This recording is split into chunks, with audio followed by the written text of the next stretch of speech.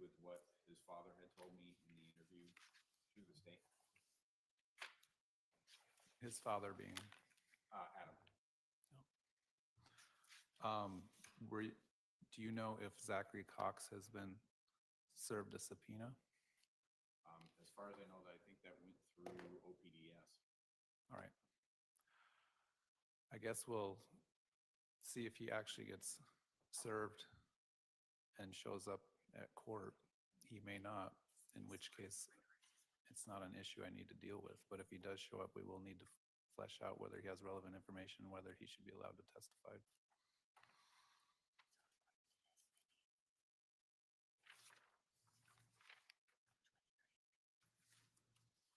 All right, who's the state going to be calling today? Your Honor, the state, obviously, we still have a witness on the stand. And then, as I advised, we'll be calling Ariel Werther. And then we would call Detective Duncan. So Okay. we may finish tomorrow, Your Honor. Okay.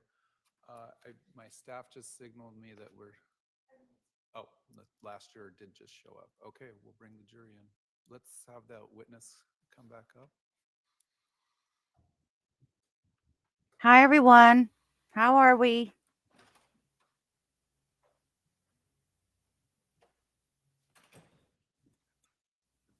Good morning, good afternoon, good evening, wherever you're coming in from.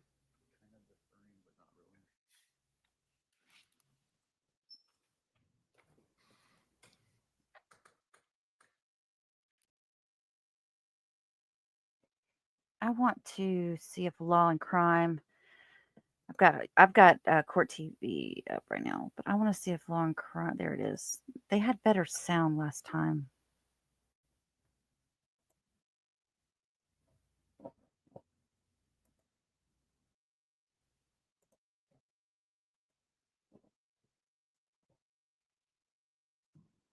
Calling today. Your Honor, the state, obviously, we still have a witness on the stand. And then, as I Okay. That'll have better sound.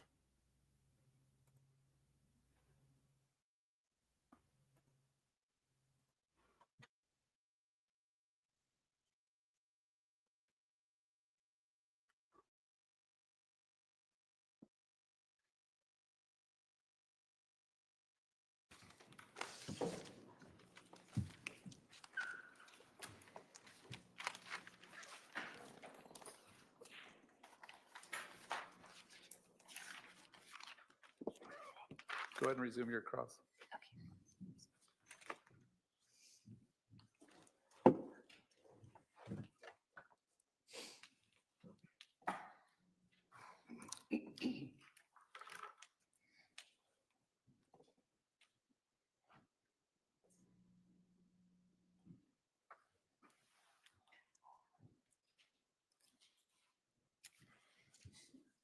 Detective Ynclan, yesterday we were talking about the chain of custody of the phone, so I have a couple questions on that. Yesterday we talked about that Charles' phone went from your hands to the property room, is that correct? No. Okay. Where did it, When I explained to you, it's our computer crimes division, the Okay. detectives that do the downloads. Our property room is about a mile away from the police department. okay. So it went from your hands to the computer crimes division, is that correct? Correct. We usually take phones directly to them.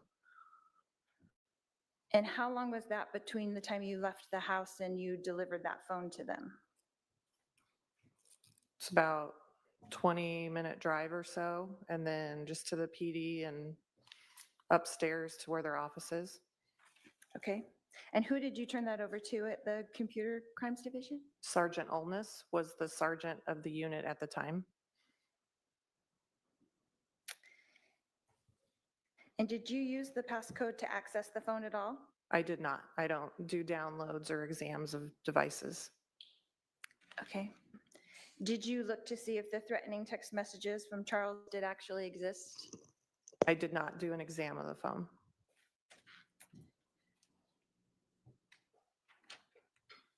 Yesterday, we watched the clip of my interview with you, And we discussed the threatening text messages, is that correct? Correct, you told me about them. And you stated that I did not show them to you, is that correct? You did not show them to me, no. And did you ask me to show them to you? I did not. Had I been cooperative all that day? Yes, Do you think I would have shown them to you if you would have asked me? Objection, speculation. Sustained. Was Tylee also cooperative that day? I believe so. Was Alex cooperative that day I don't know. I did not have contact with Alex. at all? I did not interview him or talk to him, no.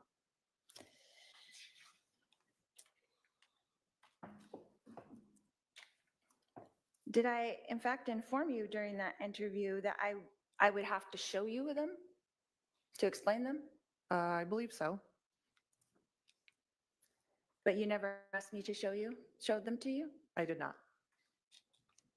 Did you ever request that I turn my phone over to you? I did not. Did you ever request that Tylee turned her phone over to you? I did not.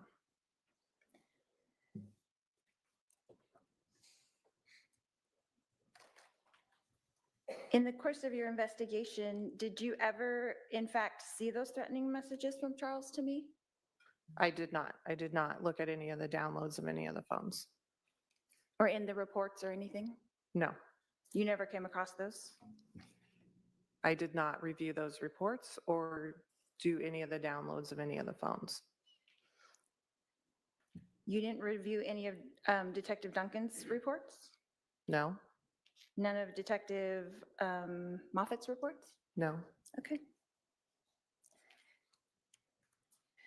Were you aware of the reason why I had two phones at the time? I was not. Did you ask me? No, I wasn't aware you had two phones. In the course of your investigation, did you ever learn that Charles had stolen my phone, so I had to replace it? I'm going to object to testifying and move to strike. Sustained. Your Honor, it's all part of the investigation. I'm going to object again. Sustained, it's testimony. The form of the question was testimony. Were you aware that after he gave it back to me that I kept both phones? I'm going to again object. Sustained.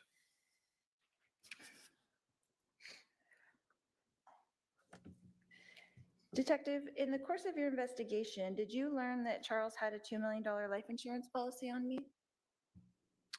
I knew there was a life insurance policy. I don't know the amount. Did you ever see it in any of the reports or? I did not review and I was not part of that portion of the investigation. And you never saw that on any kind of Bates numbers? I'm going to object again to asked and answered. I'll allow it. Go ahead. Go ahead. You didn't see it on any kind of Bates numbers? No, Bates would be what the county attorney does. That's after me, so I didn't review that portion of the report. Okay.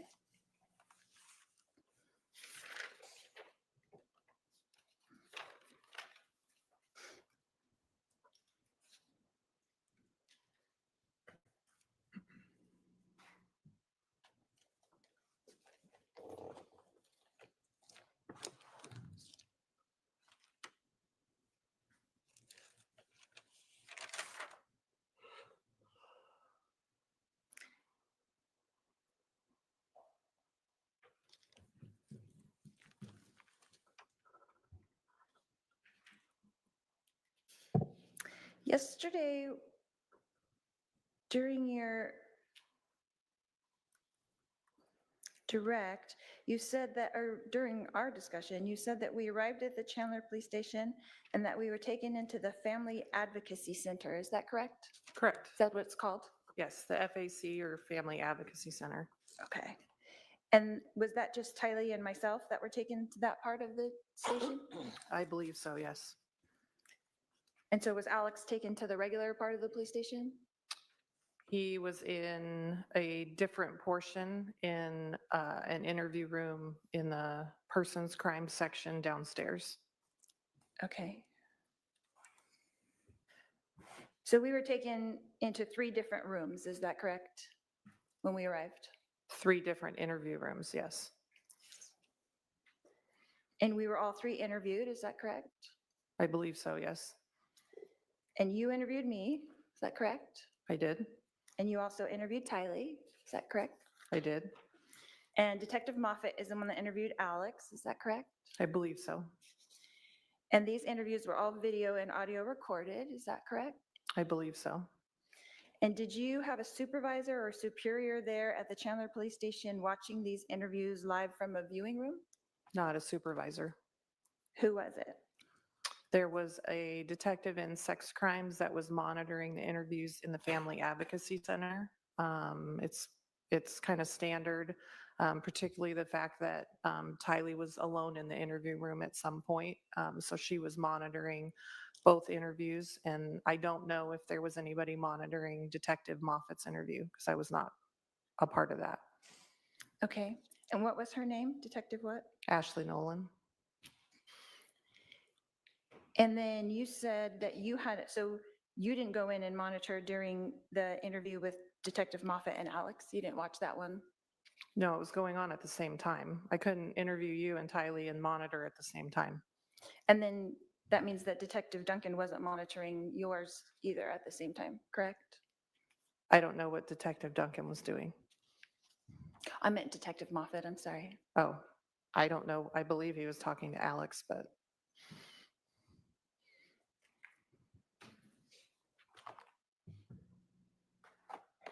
But he could have been monitoring yours and then talked to Alex after that, is that correct? Objection, speculation. Sustained. Were there other people in this monitoring room that you know of? I believe Detective Nolan was monitoring from her desk as the sex crimes detectives work within the Family Advocacy Center. They're in the same portion of the building. Okay. So they can just monitor from their desk? Correct. They're not in like a separate room, is what you're saying? No, there's a monitoring room upstairs in the dedicated suspect interview rooms, but none of those rooms were used in these 3 interviews that you're talking about. Okay.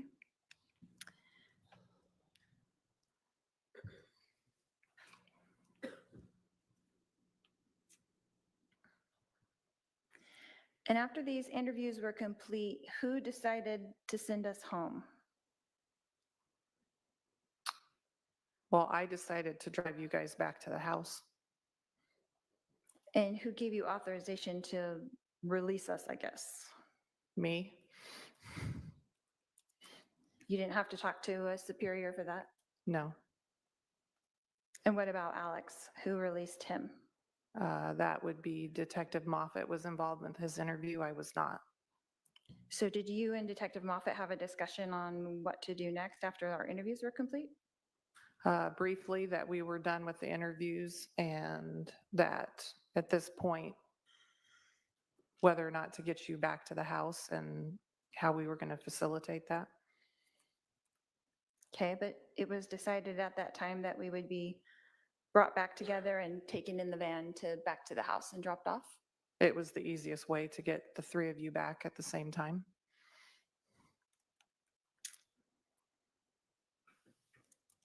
Are you aware of the press release that was issued by Chandler Police Department later that day? I am not. You never read it? No. You never heard about it in the course of your investigation? The press release? Yeah. No. You never discussed it with any of the other detectives? I would object. She's asked and answered. Sustained.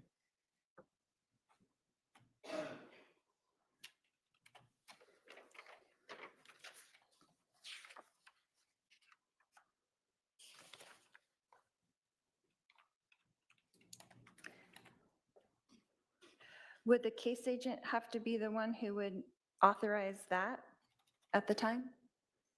It depends. As a case agent, we would like to have input or influence on what a press release is or states, but occasionally they're published by our PIO, our press information officer. So you don't, do you know if Detective Moffat was the case agent at the time, is that correct? He was. And so do you know if he talked to the PIO and put that out, or if he didn't know? Objection, speculation. Sustain. Do you know if the PIO agent just put it out? Objection, she doesn't know about this. Do you know? I have no idea.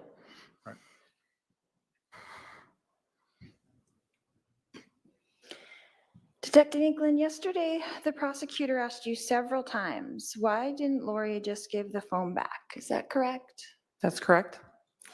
Did you learn in your investigation that the entire altercation only lasted a few minutes? That'd be a fair assessment. Because we discussed that in our interview, is that correct? We did. So from the time Tyler came out with the bat and I ran outside is maybe less than 2 minutes. We discussed that, is that correct?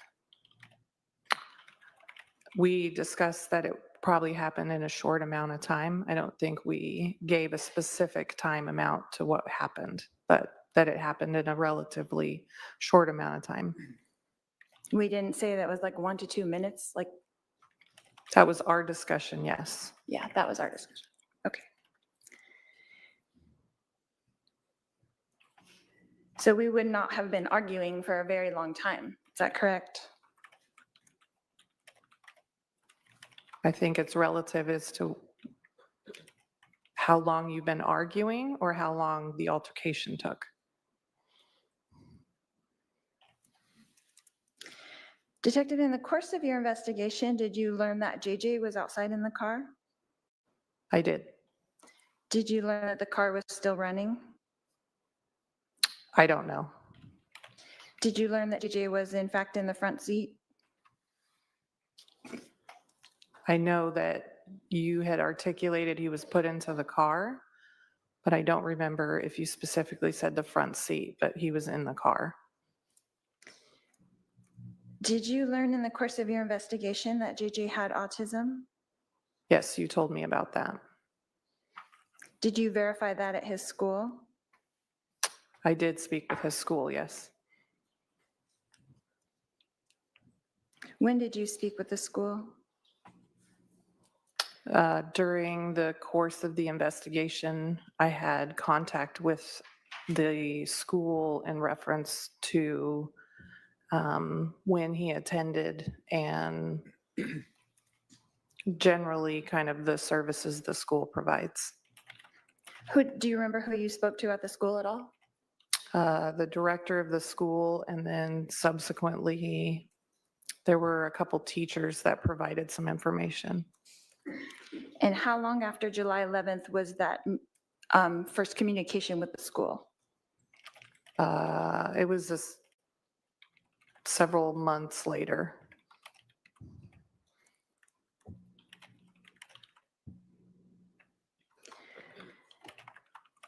But during the course of this investigation, the Chandler Police Department did verify, I guess that next day, that that was in fact his school and he did attend there. Is that correct? I believe so.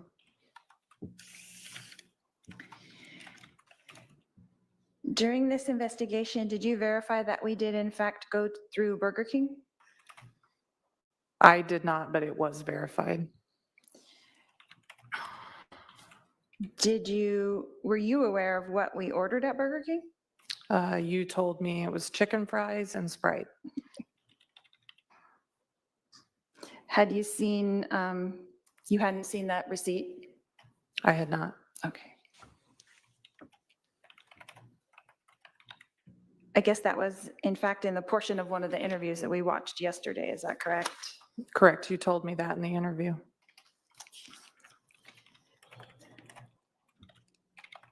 So were you aware that we also ordered 2 bottles of water? I was not aware, no. And in your experience with people in stressful situations, when adrenaline kicks in, does it make you incredibly thirsty? I don't object to speculation or knowledge. If she knows, she can answer. It can. And when you're in fight or flight mode, does your adrenaline kick in your experience? I'm going to object here to knowledge and foundation as to our knowledge of this. I'll sustain the objection. Did you offer Tylee and I apple juice at the Chandler Police Station? I think I offered you something to drink and what we typically would have there. Did you offer that for the purpose that adrenaline makes you thirsty? No, I usually do it to people I interview if they'd like something to drink while they're there. Detective Ynclan, have you ever seen me not calm? I don't object to maybe foundation as to when. All right, sustain, lay more foundation on when she has, at what occasions she has had to observe you. Well, yesterday, you spoke often of my calm demeanor, my nonchalantness. Is that correct? Correct. So has there ever been an occasion when you have seen me when I was not calm?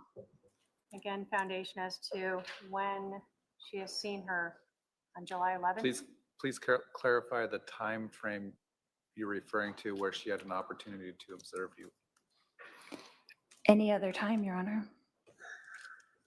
For example, how many hours on July?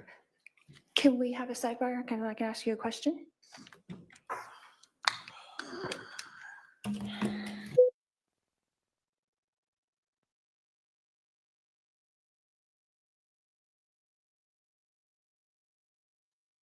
Oh, she's becoming so high maintenance.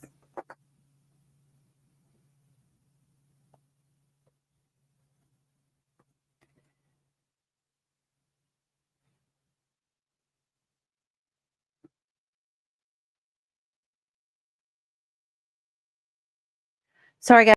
I'm trying to. Oh.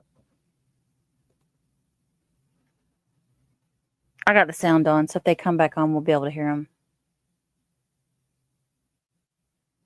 How do you pronounce her last name? Ynclan? Ynclan?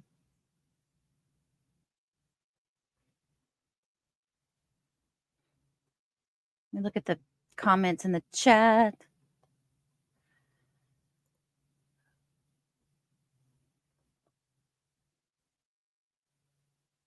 I'm trying to figure out like the questions that she asks, what they don't amount to anything. They don't have anything to do with what they did. I mean, I think she's trying to sound like she wants to discredit them, but we know she don't know how to do that. So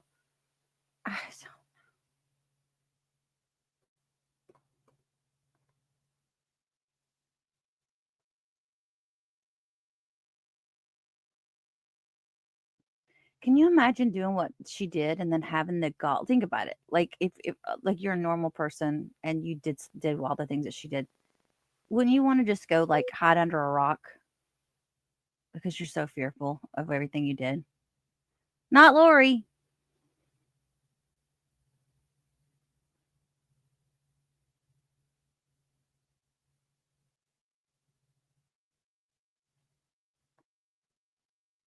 And I think she's that when she is trying to undo what the prosecution has done, instead of undoing it, she just emphasizes it. That was the other thing I'm picking up. She made a big deal about them going to Burger King because that's what they did. JJ wouldn't got his chicken fries.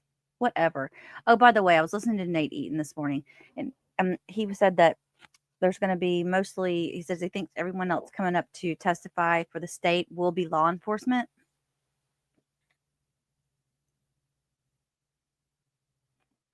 And he said that, what else did he say?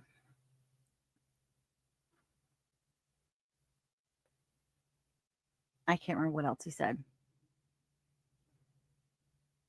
I think that was pretty much it because that was my biggest question. So that's what I remember mostly from it. Yeah, she only makes the state's case more stronger. And somebody in the chat last night brought up a good point. If she gets up and testifies, she really doesn't have to get up and testify if she wants to have the last word, or not last word, but to have her say. She can do that in closing arguments, you know? So that was just something I was going to point out really quick. I've got some things here that I was trying to download to show you guys, and I can't get them to work properly. So just bear with me for just a moment.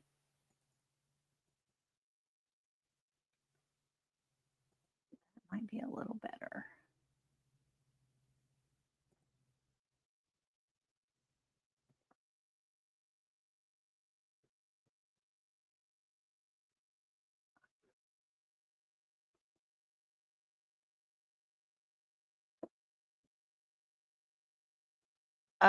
I don't know what it is about an iPhone and iPhone images and Google just don't go together. Because I've got them on my phone and I'm trying to put them, because I really want to show you guys this. And I can't get them to work properly. All right, go ahead and continue with your cross.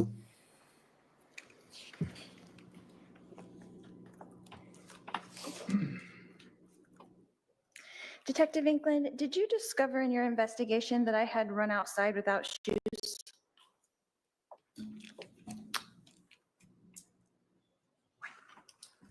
Yes, kind of. And did you learn in that investigation that we had stopped at Walgreens and I did purchase 2 pairs of flip-flops? Yeah, you told me that. I mean, and that was verified later? It was by a different detective. Okay. You didn't verify that at Walgreens or at Burger King, is that correct? I did not. That was a different detective. Okay. And as part of your investigation, did you view the video of me going into the Walgreens to purchase the flip-flops? I did not. Okay. And how hot was it that day on July 11th, 2019? Warm. Like in the hundreds? July in Arizona. I'd say it was probably warm. Would it have been difficult to walk JJ to his class on the cement with no shoes on, do you think? Objection relevance, Uh, speculation. Sustained. I think the jury can draw their own conclusions about the temperature in Arizona in mid-July. Detective, did you learn in your investigation that after taking JJ to his classroom that Tylee and I headed straight back to the house? I believe so. And that we met with police? Is that correct? Correct. You As soon as we contacted drove up, first contact was with, Officer Krautheim. yes, Krautheim. Okay, thank you. Detective, is it your understanding that we fully cooperated with the police? You were cooperative with interviews with me. That we did as we were instructed? You, with me in your interview, you were cooperative. And Tylee was cooperative with you as well, correct? I believe so. And that you had said yesterday that we were voluntarily interviewed by the police, is that correct? Correct. You were not in custody. Did we know that? I believe so. When we were placed in those interview rooms, did we know that we could just walk out and leave anytime? You- Was that explained to us, is my question. You can ask that. Can you say it again? Was it explained to us at any time that we could just walk out of those interview rooms and leave if we had wanted to? No. Did I in fact ask you at one point if I could go to the ladies' room? I believe so.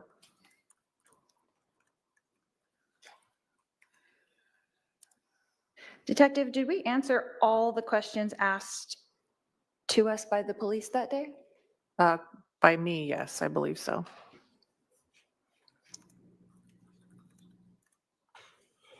And we were dropped off at home by the police, is that correct? Correct. I drove you back to the house. And we were given no further instructions, is that correct? Just that we would be in touch with you at the conclusion of the search warrant.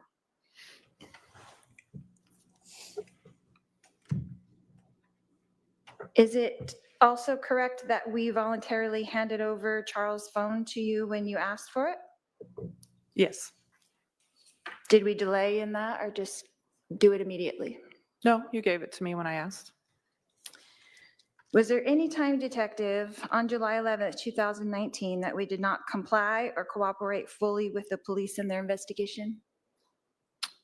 In my interaction with you, you were cooperative. Thank you. That's all I have, Your Honor. Redirect.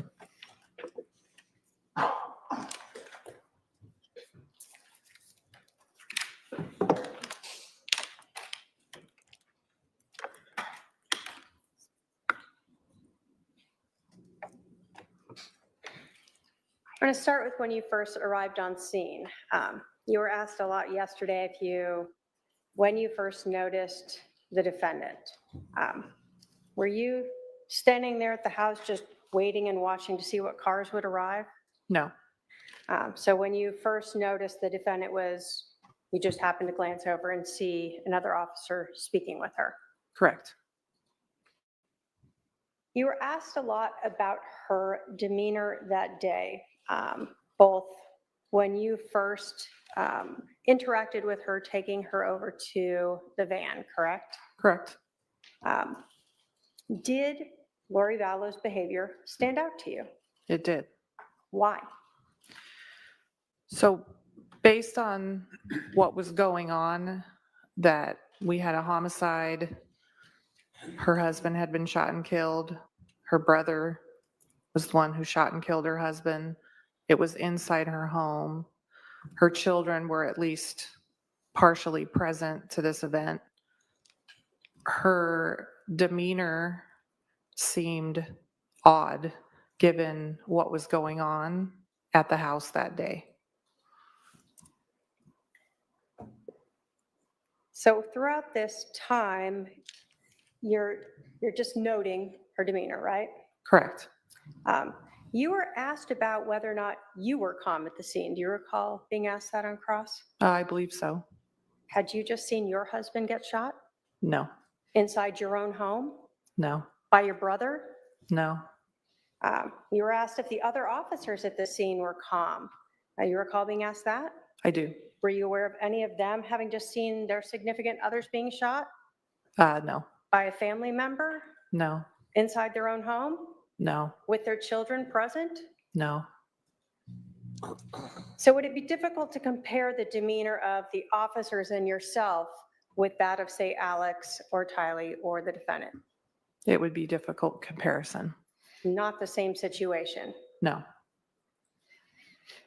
You were asked a lot about Tylee's demeanor as well. Did you ever see her appearing to be panicked, no, overwhelmed with emotions? no,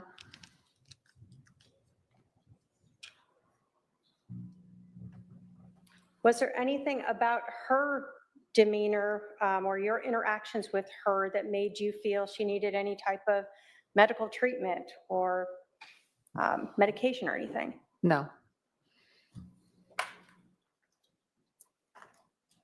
The death notification that you attempted to make, I'll say. So to understand this, we're both Lori Vallow and Tylee inside the van. They were inside the CR 288 van. Can you describe for us what this van looks like? Is it like a minivan? What is it? No, it's a larger, like 10 or 12 passenger vans, big, full size. So the doors open from the side to get into, I think there's like 3 rows of seating. And they use the van to bring services out, but also to transport people, and they have car seats and things like that. So when you went up to the van, you opened the door? Correct, the side door to open to get into the rear portion of the van. And you were with your sergeant at the time? Correct. And you asked if Lori would come out with you? I was trying to get her to come out of the van to talk to her outside of Tylee's presence. Why did you want to do that? I felt it was more appropriate if I was about to tell somebody that a family member died to deliver it to her. And then typically what we'll try to do is kind of formulate a plan as to how we're going to tell children as to what happened. But before that, Did Lori Vallow tell you something? She did. What did she tell you?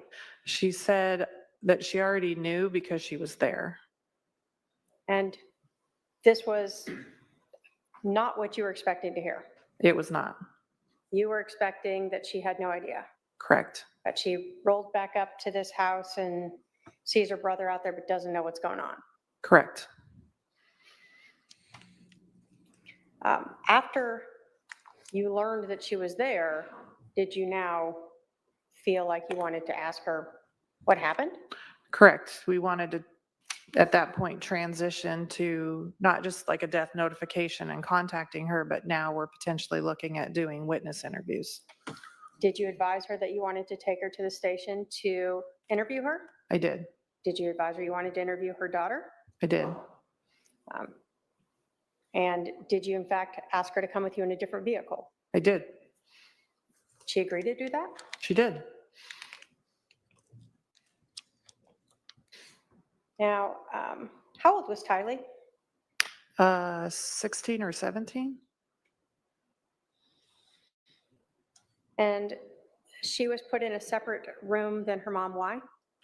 So when you're going to do witness interviews or any interviews, you want to do the interviews separately. You don't want to interview people together. Obviously, even best case scenario, there's going to be some influence. So you want a good recount or statement from somebody that's their own statement.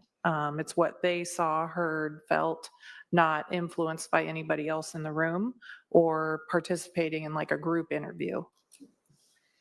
Were you aware when you were conducting this interview with Lori and with Tylee of the amount of time that had occurred from when she had left the house to when 911 was called to when she was eventually interviewed? Generally, not specific, but I knew the general time. Initially at the scene, was there a misunderstanding? Well, let me ask you. When you arrived at the scene that morning, did you understand that when the 911 call came in is when the shooting occurred? I think that was believed or assumed at the time we got to the scene. Okay. And was that still your mindset when you were interviewing initially Lori Vallow? Correct. So when you started to interview her, you assumed that when that 911 call came in, the shooting had occurred just prior to that. Correct.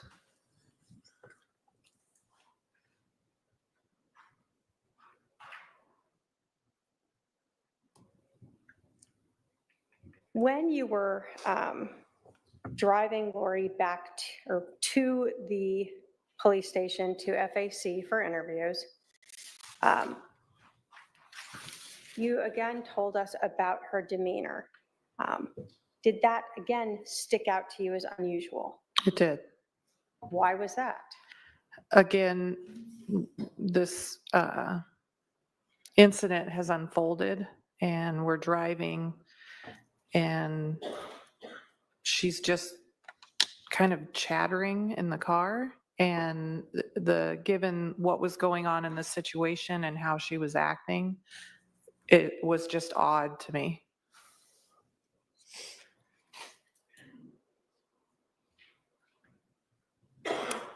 You were asked about, just on cross, whether or not you gave the defendant a specific time when she could come back to the house. Do you recall that? I believe so. Did you have any concept of when Detective Coons or Duncan would be finished executing that search warrant on the house? No, and that's not an assumption we would do. So they don't tell you a timeline like, hey, detective, we'll be done by 3 so they can come in. No, because in processing a scene, you just don't know. So you wouldn't want to give that kind of time constraint when processing a scene. You're going to go through and very slowly and methodically collect and photograph and process. You're not going to limit a time. We typically try to give them an idea, maybe most of the night, several hours, but I wouldn't tell them a specific time to come back. And Your interactions with Lori, you hadn't even been in the house yet, right? I had not. So you have no concept of what the scene's going to be like Correct. or how long it might take. Correct.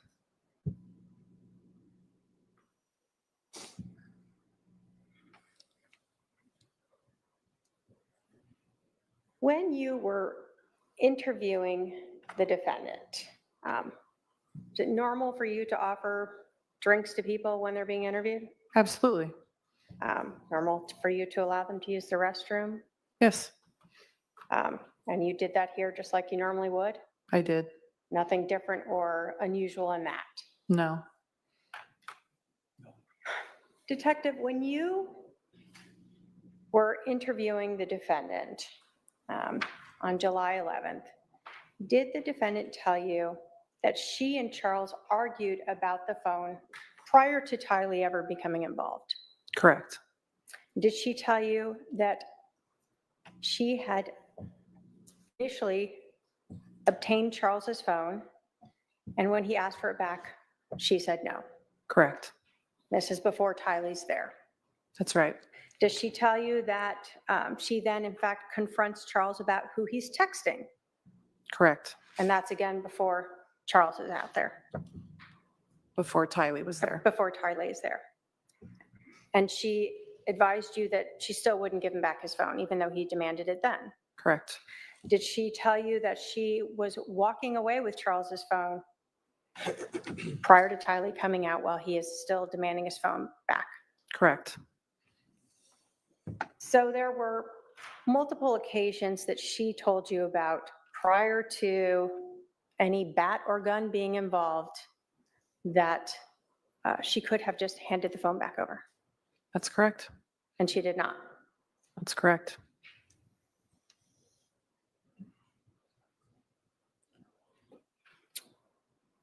In terms of your interview with the defendant, did you understand all the facts of the case when you interviewed the defendant? No.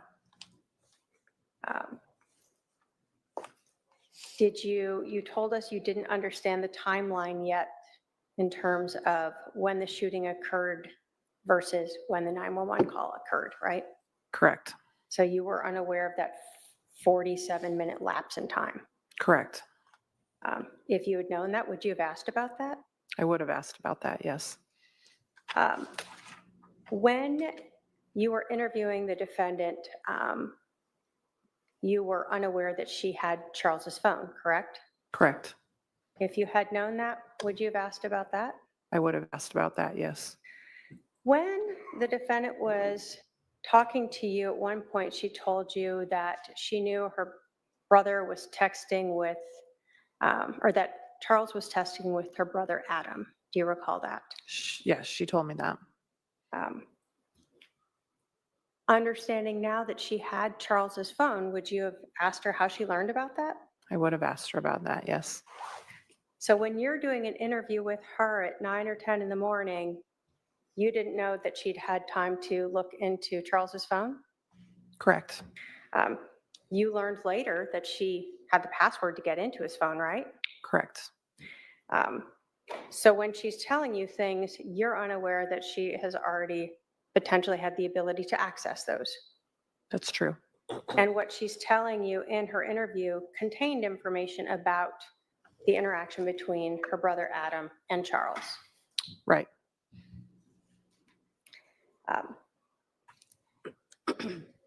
When you interviewed the defendant, were you aware of the days leading up to this, the interaction between Lori Vallow and her brother Alex? I was not. You weren't privy to things like iCloud accounts before you interviewed her? No. You weren't privy to downloaded cell phones before you interviewed her? I was not. You hadn't even been inside the house before you interviewed her. Correct. If you had been privy to all of the information in this case, would you have interviewed her differently? I would have. Would you have questioned her more? Yes. Would you have followed up more? Yes. Would you have asked for her phone then? Yes.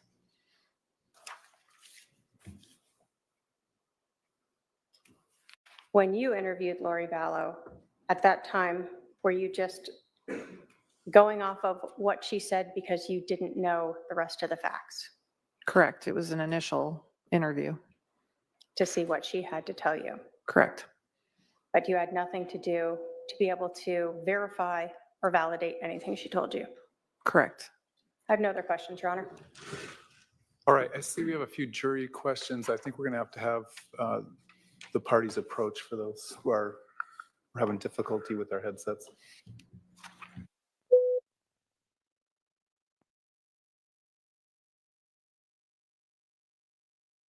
Talking while I'm muted again. While they're doing that, I just wanted to show you guys something really quick. Laura says she's not feeling any better. Honey, I'm sorry. So we sent her some flowers from our community, and this is them right there. They did turn out really pretty, didn't they? Let's see. Beautiful peach, and is that yellow or off-white roses? And our little card to her said, from all of us in Characters Community, our chat is not the same without you. We miss you, but want you to take it easy during your recovery. We will be here when you are healed. You are loved. So I want to thank all you guys for pitching in on that. Y'all are so sweet to do that. And yeah, they're really pretty. I like that florist. I wish that florist was closer to me. All right. Laura, we hope that she said she cried when she got them. Laura, girl, stop crying. And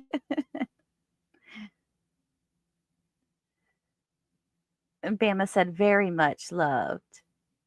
I was trying to show them earlier, but I couldn't get them to download. Something about Apple. I don't know what it is. Sonia Cher says those are Sonia roses. Yeah, aren't they pretty? That's their spring mix. So yeah. Easier said than done. Yeah, I know. Well, we wish we could be there to help, but that's at least you can look at those and know that we are thinking about you.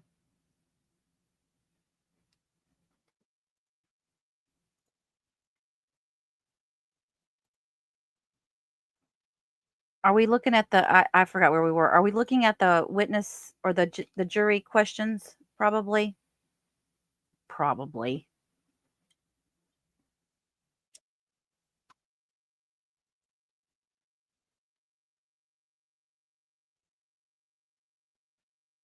Yep, Dottie said yes. Laura said you have no idea how. Yeah, you've helped me. All the prayers, comments, concern, flowers, and the list goes on. Oh, honey, we haven't done hardly anything. We just try to send you good vibes and pray and all that good stuff.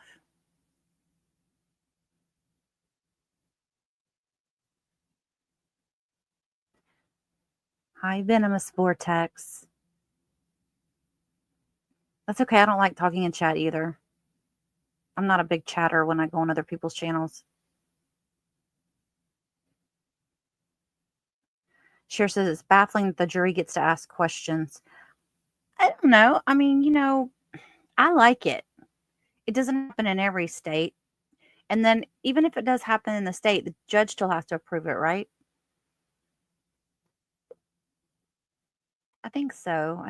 I'm not positive. But it kind of lets us know, like, because of the questions now, we know that we've got somebody on the jury that definitely has medical knowledge. So, and they've come back with some questions that are really great thought process that they're having. So we kind of know where they're at. Like yesterday they asked about the second bullet or the second shot. And it made us realize that, okay, that right there is going to stick out. They're going to say, was it necessary? Could he have survived if they hadn't shot him twice? I say they, Alex. It's so calm over here. We have a good community. We have a Was great the community. Welcome rent-a-car in. vehicle ever searched? I do not believe so, but I'm not certain. All right. Why wouldn't it have been searched? It was the one that Charles drove up in. Question form number 12. If the defendant and her daughter were interviewed as witnesses, why were they left with a victim advocate? In other words, were they considered victims or witnesses? So our victim services section, I introduced Lori to them specifically because there are civilian employees that work within our police department that can help families with death investigations for the issues that come up afterwards and kind of navigating that process. So although they might not be classified under like state law as victims, our victim services section will often help our families with like specific crisis type events and navigating that process. So we use them quite a bit in our death investigations. All right, on question form number 13, did Lori express concerns about police talking with Tylee at the time of the interview? She did not. Does law enforcement have to advise interviewees they are being audio and or video recorded? They do not. There is no expectation of privacy within a police station. All right, are there any further juror questions at this time? Not seeing any. Would the defendant like to follow up on those juror questions? No, Your Honor. State. Just briefly, with regards to introducing Lori entirely to your victim services, were you trying to provide whatever services might be necessary due to the fact that her husband had been killed? Correct. And what you assumed at that point was Tylee's dad or stepdad had been killed? Correct. And again, this is all prior to you learning more about this case? Correct.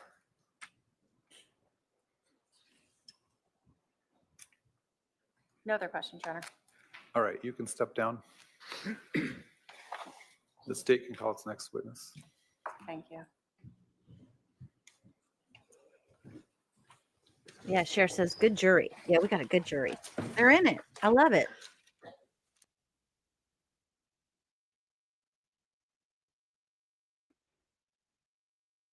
They're invested. And they're thinking outside the box, you can tell a little bit, you know? Thank you, Venomous Vortex. Venomous Vortex. That's a mouthful for me. Yeah, we have somebody said that earlier. We have a great community here. Everybody in the chat is really sweet to each other. They're really good to one another. Really kind. We don't talk politics, so I think that might have something to do with it. When you keep politics out of the mix, it does help. Yeah, it's just a topic we don't touch on here.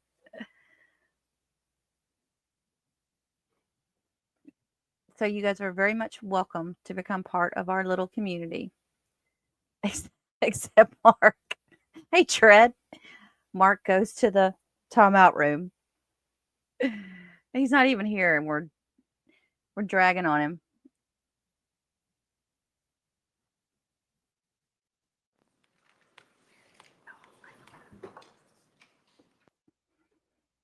Okay, today we're going to listen to Melanie give stuff because I got some stuff for y'all when we go to lunch and break. It's might take into tomorrow, but it's good stuff. I've done some clips. And I don't even think she's going to end up testifying in this trial either. Detective Ariel Werther.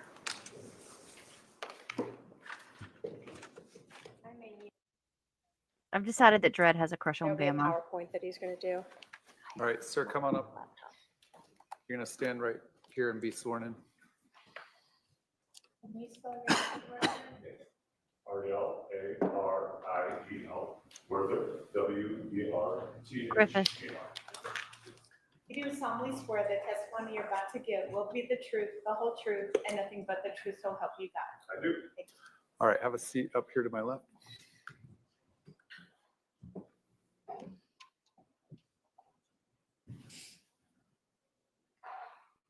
He's another law enforcement, I'm assuming.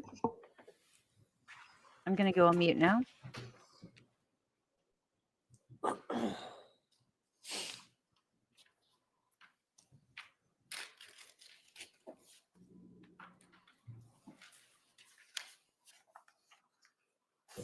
Okay, I just have to say we have another cute law enforcement officer. And I really like his tie.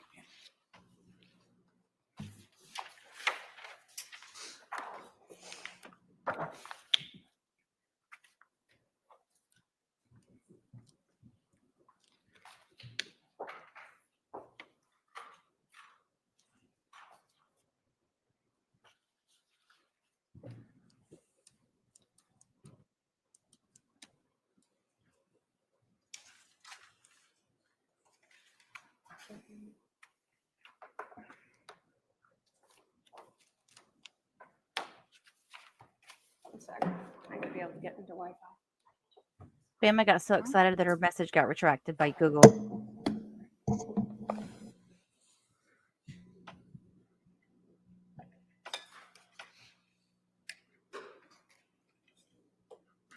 You know, a man like if a man wears a tie like that, he is married. Because usually men aren't going to pick that kind of tie out, but I think it looks so good.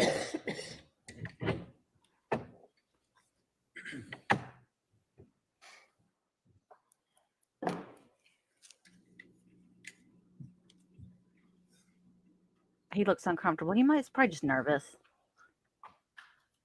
Because you know, even if you were getting up in front of people and having to talk, you still think about the fact there's cameras. A break soon. Should we just do that now? This might be a good time, Rounder, just so I can get this. Thanks a lot, All Trina. right, why don't we have the jury go to the jury room for a short break? Please remember. For the jury? Trina, what are you doing, Trina? She's trying to find the PowerPoint. All right. Let me play this for you guys. This is my intro to what we're going to watch here today and my thoughts, because I do have some. Let me pull this up.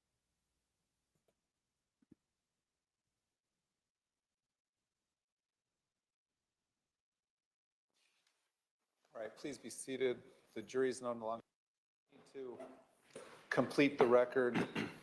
We did a sidebar this morning at 10:42 a.m. At that sidebar, the defendant indicated she wanted to question the witness further regarding how many times the witness had observed her and her demeanor, which would necessitate the witness talking about observing her here in this trial, observing her on July 11th of 2019, as well as the trial in Idaho and possible viewing of interviews or social media posts. I advised the defendant that this is probably not a door she wants to open because the setting of those interviews would be relevant. For example, someone appearing in court intuitively might behave better than someone who's not appearing in court or in a trial. And the defendant said she would move on from that area. Is that an accurate recitation of the sidebar from the state's perspective? Yes, Your Honor. From the defendant's perspective? Yes, Your Honor, that's fine. All right, and then we did another sidebar regarding jury questions at 11:01 a.m. The first question, juror question number 10, as a detective, does your subconscious mind use a witness demeanor as any type of evidence? The parties agreed with me that that's probably not an appropriate question to ask, so it was not asked. Juror form question number 11 was asked. That was the question as to whether the rental car was ever searched. Juror question 12 was also asked by agreement of the parties. And this was the question if the defendant and her daughter were interviewed as witnesses, and the explanation between being interviewed or considered a victim versus a witness, which the witness answered. Question form 13 had 4 questions on it. The first question was not asked. Did Lori ever ask for an attorney during interviews of her and Ty Lee? The second question, did Lori express concerns about police talking with Ty Lee at the time of the interview? Neither side objected to that question, so it was asked. Question number 3 on form 13, do police need parental consent to speak with a minor even if being treated as a witness, which the answer really is, it depends, but it calls for a legal conclusion too for that witness. The state objected to it. The defendant did not. I didn't think it would be helpful with the jury in deciding any issue that's at fact in this case. So it was not asked. And then the fourth question on that form number 13, does law enforcement have to advise interviewees they are being audio and video recorded? Neither side objected to that, and that question was asked. Is that an accurate representation of the sidebar we had at 11:01 Yes, Your Honor. from the defense perspective? Yes, Your Honor. All right, so let's give the court reporter a break. We'll resume soon, probably about 10 minutes, 15 minutes, and then we'll push through to noon or maybe a few minutes after, depending on where we're at. Do you have everything set up now? I would like to just try Okay. this to make sure it's working. All right, we'll be at recess on a break for about 10 to 15 minutes. Okay. What I was going to tell you guys that Nate said earlier today, there was 2 jurors that were talking to each other that someone overheard them talking, and I don't know if it was a bailiff or other jurors that reported them. But one of the jurors said something to another juror about he was having problems with getting his Social Security. And the other juror made a comment like, can you believe that Lori got that much money from Social Security? And so the judge called them each in and questioned each of them. I don't know when this happened. I think it was sometime yesterday, I guess. And when he did, he just basically told them, don't talk to each other. Don't talk about the case. Don't talk about the case. He said it to both of them. He didn't, it kind of surprised me he was so lenient about it, but it was kind of, he said it was very, he was kind of like, you're not supposed to be talking about the case. Stop it type thing. So that was that. But we don't want stuff like that happening because they really, really, really, that's the kind of stuff that's going to get her all riled up, and she's going to try to get her. Of course, it doesn't matter. She's going to try to get an appeal, but she's already in jail for 3 years or 3 life terms. All right, here we go. Today, I would like to talk about Melanie Gibb. Wow, what a character. Melanie's the type that always seems to be where she's not supposed to be. She always overheard when things happened with Lori. And she was always kind of there right before things happened, or somebody was unalived, or somebody went missing. She's just someone who I think has taken advantage of the situation with the Vallow Daybell cases, and just done a lot of interviews. She's gotten a lot of attention from it. Good attention, bad attention. She's gotten attention and exactly what she wanted. And I guess my biggest problem with all of this is that in listening to the Idaho audio clips, because again, I'm new to this, everyone seemed okay with Charles being shot by Alex. And after they all had a routine discussion of casting out evil spirits from Charles, after saying that, he's no longer Charles, he's somebody else. Lori even told Melanie at one point that he was going to pass in a car accident, and it was going to be when he actually had JJ in the car. And when the accident didn't occur, Melanie goes back to Lori and says, why didn't it happen? He didn't, and you were wrong. So it was like they believed her because she says she was a goddess or whatever. When he did end up passing away by shooting up Alex, it was like no red flag, no nothing. Nobody called the police. All the people that heard of this beforehand, I'm sure there's people around them that did call the police. Those are probably the people that don't go out and do interviews, or have done very little, and I'm just not aware of them. But they had all these predictions about Charles being in danger and things happening to him and him being, taken out. And then all of a sudden he is. And nobody stepped up and said, hey, this is kind of weird. Hey, this is kind of suspicious. And then when the kids go missing, it takes a minute. It takes a minute for Melanie to go, oh, wait a minute. She said they had evil spirits in them too, and that they were zombies, and now they're missing. Just like Charles is gone, they're now gone.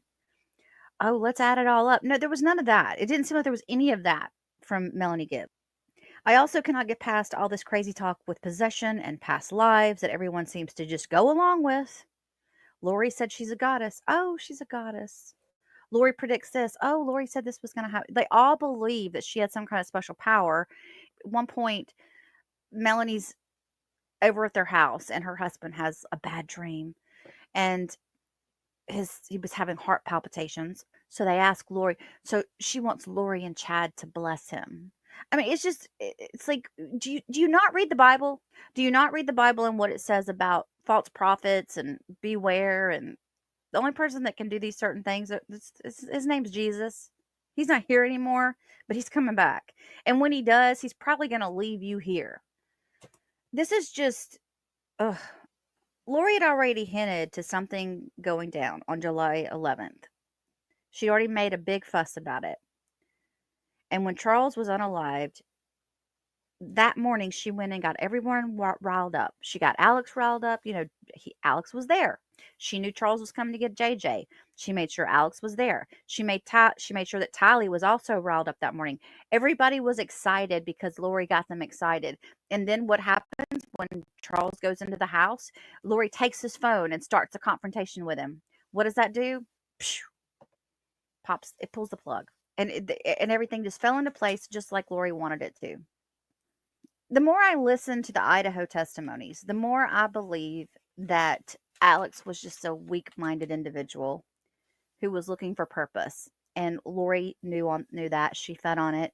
She manipulated him to be exactly what she needed him to be. And I honestly believe that if she wasn't part of his unaliving, that she and Chad would eventually found a way to make that happen on him, because he was the only one that had all the dirt on him. He was the last person that could say anything, really. And it doesn't mean I believe that he wasn't wrong in everything he did. This is not me taking well, he was a bit of a victim. He was a touch of a victim in all of this, okay? And I'll leave it at that.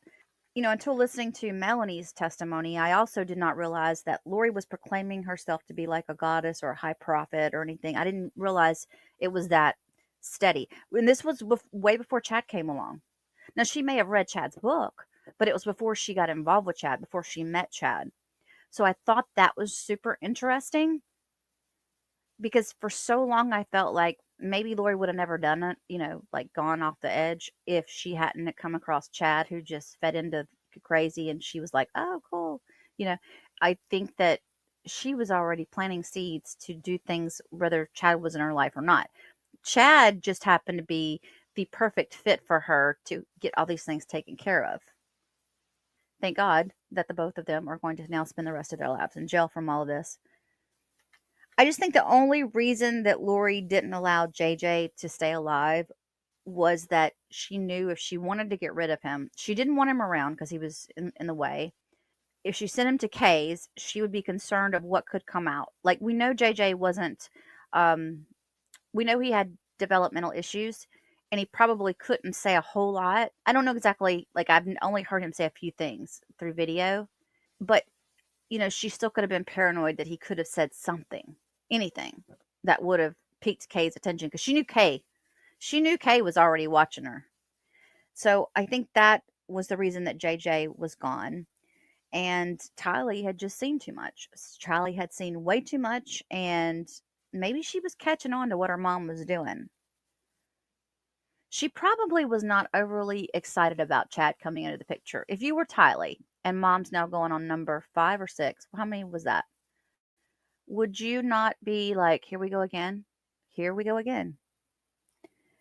The other thing that I did not know until Melanie's testimony was that at one point when JJ was being JJ, I mean, he had a fit about something.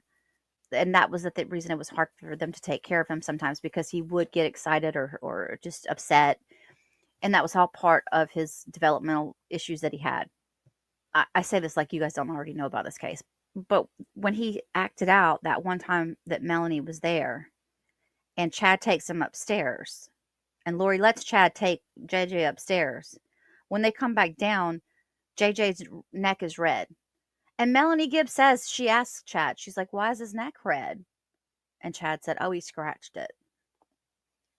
None of this was red flags to Melanie. Melanie didn't go away. Melanie only went away when they got busted and they started to get busted. And then she was like, well, oh, I'm jumping on the other side of this train. I'm going to help them get Alex, Chad, and Lori before I'm got. That was just the way I perceived it. Those are just my thoughts. I wrote them all down while I was listening to her testimony, and I thought, this woman, she is not much better than Lori. She was just a follower. She wasn't a doer. She was a follower. And I wonder sometimes when I hear Colby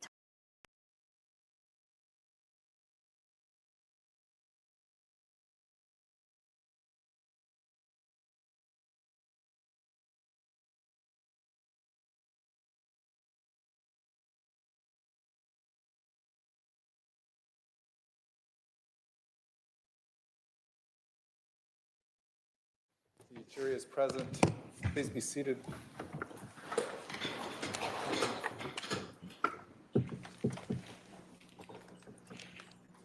Go ahead. Thank you. Would you please introduce yourself to the jury? Hello, my name is Ariel Werther, and I work for the Chandler Police Department as a detective. How long have you worked for the Chandler Police Department?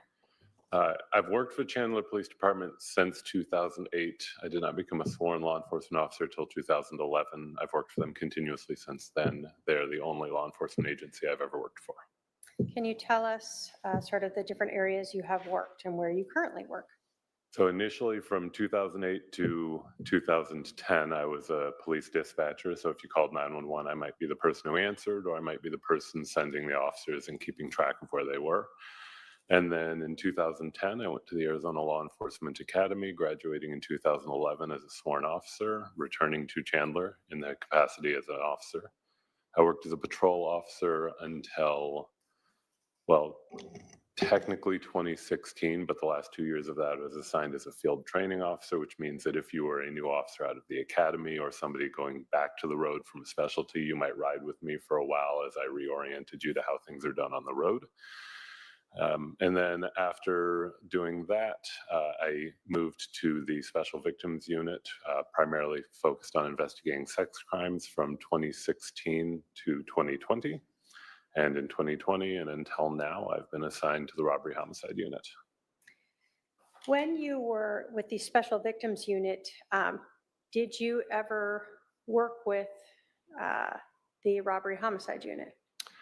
I did. In fact, from fairly early on, I was aware that this was something that I wanted to do eventually. So I made that known, and particularly working in detectives under the umbrella of persons crimes. You have your sex crimes, family crimes, robbery homicide units, and they all tend to work rather close together. They get to know one another, and I made it known that I had an interest in testing when they had their next opening. So I did that in late 2019 and began my assignment in 2020.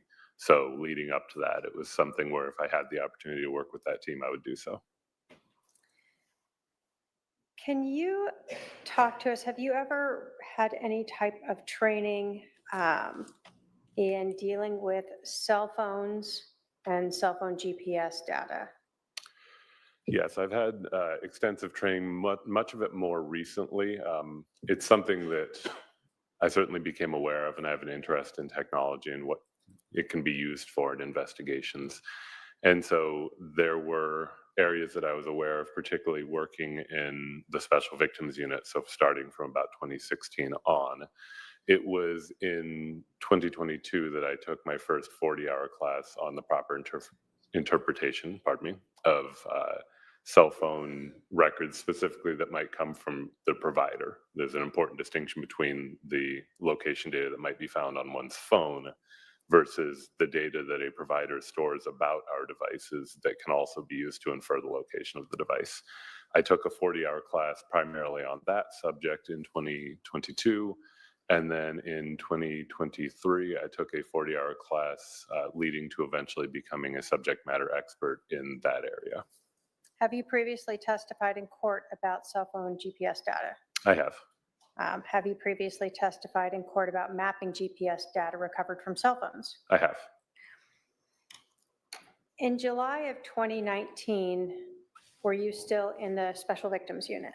Yes, I was.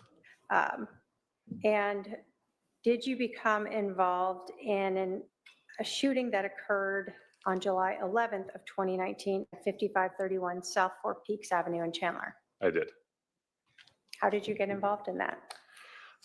I believe I was downstairs where we all work in a similar area and became aware that a shooting had occurred, that it appeared that one person was deceased, and I volunteered to come along. My capacity was more to shadow, to learn about how these investigations are conducted with the aim of testing. That's something that's best practice to do if you want to test for a unit. You ought to go out and see how the job is done. So when you initially, did you go out to the scene? I did. And when you initially out there, who did you shadow at first? Initially, I was at the scene with Detective Coons.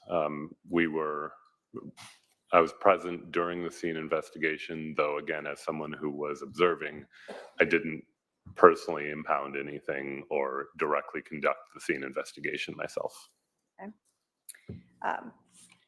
At some point, as you are shadowing these, were you given different requests to help the detectives who are working this case?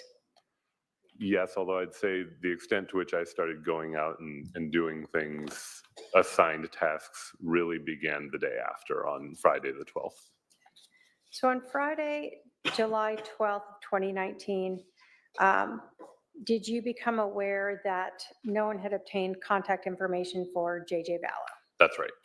And did you offer to reach out to Lori Vallow to get that information? I did. Why did you need that information? To have a complete and thorough police report, it's best practice to have proper documentation, name, date of birth, basic demographic information for all the people who are involved in a case, however they might be involved. Given the information we had at that time, he's someone who ought to be listed in the report. Okay. Was he also known to be the son of the deceased victim? Yes, that's right. On the 11th, had you had any contact with Lori Vallow? I did not have any contact on the 11th. Okay.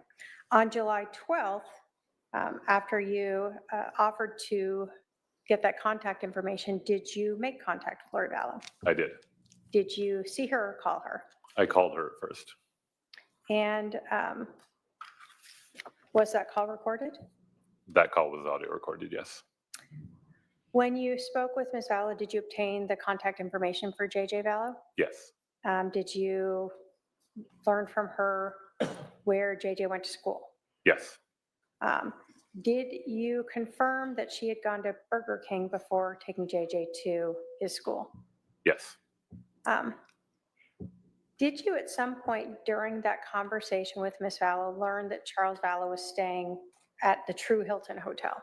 Yes. Prior to this, had you known that he was where he was staying? I don't think I had any information either way. Okay. So as someone who was separate, did you have any idea where Charles was, whether he was staying at the house or elsewhere prior to this? I didn't have that information, no. So you just learned this during your conversation when you're trying to get JJ's information? Correct. Did Ms. Vallow advise you that she was in possession of Charles Vallow's hotel room key? She did. Did she advise where she had found that? In his wallet, I believe. So you learned that she had Charles Vallow's wallet That's what she said. and that she then had a room key for him to True Hilton Hotel. Correct. Did you advise her that you would talk to the case agent and let her know who would go get that? Yes. After you spoke with Lori Vallow on the phone, did you offer to go out to the Burger King to see if you could obtain any video from there? I did. And when you are helping in this aspect of the case, were you aware at that time when the 911 call had been placed? I was. And when was that? That was at 8:36 in the morning. So you knew as you went out to Burger King that the 911 call was July 11th, 2019 at 8:36 a.m. Yes, that's correct. And were you aware when you went out to the Burger King of when the police had arrived at the scene? Yes, And was that within a few minutes around 8:41 or 8:42 a.m.? yes, that's about right. And were you aware prior to going out there of when Lori Vallow had been shown or seen on body cam back at 5531 South Four Peaks? I was. And was that the 8:48 a.m.? Yes, that's right. So all of this is kind of a timeline you're considering when you're going out to Burger King. Correct. So when you went out there, were you aware of that? I guess when you went out to Burger King, were you also under an understanding that Lori Vallow had said she was at the house when Charles Vallow was shot? That was my understanding, yes. So did all of that play into when you would assume the timing of her arriving at Burger King? It did. So sometime after 8:36 is what you're expecting? To some extent. I was aware that there's a little bit of a logistical difficulty in the question of how one could leave at 8:36 or at just after, and then arrive back by 8:48, knowing the distances and knowing the city of Chandler like I do. So because of that, knowing that it was clearly the case that she was there at 8:48 because she was on officer's body-worn video, then I knew that there was some chance I would find that the video was in fact prior to the 911 call, because otherwise the distances and the travel didn't seem quite right. So you see this 12-minute time from when 911 is called to when she arrives back, and you're thinking that there's no way to go to Burger King and drop a kid off at school and get back? Correct. One of the other things that I was trying to establish when I called her is where she had taken him to school, and to confirm that we hadn't misunderstood about the Burger King event happening after the shooting. Because if we hadn't misunderstood, and then learning where the school's approximately 7 miles away from the house. So the idea that one could in 12 minutes go to a Burger King, get their order, drive 7 miles one way, 7 miles back, and arrive in that amount of time seemed very unlikely to me. So you're now going to Burger King to try to figure out when she actually went there? Correct. When you are going to the Burger King, were you aware of what vehicle she was driving? I was. Was that, again, body cam had shown what vehicle she had come in? That's correct. And was that a red Kia Sorento? That's right. So when let me ask you this, did you go to a Burger King over at 2865 East Ocotillo Road in Chandler? I did. How did you know to go to that one?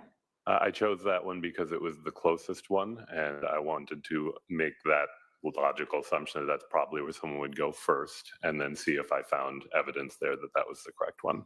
All right, so you weren't given that information, you're just trying to figure out which Burger King it was. Correct. Did you ask to see if they had surveillance video from the morning of July 11th? I did. So you're there on July 12th? Yes. When you look at surveillance video at a place like a Burger King, do you ever verify that the date timestamp on that video is accurate? I do. We very commonly find that at various places, the level of accuracy to their date and timestamps can be exactly right, or they can be off by a significant margin. So the best practice, and what I did in this case, is I will ask to see their live view, and the live view typically has a timestamp, as it did in this case, and then I will use my cell phone, my work cell phone's location time, or my work cell phone's time. And if they match up, then to me that indicates that the timestamp is probably relatively reliable, particularly if I'm there just the day after the video that I'm looking for. In this case, was the date timestamp correct for that Burger King? Yes, that's right. Did you then ask to watch the surveillance video from that morning of July 11th? I did. And as you were watching it, did you see a red SUV and a person that appeared to be Lori Vallow going through the drive-thru? I did. Do you recall about what time you saw that happen? I want to say the timestamp on that is around 7:20 something. Is it 7:54? 7:54 That is probably correct, yes. So if you're looking at a timestamp at 7:54 and you know the 911 call is at 8:36, are you already starting to wonder what's going on here? Yes, this was one of the concerns that led us to pursue this avenue of investigation. And you're aware that Lori Vallow had told Detective Ynclan that she had left right after Charles was shot. That is what I was told. So if she left right after he was shot, she somehow is already at Burger King more than 40 minutes after the shooting, before the 911 call. Correct. Did you look at various channels from that surveillance video at Burger King? I did. And did you also ask to obtain a receipt from her purchase? I did. If I can have my paralegal approach with 217 and 218.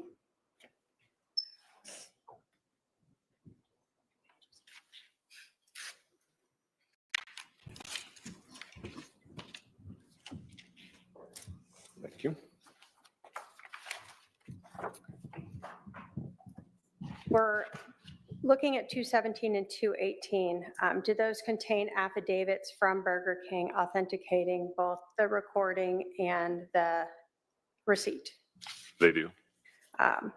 And is that from the Burger King that you went to obtain that video and that receipt? It is. The state will move to admit 217 and 218. Any objection? No objection, Your Honor. 217 and 218 are admitted. Now, just so we know, although we have the video right there and that's been admitted, did you create a PowerPoint we're going to get to in a bit that actually includes the relevant portions of that video in it? I did. Okay. So ultimately, we have 7:54-ish that you see Lori Vallow going through the Burger King. Were you then ever asked to meet with Lori Vallow to get that hotel key, still on the 12th here? Yes, that's correct. Where did you meet with her? I met with her at the Four Peaks house. Okay. Do you recall meeting with her there around 2:10 in the afternoon on July 12th? Yes, that's right. Did she provide you with a key card to a hotel, or what looked like a key card to a hotel? She did. Do you see that person who gave you Charles Vallow's key card in the courtroom today? I do. And can you point her out and identify what she's wearing? Yes. She's sitting at the defense table wearing a black blazer. Your Honor, may the record reflect the witness has identified the defendant. It shall. Now, at this time, you had already watched the Burger King video that we've discussed. Did she appear to be the same person you saw driving that red Kia Sorento? Yes, that's correct. And when you went to the residence at 5531 South Four Peaks, did you see a red Kia Sorento at that residence? I did. And did that have Colorado license plates of BRS 084? It did. Did that appear to match the vehicle you also saw going through the drive-through of that Burger King? It did. When you got the key card, did you then meet up with Detective Moffett to go to the hotel? Correct. And was that the True Hilton at 1950 South Santan Village Parkway in Gilbert? Yes. When you went there, were you able to verify that that's where Charles Vallow was staying? Yes, I believe Detective Moffett spoke to them, but then we were directed to a room. To a room. So were you present with Detective Moffett during that? I was present, yes. Okay. And so you were provided with a room number where he was staying? Yes. And were you provided, well, you had a room key already to get in there? Correct. Did you, while you were there or later, obtain both an affidavit and record showing that Charles Vallow had stayed at that hotel? Yes. If I can have my paralegal approach with 219.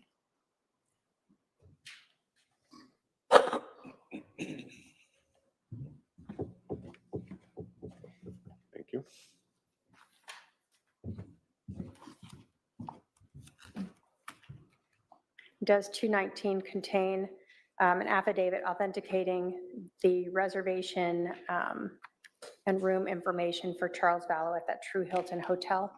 It does. And that's the hotel you had gone to with the key card that you got from the defendant? Yes, that's correct. The state will move to admit, and I forget what number that is. Is that 219? Sorry. This is 219. State will move to admit 219. Any objection? No objection, Your Honor. 219 is admitted. And if I can publish that, Go we ahead. all know. Thank you.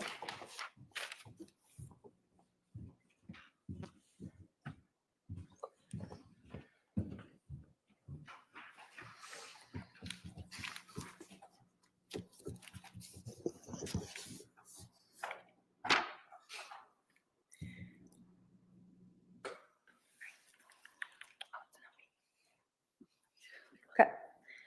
So let's pull out a little.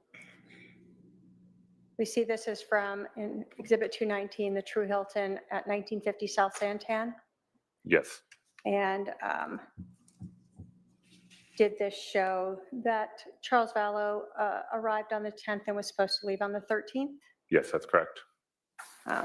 And then were you also provided with information that this was Charles Vallow's room? Yes, that's right. Did you and Detective Moffett go into room 127? We did. And when you went in there, what was inside? There were items that I understood to belong to Mr. Vallow. That was our primary reason for being there, was to secure them. A backpack, 2 suitcases, I believe, at least 1 laptop computer. I assisted in gathering these up and impounding them. Okay. So all of those items were brought to the Chandler Police Department and impounded. That's right. After you had gone to the True Hilton Hotel, did you also learn that the defendant had told Detective Ynclan that she had stopped at a Walgreens to buy some flip-flops? Initially, I was told a CVS. Whether I misunderstood or there was a miscommunication, I initially believed it was a CVS. So did you try to locate a CVS in the generic area that you're looking at of the Burger King and the school? I did. I tried actually 7 different CVS locations trying to locate video and wasn't able to. So at that point, you were unable to verify that initially. Correct. Were you then asked to review the GPS data that was extracted from Charles Vallow's cell phone? I was. Did you have anything to do with extracting the data from his cell phone? I did not.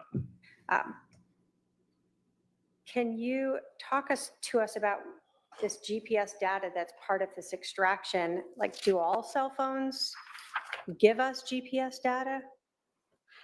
As an end user and the person who doesn't do the extraction, depending on a particular user's settings, particularly if we're talking about smartphones, phones equipped with a GPS module and where that GPS module is working, they may record the GPS location of the device for various reasons, depending on the settings. I, for example, keep my GPS location off, so you would not expect to find very many GPS recorded locations on my device. Many people keep them on. I find it's quite common. If so, then the people in the computer forensics unit are able to extract data from the phone to include logged GPS locations, and then can produce that in a report, which as an end user, I can view the latitude, longitude that was recorded by the device for one reason or another, and the date and time that it was recorded by the device. And that gives us GPS locations to look at for where the device may have been. So for Charles Vallow's phone, were you, through that extraction, provided with, I'll call it ongoing GPS data location for his phone on July 11th? Yes, so there were GPS locations recorded on the device for July 11th, which was the time period of interest, and I was able to look at those. So did you look and see if there were GPS location device information on the phone for other dates as well? I did not do that. You're just looking at the date of this shooting. Correct. And when we talk about the device, so this is telling you not who has the device, just where the device is. That's right. When you were looking at that GPS data from the extraction of Charles Vallow's phone, did you discover that Lori Vallow may have actually gone to a Walgreens? I did. Based upon looking at that information, did you find an address at 785 South Cooper Road that corresponded to a Walgreens where you saw the device at around 8:15 a.m. on July 11th? I did. Based upon seeing that GPS data, did you go to that Walgreens? Yes, I initially called. I eventually went. After going to 7 CVS, you decided to call? I decided to call. And when you called, did you learn that they did in fact, well, what did you do? How did they know what you're even looking for? I called, asked to speak to a manager, as I will often do in things like this, and said, I don't tell them specifically why, but I'm looking to see if a person came through, and I provide a general description of that person and what it is that they may have purchased. Usually that's enough. That's what I did in this case. That's enough for them to find if they do or don't have that transaction on video. That's what I did. So you have the time and the date, the 8:15 and July 11th, and you just give them a description and see if they can find anything that matches? Correct. Did they advise you they did? They did. Did you go to that Walgreens and obtain a copy of that surveillance footage I did. from multiple cameras? Correct. Did you also obtain a copy of the receipt of her purchase? I did. My paralegal can approach with 216.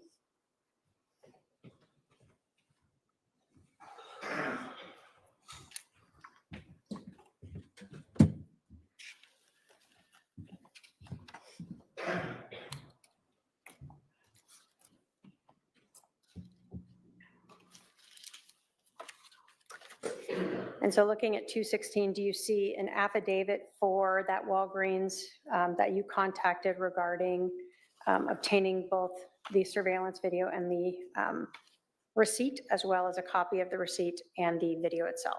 I do. Your Honor, the state will move to admit Exhibit 216. Any objection? No objection, Your Honor. 216 is admitted. And if I can publish the receipt portion.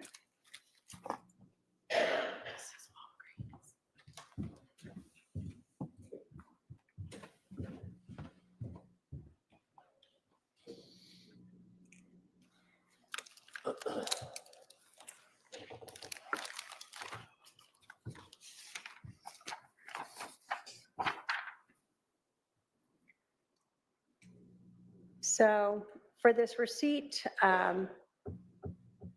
it advises that at 8:19, there was a purchase for 2 different pairs of flip-flops. Yes. Okay. And that corresponded to what you observed on the video that is in this exhibit as well? Yes, that's correct. In watching this video, did you recognize the person making that purchase? I did. And who did you recognize that to be?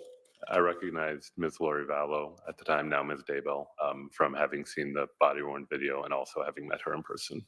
Okay. And the video that you obtained here, did you also incorporate that into a PowerPoint presentation that you created showing the GPS data location from July 11th of 2019? I did.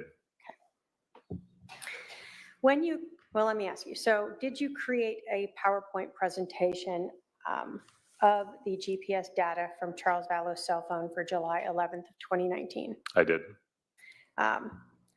When you were creating this PowerPoint, did you use any phone records for other individuals such as Lori Vallow?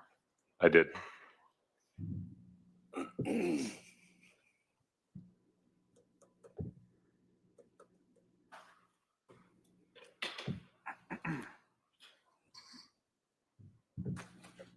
When you were creating this PowerPoint, did you utilize cell phone records? And I think you talked to us about the difference here, and cell tower data that was provided to you by the providers. And by providers, I mean like a T-Mobile or an AT&T. Those records were provided to Chandler Police Department, not to me directly. I later obtained copies that I used to incorporate in my presentation. So were you aware of search warrants that were issued to obtain cell phone records to include cell tower data for several different individuals? Yes, So in your PowerPoint presentation, did you utilize GPS data that was for Lori Vallow's Verizon cell phone with a phone number of 808-755-5452? one minor clarification. I wouldn't Sure. call it GPS data particularly. There's location Cell tower data, data. correct, but not specifically derived via GPS, as was the data from Mr. Vallow's phone. And if I can have Exhibit 222.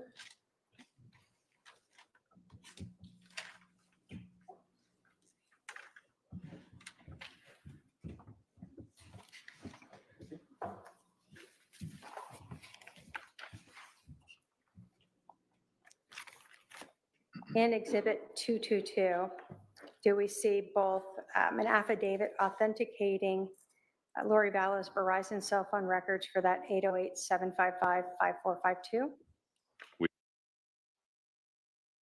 Thumb drive of all of the phone records? Yes, it does. And does it also include some printouts from those records themselves?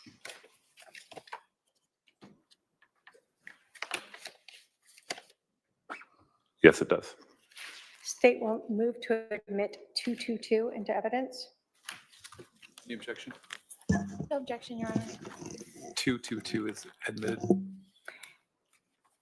Did you utilize then some of the cell tower data that was provided by Verizon in those records for Lori Vallow's cell phone in your PowerPoint presentation? I did. Did you also become aware of the police executing a search warrant for another cell phone associated to Lori Vallow with T-Mobile for 480-692-9562? Yes. Were you provided with those records so that you could also look at the cell tower usage of that phone on July 11th? Yes. If my paralegal can approach with 220.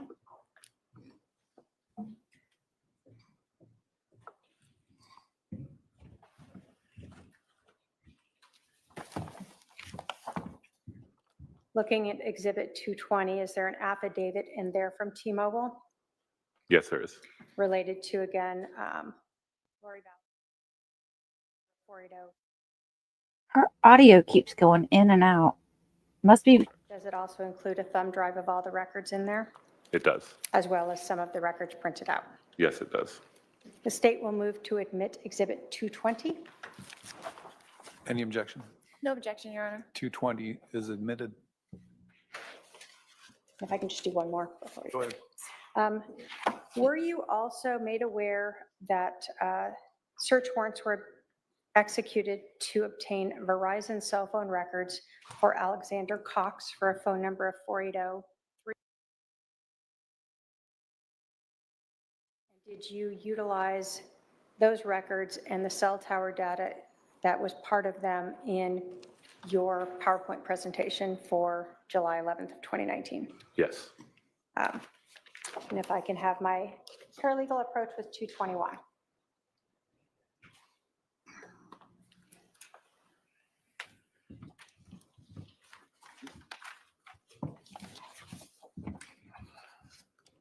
Looking at 221, do you see an affidavit there from Verizon for the Verizon cell phone records for 480-310-9120? I see an affidavit, but I see this is the number ending 5452. And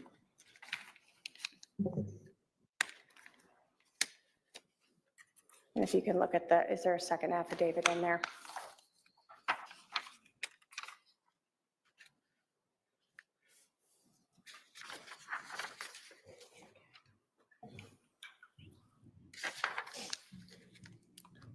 Yes, this does include 9120, but I saw on the envelope here, it lists the And other there's, number. perfect. So there's an affidavit in there for the 9120 number There is. associated with Alexander Cox. Yes, And there's also a thumb drive in there of all the phone records associated with, again, that number 480-310-9120. yes, And those were, again, records that you utilized in creating your PowerPoint for Yes. July 11th. The state will move to admit Exhibit 221. Any objection? No objection, Your Honor. 221's admitted.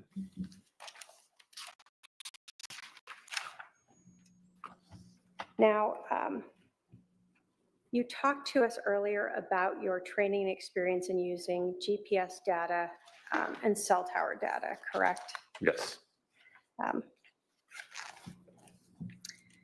When you are looking at either GPS data from a cell phone or cell tower data from a provider, do you try to verify the accuracy of that information by comparing it to other sources?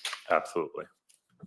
For instance, you told us that you were using the GPS data from Charles Vallow's cell phone, and you went to Burger King. Correct. And were you looking at the times to see if the GPS data and time matched what you saw in that video? Yes, with one slight correction. I went to the Burger King initially because it was the closest one. Later, when I was given the GPS data, I looked and saw that it did, in fact, accord to the Burger King. And then I went to the Walgreens because of what I had seen in the GPS data. In either direction that you do that in, essentially what I'm trying to do is make sure just because a device has logged a location at a particular date and time doesn't have to mean it was there. The device could be wrong. It could have been changed in some way. One of the things that we do to make sure that we are relying on good data only is to find other means of corroborating if the device was apparently at that location. Thank you. So I have this plugged in here, if I can just admit it, but did you provide the state with Exhibit 209, that is a thumb drive of your PowerPoint print? Yes, Did you sign, and I think put your badge number on the back of it? yes, that's correct. And that's something you created that we've talked about, incorporating all of these different records that we've discussed. That's correct. Your Honor, the state will move to admit Exhibit 209 into evidence. Any objection? No objection, Your Honor. 209's admitted. Might be a good time to break Right. before we start with this. All right, let's take our noon recess. I'll remind the jury of the admonition. We'll resume with the jury at 1:30 p.m. All rise for the jury.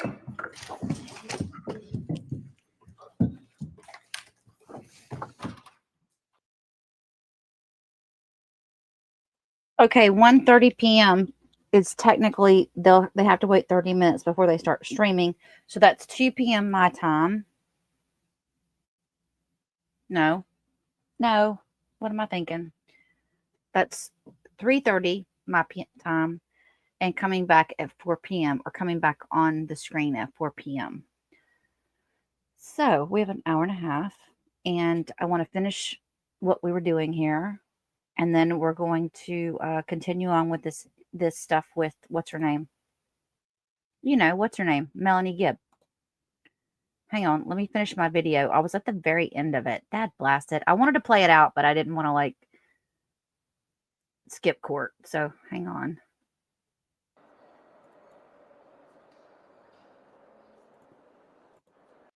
One.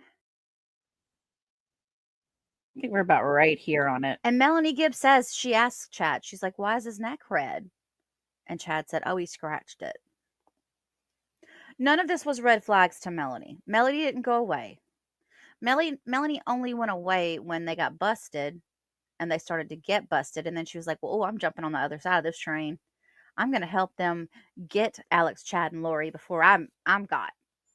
that that was just the way I perceived it. Those are just my thoughts. I wrote them all down while I was listening to her testimony, and I thought, this woman, she is not much better than Lori. She just stayed. She was just a follower. She wasn't a doer. She was a follower. And I wonder sometimes when I hear Colby talk about on his channel, he talks about people that irritate him, and I kind of wonder if she's one of them, because she seems to make a habit of just going on random interviews and talking about this whole thing, and she's so happy to be on the TV. And meanwhile, you have 2 children that are no longer with us, and a really good man in Charles Vallow that's no longer with us. Just amazes me. So, with all of that being said, we are now going to listen to Melanie testify in the Lori Vallow, Idaho trial. And I'm not sure if she's coming into this trial, if they're going to call her up or not, but give you a little bit of a taste as to what it's going to sound like when they do, if they do. So, let's get to it. Would you please state your name for the record? Melanie Gibb. Miss Gibb, do you know an individual named Lori Vallow? Yes. How do you know her? I met her in Arizona at a church event. Do you recall approximately when you met her? October 2018. And when you met her at that event, did the two of you end up forming a friendship? Yes. Do you know an individual named Chad Daybell? Yes. And how do you know him? I met him at some of different events that I've been to. Do you recall approximately when you would have met Mr. Daybell? I think I met him maybe a year or 2 before I met Lori. When you first met Mr. Daybell, did the two of you strike up a friendship at that time? Just a casual, just introduction to each other. After your first meeting with Mr. Daybell, did the two of you stay in contact? Whenever we would see, it was very periodically. It was not like we communicated, as friends or anything. If we engaged, seeing each other, we might say a few words to each other, but not a whole lot of contact. And after you first met Lori, did the two of you continue communicating from that first meeting? Yes. Did you stay in constant contact or consistent contact? Yes. Have you ever met or did you ever meet an individual named Tylee Ryan? Yes. And where did you meet her? I met her at Lori's house. Do you recall approximately when that would have been? I would say within a week or 2 after I met Lori. Did you ever observe Lori and Tylee together? Yes. What were you able to observe about their interactions? She seemed upset and frustrated with Lori pretty much most of the time. So, and when you say she, you're referring to Tylee? Tylee, correct. Did there appear to be some tension in that relationship? Yes. Did you ever meet an individual named JJ Vallow? I did. Yes. And where would you have met him, if you recall? Same place, Lori's house. Do you recall approximately when you would have met him? Within a week or 2 after meeting her.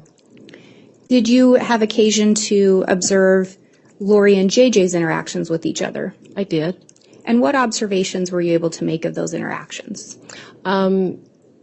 So sometimes I would watch her with him, and she was very affectionate and loving to him. I watched her sing a song to him as she was going to put him to bed. She seemed to care a lot about him. And other times, as I got to know her as time went on, he seemed to, frustrated, and so the connection, maybe wasn't as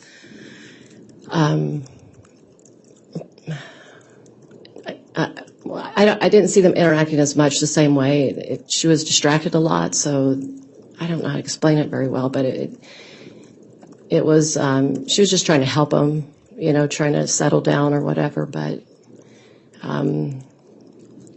So from your observations, JJ and Lori appeared to interact more when you had first met JJ. Mm-hmm. Correct. And it seems like those interactions declined over time. I would say A little bit, I mean, but And I think you indicated from yeah. your observations, Lori was busy with some other things or yeah, it's just distracted a lot. distracted.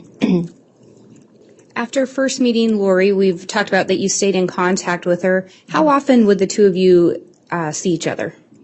Sometimes it was daily or several times a week in the beginning, just in the very beginning, yeah.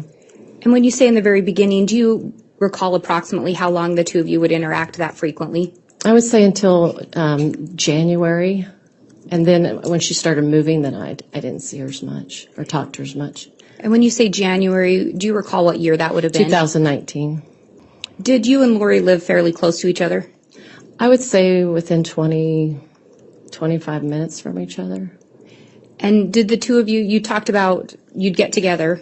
Mm-hmm. Did you also speak to her over the phone during those times? Correct. Did you also message with her, text message or otherwise? Yes. Ms. Gibb, I would instruct you again, if you could just wait until the question is completed before you answer, and I understand it can be nervous to be there.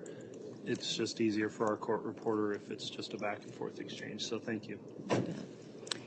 And you indicated, I think, that after she started moving, could you explain what was going on there? So about January,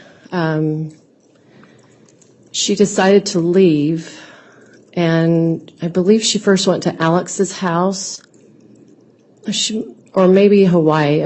They kind of were near the same timing, so she decided to leave and stay with him, and then she went to Hawaii, and then eventually she went to Texas. So she went to 3 different places, and then she finally went back to Arizona at the very end as her stay that I knew her in Arizona.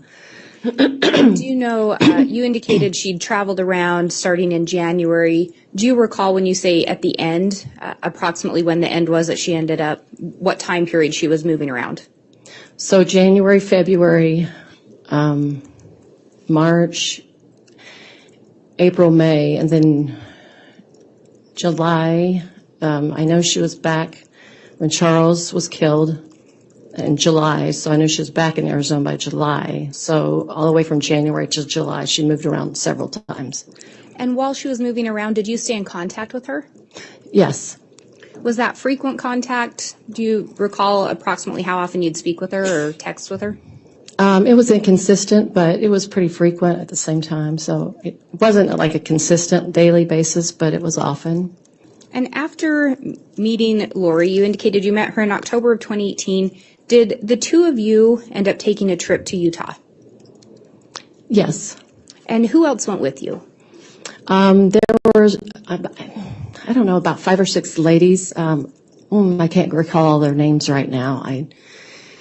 And that's just fine, just what you can recall. I can't recall their names. So there were 5 or 6 ladies that went to Utah together. Mm-hmm. Yes. Where did you go in Utah? We went to St. George, Utah. And what were you headed there for? Was there a reason? There was a conference there.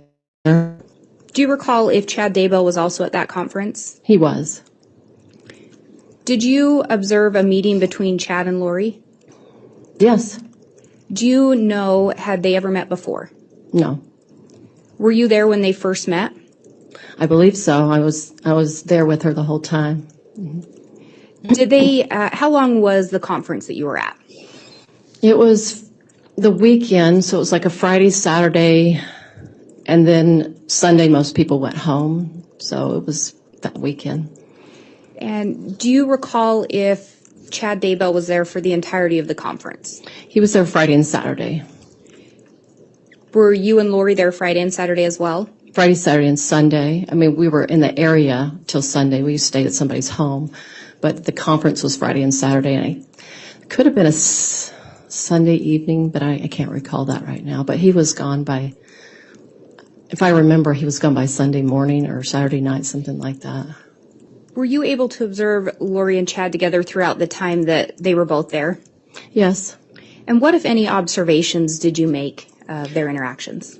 They were very friendly to each other, very interactive, talking a lot about some of their ideas and beliefs that they had at that time. And so they were, there was definitely attraction in the beginning, right from the beginning. So.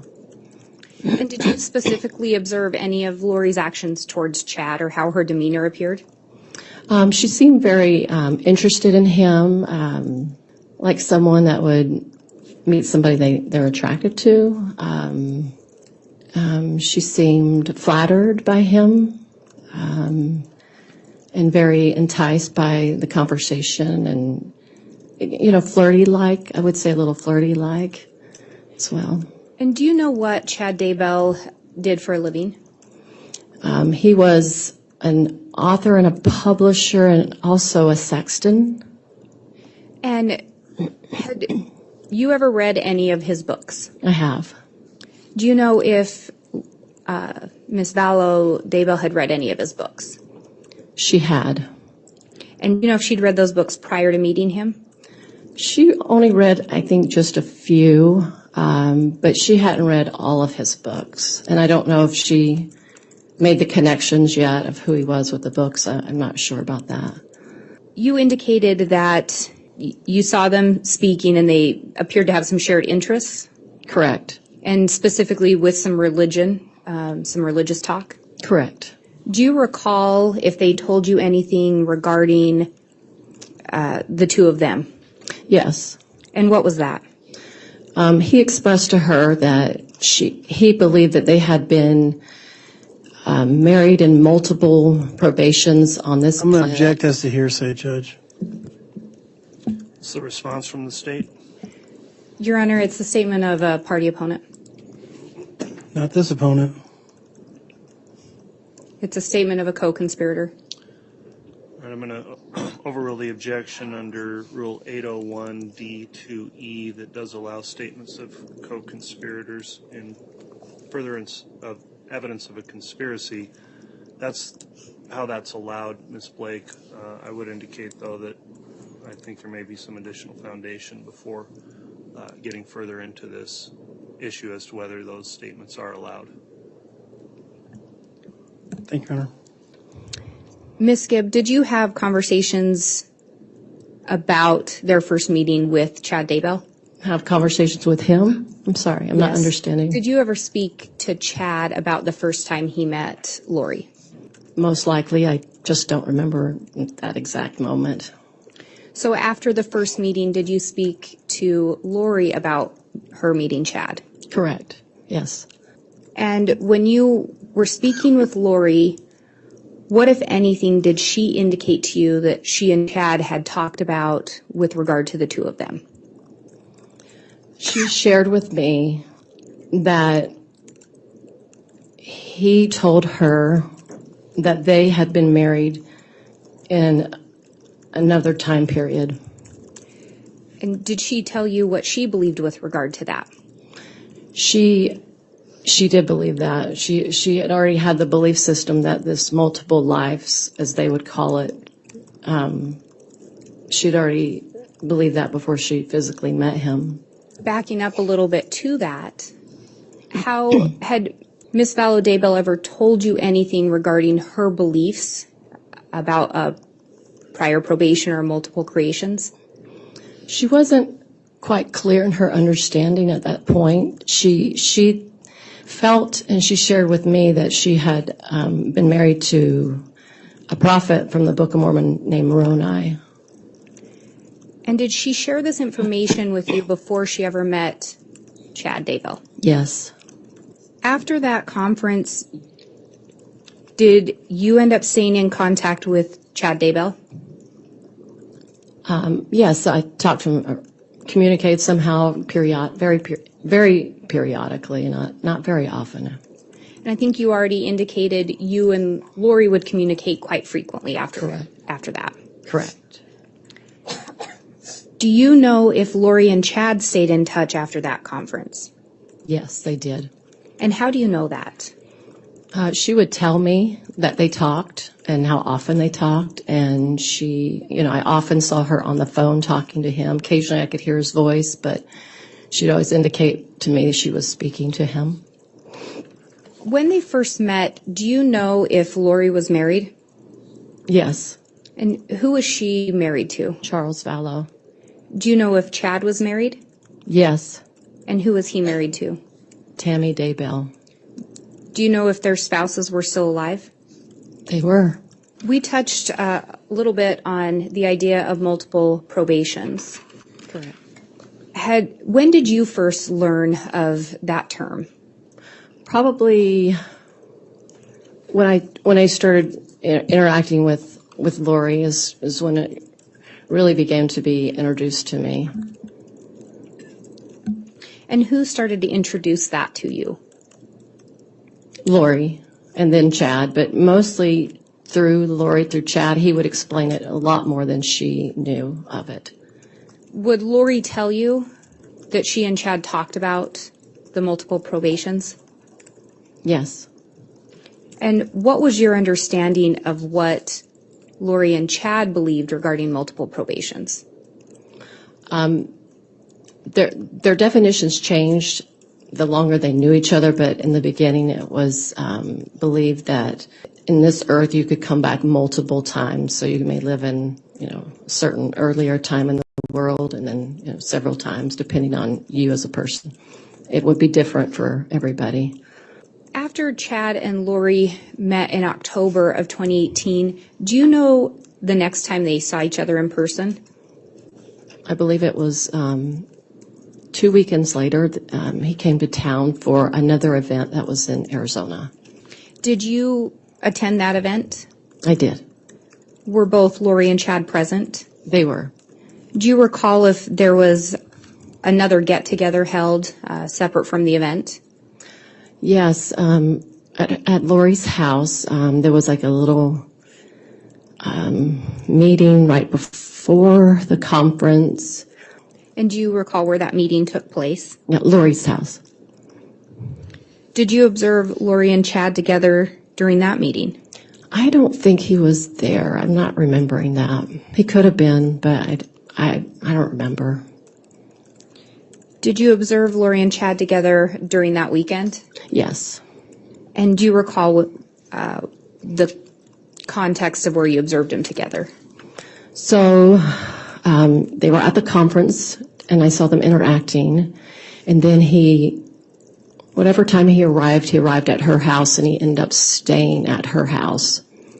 So your understanding was Chad stayed at Lori's house in Arizona? That's right. Do you know if Charles was present during that? I believe he was out of town. Do you know if Charles and Lori were still married at that point? They were. Do you know if Chad was still married at that point? Yes, he was. Do you recall Lori telling you anything in November regarding she and Chad's relationship? Yes. And what did she tell you? She told me that they had been married, I believe, 4 or 5 times. And she would go into different details with me about who she was, what character she was, and what character he was. Do you recall if she said anything to you about going to the temple? Yes. And what did she tell you regarding going to the temple? She would tell me that, yes, that weekend that he came to Arizona, that they met in the temple together, and they were somewhere in there, like in just like maybe a waiting area room, that they were sealed together by, I believe Moroni was there, and possibly, I believe she said Jesus Christ, and that relationship they had multiple lives, it was kind of like a reunited again. They got to be sealed there. It wasn't in a sealing room officially done by the church or anything like that.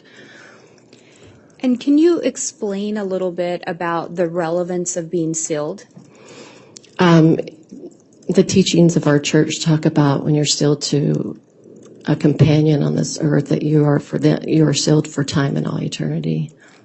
And when you say the teachings of our church, are you comfortable sharing what church you're a member of? The Church of Jesus Christ of Latter-day Saints. Did Lori share with you how she felt towards Chad at that point? Yes. And what did she tell you? She told me, they very much loved each other. They loved each other, in previous mortal probations.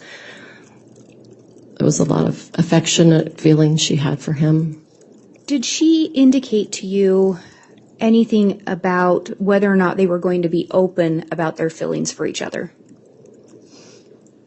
She just shared how they felt with me. She was open with it with me.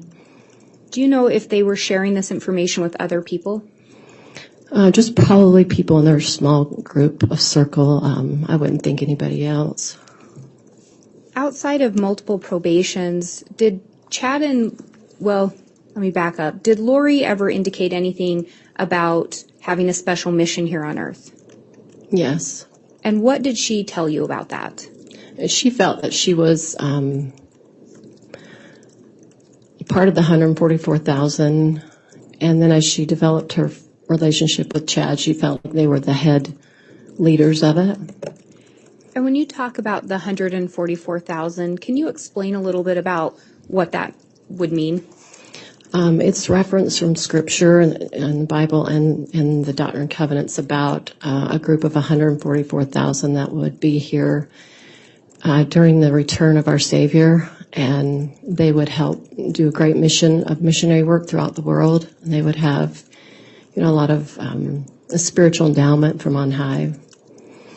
So if someone were to be the head of that 144,000, would that be a pretty high calling? Absolutely. Would that be a position of pretty significant power? Yes. And when you talk about they may have shared this with their inner circle or their close friends, do you know who that would have included for them? Yes. It would have included Sulema Pastenis, Serena Sharp, Christina Atwood, Nicole, forgot her last name, Melanie Pulowski, and I believe she told her sister later on, and I don't know how much she shared with her family. I believe that's, and Alex, I don't believe, let's see. Those are the main people. And when you say Alex, Alex who? Alex Cox, her brother, Lori's brother. Do you recall approximately when Lori started talking about being part of the 144,000 or the head of the 144,000? Right when I met her. And then I think so, and I guess I should break this down. I kind of ask a compound question there. Okay. So she first starts talking about being part of the 144,000 when you first meet her. Would that be correct? Correct. And then I think you'd already indicated after she met Chad, she indicated that she and Chad were the heads of the 144,000 or the leaders. Correct. Do you recall approximately how long after meeting Chad she started telling you that? Within weeks, probably. Do you recall Lori ever telling you about a light and dark scale? Yes. Did she ever explain to you what the light and dark scale was? She did. And what did she tell you regarding that? She told me that people that were light were people that before they came to this planet, when we lived in a pre-mortal realm, basically our spirits lived there before we physically came here, that those that signed contracts and made agreements with the Savior were light, and those that were dark were those that signed contracts with Satan. Do you recall when she first started telling you about light and dark, the light and dark scale? It was sometime after she met Chad, that few weeks when she met him. I would say probably pretty immediate. It feels like it was like it could have been possibly that weekend or just days after that, after she met him. And when she would tell you these things, would she also essentially be teaching you about this? Correct. Did you observe her teaching any other people these things? Yes. And do you recall who else you observed her teach these things to? I saw her teach them to the girls that I mentioned earlier, her brother, and just a few other friends that I did a podcast with. Did the teachings about light and dark evolve over time? They did. What else did Lori end up telling you regarding someone that was dark? I'm sorry, repeat that again. What else did Lori tell you regarding someone that was dark? At first it was, they were working under the contract of Satan, and so they were more on that dark side, and then it would change, often more and more, but Could someone switch from being light to dark or dark to light? I believe so. I believe that's my memory, yes. Just backing up a little bit, when we talk about that inner circle, do you recall if Brandon Boudreaux was part of that circle? Do you mean like sharing the beliefs with? Yes. Or no, we didn't share. She didn't share, or Chad didn't share with him any of that information that I know of. I mean, she could have, but I don't remember it. Do you recall Brandon ever being at any meetings or gatherings where you were there? I don't recall that.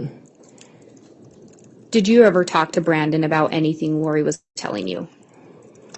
No, not during my friendship with Lori, no. What about Charles Vallow? Was he present for any of the teachings or the gatherings or the meetings? No.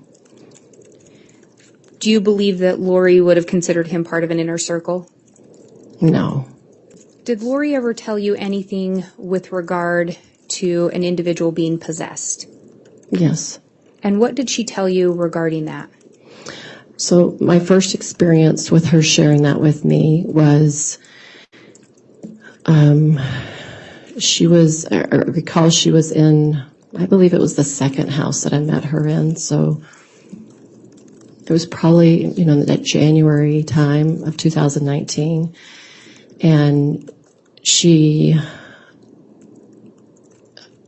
first started telling me she was in the backyard of her house. She came in and she started sharing all the information she just heard from Chad. Chad let her know that Charles Vallow was taken over by an evil spirit. And that was the first time she had heard of it. And then, that made him dark, according to them. And that was in January of 2019? I believe that is correct.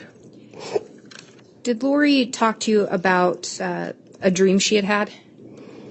Yes. And what did she tell you regarding a dream she had around that time? So she shared with me that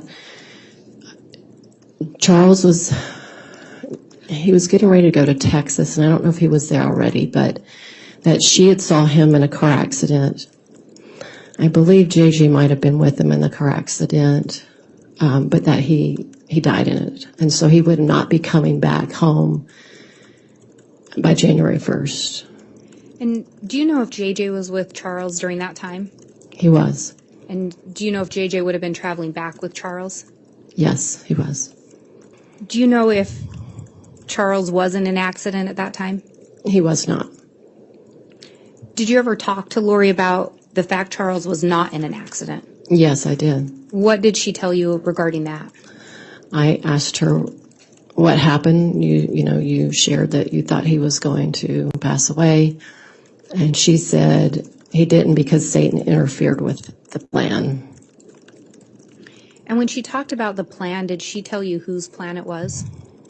Well, she would talk about just from her own experiences. Often she would either have what she would call revelation about different experiences with Charles, or maybe she would also talk about her experiences with Chad and how they envisioned getting together, that their spouses would pass away, so that was the plan that was revealed to them. They believed that their spouses would pass away. With the idea being that once their spouses passed away, they could be together? Correct. Based on what Lori was telling you, was it your understanding as well, because Charles was dark, he would need to pass away? Correct. Do you recall Lori ever talking to you about castings? Yes. What did she tell you regarding castings? So she would say that she was trying to understand how to get these evil spirits out. And so her attempt to do that was to have like a prayer where she would, like you maybe would read from the scriptures, where you would try to encourage the spirit to come out by the power of God. Did you ever participate in any castings or observe them? Yes. Do you recall when that would have been? Approximate, if you can remember. Probably January, February 2019 is after, she learned that Charles was dark, so sometime after that. And I apologize because you may have already said this, but was Charles the first individual that you ever heard Lori call dark? Yes. Do you recall where that casting would have taken place? The first time I recall was at Sulema's house. Do you recall who was present for that? Lori, Sulema, Christina, Nicole, Serena, and me. And those are some of the same individuals you'd previously mentioned, is that Yes, correct? yes. And you talked about castings being kind of a prayer. Was there any other element to the castings? I guess so. It was definitely out of context for what I would, see anybody talk about in a spiritual level in any religion, but they would use terminology that to me sounded kind of like energy work. And so they would try to share words like disconnect their cords, like a cord was something you connect your spirit to your body, something like that. They use different elements and words. I didn't use those type of words. I just talked about, my relationship with Christ. And so I don't recall exactly how everybody spoke those words, but it was their attempt to help convince the spirit to leave the body. So to back up a little bit, when we talk about to convince the spirit to leave the body, would that be the evil spirit or the presence that had come in, or would that be the actual individual spirit? It would be the spirit that took over that particular person's body. Do you recall what Lori told you regarding where the original spirit from that body was?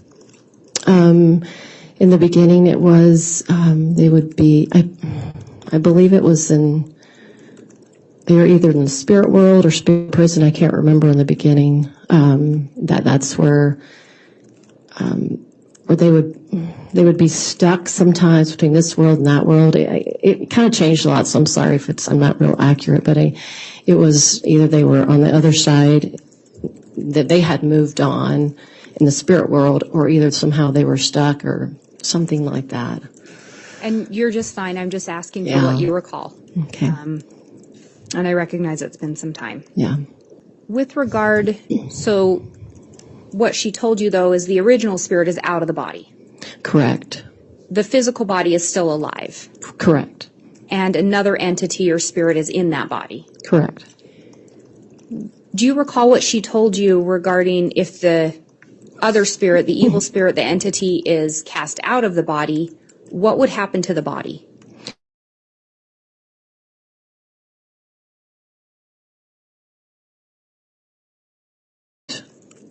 This first spirit that took over Charles's body, whose name was Ned, when that spirit left, so they weren't sure how it worked. And so after they believed Ned left, then they would see that Charles was still alive. And then they would come up with another idea that maybe another spirit, and then they come up with another name that spirit was the one that took over his body. And when you say they would come up with, this wasn't something that you were told all at once then? Oh, no. So as time went on, teachings evolved? Absolutely. And you refer to when Ned leaves Charles' body, another entity or spirit comes in? Correct.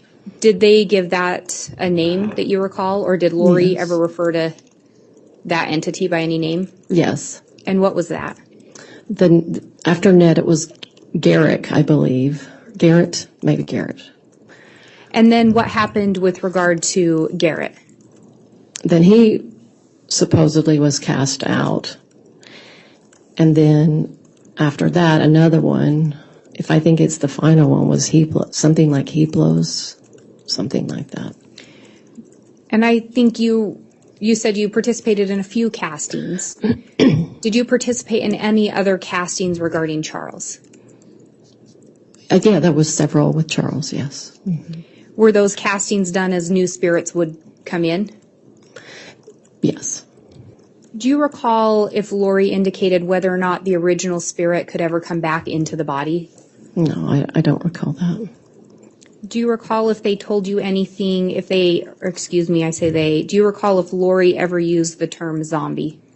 Yes. Do you recall approximately when she used that term?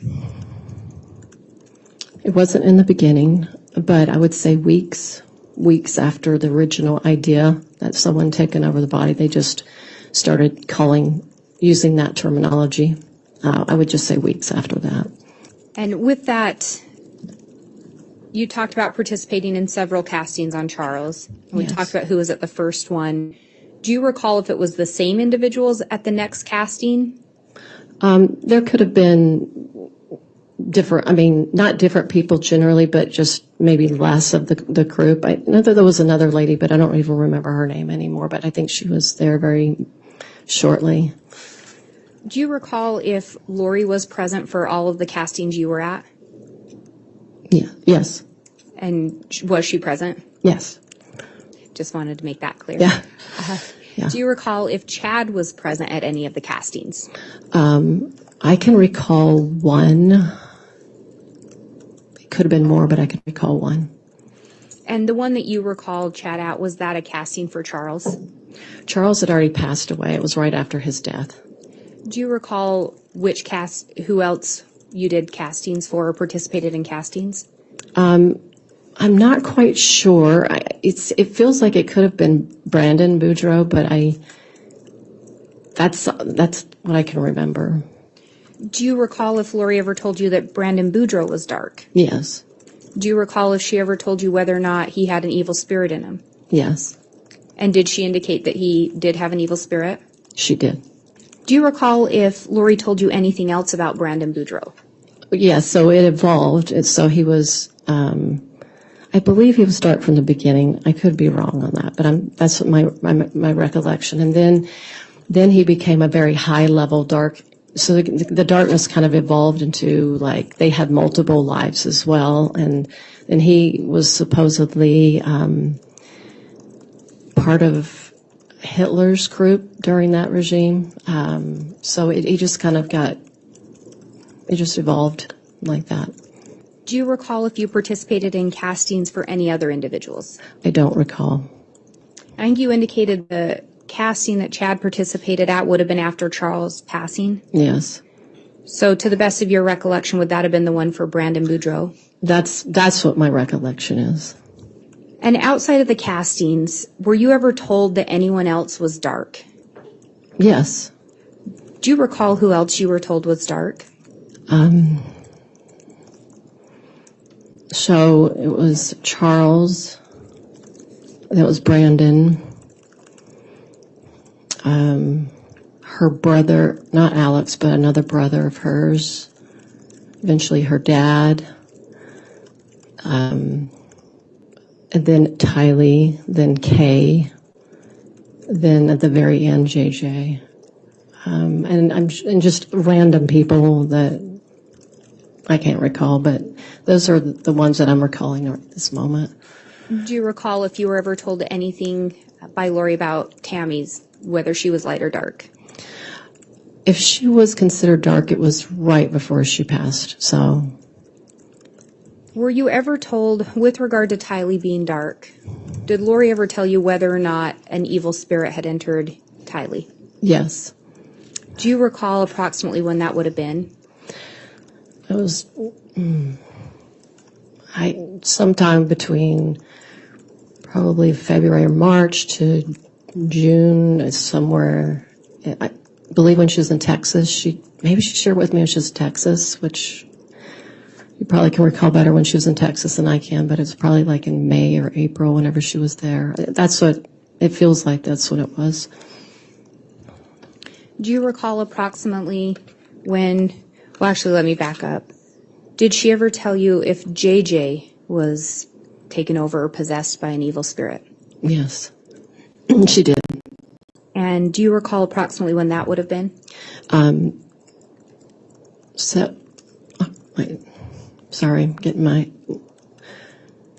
was it September 2019? Is that when I was, September, September. In 2019? Yeah, And was that the first time you'd heard of JJ being possessed? yes.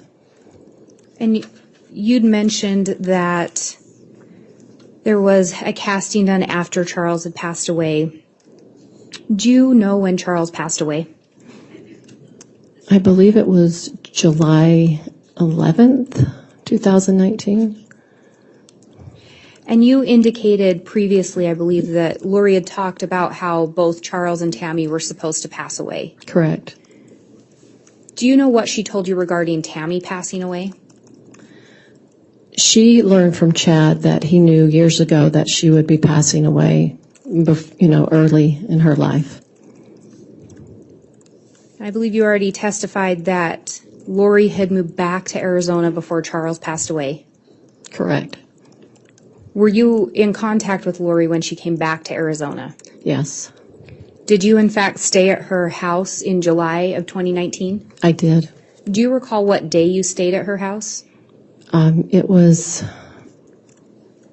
I believe, the 10th or the night. Spend the night and 10th, something like that. Around the 9th or 10th? Yeah. At some point, were you going to stay there longer? No, I just periodically stay with her, but I didn't have a agenda or anything.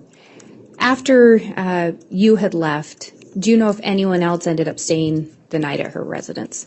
Yes, I was told Alex was coming the next morning or the next day.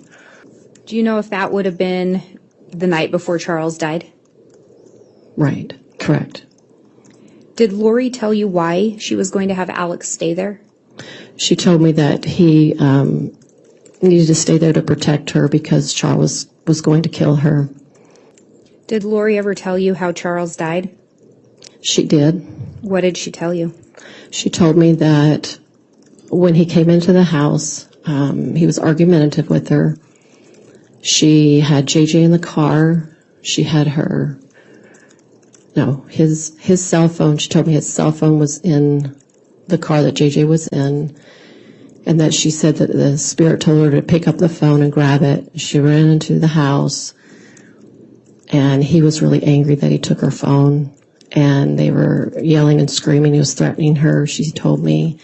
And Tylee came out with a baseball bat. She told me to protect herself or her mom, or felt the need to protect them, and that it got heated, the conversation. Then Alex interacted with him, and it became very argumentative. He said that he went to get his gun to protect them, and then he shot him. And when you say he shot him, who shot Charles? Alex. Did Lori tell you whether or not she witnessed the shooting? I don't think so. Did she indicate that she was present for the altercation? Yes. Do you recall if Chad Daybell ended up visiting sometime after Charles' death? Yes. Do you recall approximately when that would have been? I would say within a week or two. I don't recall the time or day. Did you observe Chad and Lori together when he visited after Charles' death? Yes. Were you able to make any observations as to how Chad seemed? They both seemed very happy. And when you say they both, was that Chad and Lori? Correct. And when we talk, you talked about she took his phone. Are you referring to, who is the she? Lori said she grabbed and when you Charles's phone, cell phone. Did Lori tell you where Tylee was during the shooting? I just know she was around. I don't recall her expressing. She could have. I can't recall it right now. Who was present? I just know Alex was. Do you recall if she told you where JJ was during the shooting? My memory seems to be either he was in the car or I know at some point she took him somewhere, but it might have been afterwards. I just don't recall right now. Did anyone make any indication to you regarding feelings of Charles being dead?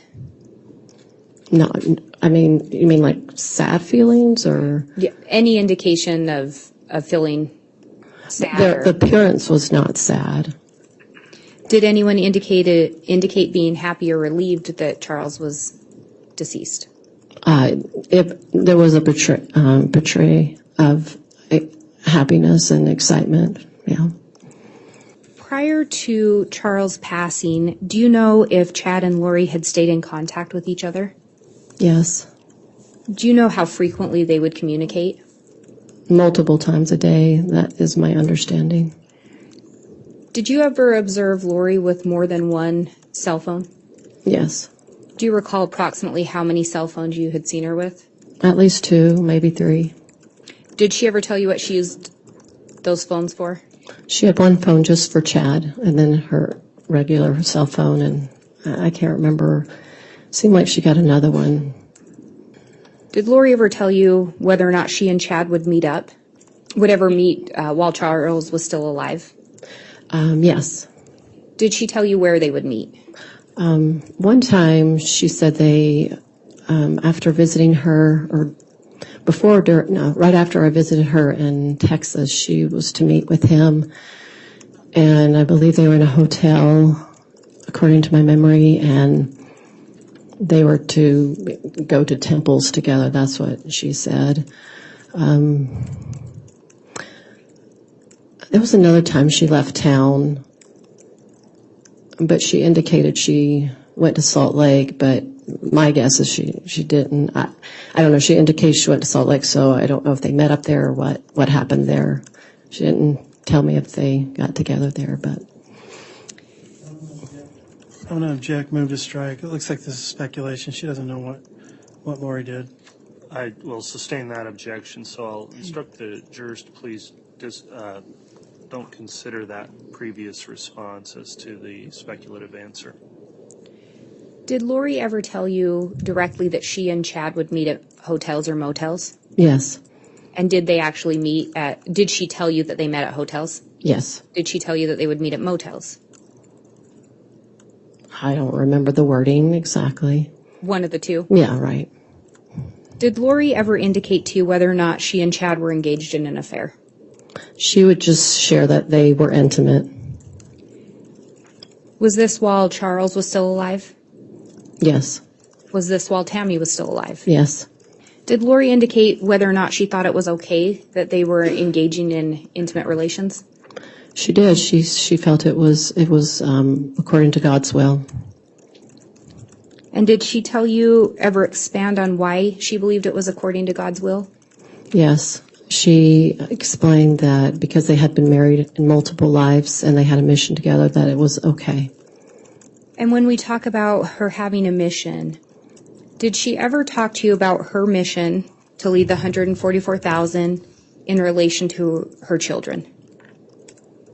She indicated that she was a part of that group, the 144,000, and at some point everybody in her family would pass on just because of tribulations.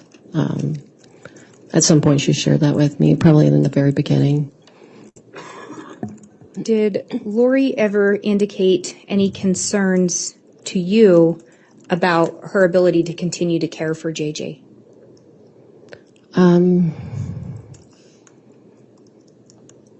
I believe, just right before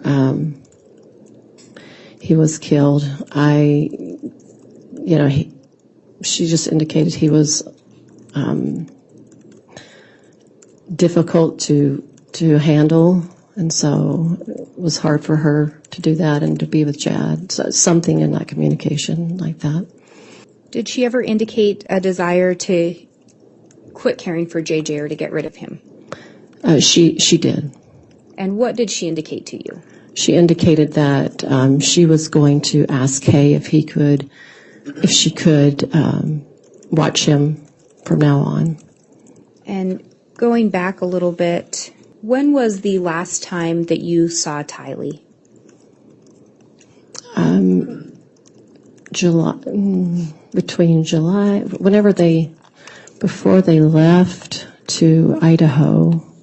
So she left, I think in October, September, August. I don't know, July or August, whenever, right before, probably they left to go up to Idaho. And do you recall approximately when they left to go to Idaho? Maybe August, beginning of August 2019. And when you say they, do you know who went to Idaho? Lori, Tylee, JJ, and What- Alex. Alex went up there too. And when you say Alex went up there too, do you recall if he moved at the same time as Lori? Around the same time. It seemed like he might have gotten there maybe a week. I know she went to visit to find an apartment. It seems like he might have been there a week or so before. I know it's just around the same time.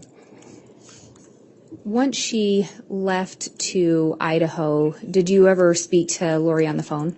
I did. When you would talk to her on the phone, did you ever hear Tylee or JJ or speak to one of them? I heard Tylee in the background. Do you recall if that was close in time to their move? They were already moved in their apartment in Idaho. After seeing Tylee before they moved, did you ever see Tylee again? No. Did you ever travel to Idaho to where Lori was living? I did. Do you recall approximately when that was? In September, the middle of the month. And why did you travel up there? A few reasons. She asked me to come up. Another reason is there was a seminar that I was interested in going to around not too far from her home. And also me and my boyfriend at the time were going to see his son as well when we were passing through. When you came to Idaho, did you end up staying at Lori's residence? I did. Did David also stay at Lori's residence? He did. When you got there, did you see Tylee? No, Did you ask Lori where Tylee was? I did. What did Lori tell you? She told me that she was at BYU and she'd moved her in with some female friends or people, at the dorms or somewhere at night, BYU campus. And do you recall how long you were in Idaho? I believe a Thursday to a Monday morning. While you were there, did you ever see Tylee? No, Did you ever hear anyone speak to Tylee? no. Did Lori make any other reference to Tylee while you were there? I asked about her belongings. They weren't in, I didn't see them. She said she put them in storage. She really didn't talk about her much. Did you see JJ when you were there? I did. Did Lori talk to you about JJ while you were there? She did. What did she tell you about JJ? When I first arrived, she let me know that she said that JJ had now had an evil spirit in him. She had learned it from the day before. Did she indicate how she knew that he had an evil spirit? She said that she always went to Chad about this information and he would share it with her when it would happen. Did she indicate whether or not she'd made any observations regarding the behaviors of JJ? She did. And what did she tell you? She would tell me his behavior was more difficult, and she would tell me his speech was more intelligent, and she would tell me he would say things like, "I love Satan." She told me he would, climb up on the refrigerator and go top of the cabinets, and he was acting just more aggressive, more. She just tried to explain how she believed he was changing in more of a negative type of a demeanor, I guess. Was this the first time that Lori had talked to you about someone changing once they were dark or possessed? No. And who else had she indicated had behavior or physical changes? I remember Charles. She indicated he looked different. I just not remembering all the details, but she would say some things about their behaviors. She would share, like maybe they would just talk to her differently. Do you recall approximately how many times before that interaction or that visit that you would have seen JJ? I saw him a handful of times. I haven't tried to figure it out. Maybe 10 or 15 times in his life. I'm not sure. Based on the times that you'd been able to observe him, did you notice any changes in JJ? No. Did he appear to be a typical 7-year-old? A typical 7-year-old autistic kid. And when you say a typical 7-year-old autistic kid, do you have experience with autistic children? To some level. And so you're aware or you've observed some behaviors before? Yes. And JJ's behavior seemed consistent with any autistic 7-year-old Yes. that you've observed? Yes. Did you ever see JJ climbing on counters or the ceiling? Nope. While you were there, did you ever observe JJ act out? He seemed very upset one day, and so Chad took him upstairs and went into a bedroom with him, according to Chad. And you were there towards the mid to end of September, is that what you said? So the day I left, I believe, was September 23rd, so the Thursday before that. And Charles had passed away. Correct. Do you know if Tammy was still alive? She was. And you mentioned Chad being there. Yes. Was Chad there for the duration of your visit? He would come in and out. Do you know if he stayed the night while you were there? No. And I'll clarify that. No, you don't know, or no, he did not. He did not. So when JJ acted out, it was Chad, not Lori, that took him upstairs. Correct. And when Chad came, did Chad come back down from taking him upstairs? He did. Was JJ with him? I think so. What did Chad say regarding that? He just quietly came down, and I asked him why his neck was so red, and he said that JJ had scratched his neck. Did you have occasion to observe Chad and Lori during that visit? I did. Did you observe their interactions with each other? I did. What did you observe? They're affectionate. He consoled her. He would kiss her on the cheek, hug her. And they had, fun together, singing and dancing too. Did they appear fairly affectionate? Yes. Do you recall going to walk a track with them? I do. And what, if anything, did you observe when you went to do that? Walked around the track with them, and then we went downstairs, and they showed me some beautiful pictures in one of the hallways at the campus. And then at the end, as we got in the car, Lori and I got in her car, and then he got in his car. They were affectionate. He hugged her and gave her a kiss. Do you recall if you were told anything regarding the secrecy of Chad and Lori's relationship? Yes. And what were you told? Chad had indicated to David that weekend that, he'd appreciate if he didn't share it with anybody about their relationship. He probably talked about it like that, but I can recall that moment. And were you present for that conversation? Yes. During that conversation, did you indicate that was a conversation mainly between Chad and David? Yes.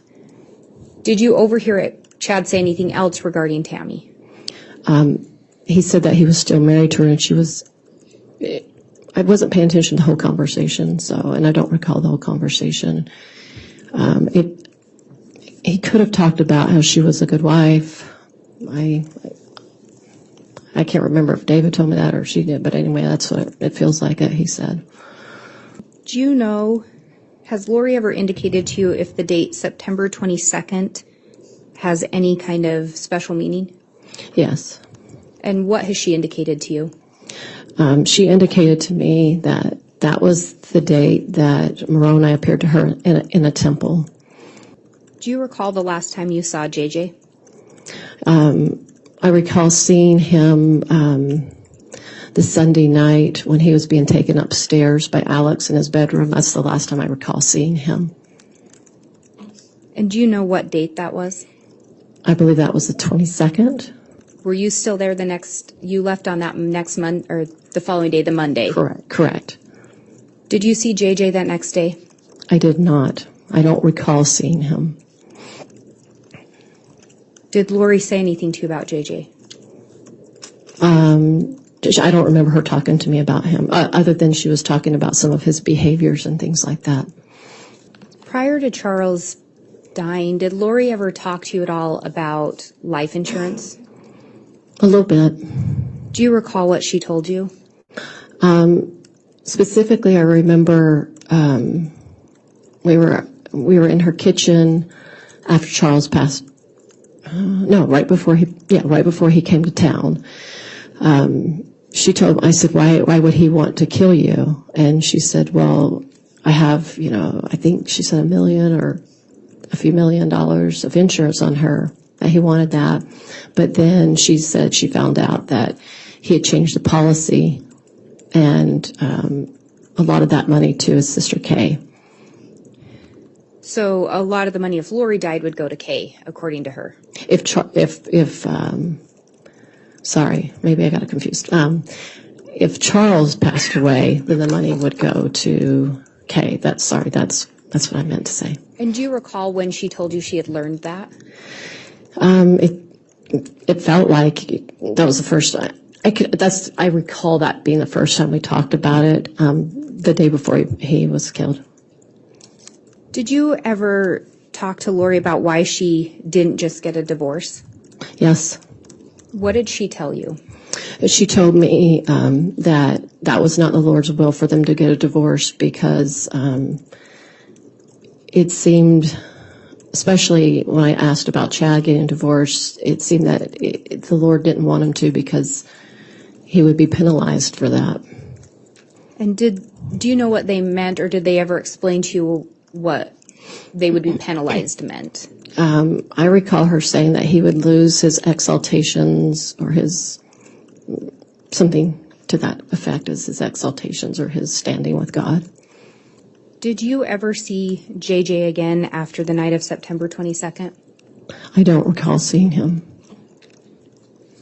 Did you ever return to visit Lori in Idaho after that visit? No. Did you stay in contact with Lori? Yes. Did you speak to her frequently, occasionally? Do you remember? Occasionally. What about Chad? Did you stay in contact with him? Oh, yes. I mean, well, he contacted me, but I didn't contact him that I can recall. Do you recall any specific times that Chad contacted you? Yes. It seemed like it was a few days in November before Thanksgiving, and he called me when I was in Utah. And he told me that the Rexburg police would be calling to not answer the phone. Did he expand on that as to why he didn't want you to answer the phone? Well, I had to ask him a few questions. And what did he tell you? He said that the police were questioning at Lori's apartment where JJ was. And then I asked him, I said, he's not with Kay? And he said, no, he's not. And he had a nervous voice, and I asked him if he was, and he said yes. And he told me that Lori will be contacting me shortly after that. And you say you asked Chad if JJ was with Kay. Mm-hmm. Why did you ask him that? Because that's what I was told. That's where he went. So why would Kay be looking for him if Kay had JJ? Do you recall who told you that he was with Kay? Lori did. Did Lori tell you how she got JJ into Kay's custody? She said they met at the airport, and they met together, and she asked her to watch JJ. Do you recall approximately when Lori told you that? I would say within a few weeks of after I left. I don't recall. And when you say after you left, are you referring to that September visit? Correct. Did Lori in fact reach out to you? I believe it's possible I reached out to her and asked her. What did Lori say to you? She told me that she met up with Kay in the airport, and that she told her that she had cancer and that she needed for JJ to be watched. And she said, okay. And that's the gist of it. And to the best of your understanding, Lori's indication was Kay had agreed to take JJ. Correct. And going forward to the date that Chad called and asked you not to speak with law enforcement, did Lori in fact reach out to you? She did. What did she say? She said that the police had come by and she told the police that I had JJ. She told me to go to she told the police that I took JJ to a movie called Frozen, I believe, and just take random pictures of kids running around at the movie theater. Was JJ with you? No, Did law enforcement try to reach out to you? they did. Did you pick up or respond to them initially? Not initially. And why did you not respond to them initially? I wasn't sure what in the world to do. Had Lori told you anything previously regarding law enforcement? I'm not sure at this point when she shared with me, but she told me that they were dark and that they were, after her, like Satan was after her with the other dark entities that they talked about. So they call them dark translated beings, I believe. But I don't know exactly when she shared that with me, but at some point she did. Did she tell you anything about other people being after her? Kay and her brother, her father, and I think. And her brother, would that have been Alex brother. Cox? No, her other brother. I forgot his name. So when Chad's called and asked you not to speak to law enforcement, and then Lori's called you, you don't answer law enforcement right away because you're not sure what to do. Right. She told me, I forgot to share this, she told me that JJ's life was in danger, that Kay was trying to kidnap him from her. That's what she shared with me. And did you believe her? I wasn't sure. I was more perplexed and probably in shock a bit. Had you believed things Lori had shared with you before? At times, yes. Was she still a friend of yours at that point? Yes. When you initially made contact with law enforcement, or I should ask, did you eventually speak with law enforcement? Yes, I ended up talking to Officer Pillar from Gilbert, Arizona. And the first time you had contact with law enforcement, did you in fact indicate JJ was with you? How I shared it with him is I said I had him, but then I didn't have him anymore, that Lori had him. That's how I kind of talked about it. And had you ever had JJ with you? No. And why at that time did you relay that to law enforcement? I wasn't 100% sure she was telling the truth or not, and I felt in a very weird and uncomfortable position, and I really did not know what to do. Regrettably, I didn't share exactly how I wanted to. At some point, did you end up making contact with law enforcement at a later date? Yes. Do you recall approximately when that was? I feel like it was just the very beginning of December probably, or the very end of November, somewhere in that time. At that time, did you tell law enforcement that JJ had never been with you? Oh, yeah. Did you share with them what you knew? Yes. Ms. Gibb, did you share a recording with law enforcement at some point? I did. When was that recording made? I believe sometime in December, the beginning of December. Okay, so before we get into all of this, let me tell you guys that I'm going to have to cut this off at some point because they're going to go back into court here in another 10, 15 minutes. But what we'll do is we'll pick it back up when they go to break. But this gets good. because we get to see Kay here this phone conversation. Was it a recording of a conversation that you were party to? Yes. Who else is on that call? Lori and Chad and myself. Did you in fact make the recording? I did. And if you were to hear a portion of that recording, do you believe that you would be able to recognize that? Yes. Your Honor, I have what's marked as State's Exhibit 42. I would ask to be allowed to play a portion of that for identification purposes. This is a recording on December 8th at 3:43 p.m. And I am calling Chad Daybell's phone number, and hopefully I will be talking to both of them, Chad and Lori. So here goes the phone call.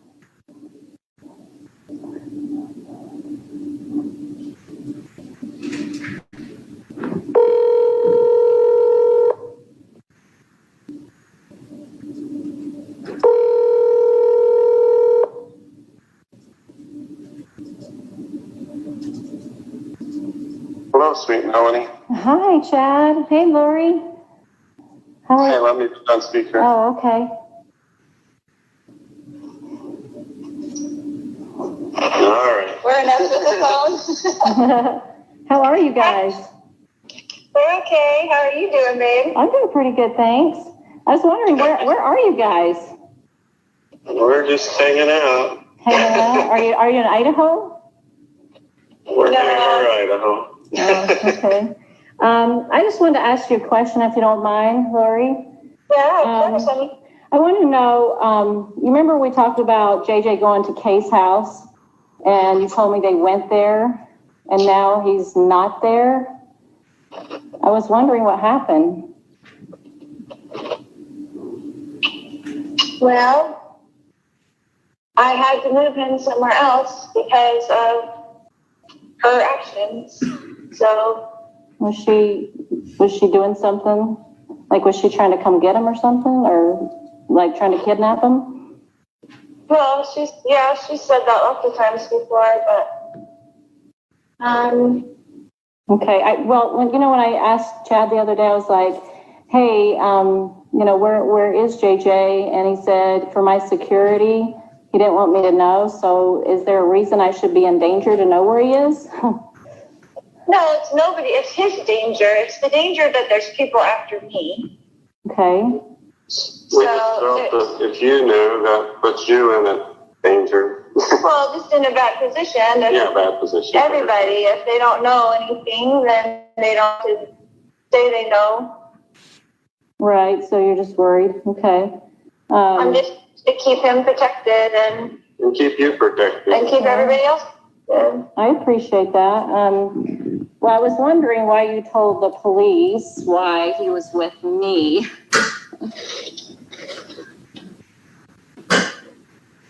I just needed to have somebody so I wouldn't have to tell them where he really was, because they were going to tell Kay where he is. Oh, yeah. So do you think it's like your family, or, like your family, your dad, or, those people? My family, well, not my whole family, but as you know, most of my family is working against me and with her, basically. Yeah.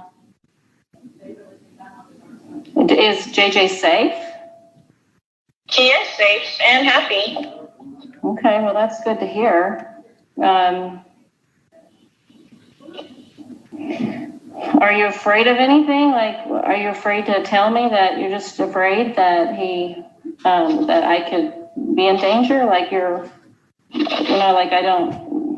I knew, like, how could that hurt me? I don't understand how that could hurt me if I knew where he was. Well, I'm just not telling anybody so that nobody has to say where he is or get questioned to where he is, so I can keep him as safe as possible. Yeah. Okay, I hope that he's okay. I hope you guys are okay. I did have a question that I asked Al at one point, your brother, if I wanted to know, like where he was, and he said I did not want to know, and that he could not be found. So what does that mean? I don't know why he would say that, but it's the same story. Like Yeah. I don't even want Al to know. I don't want anybody to know so that nobody has to be worried about it. I mean, nobody has to be questioned about it, so he can be safe.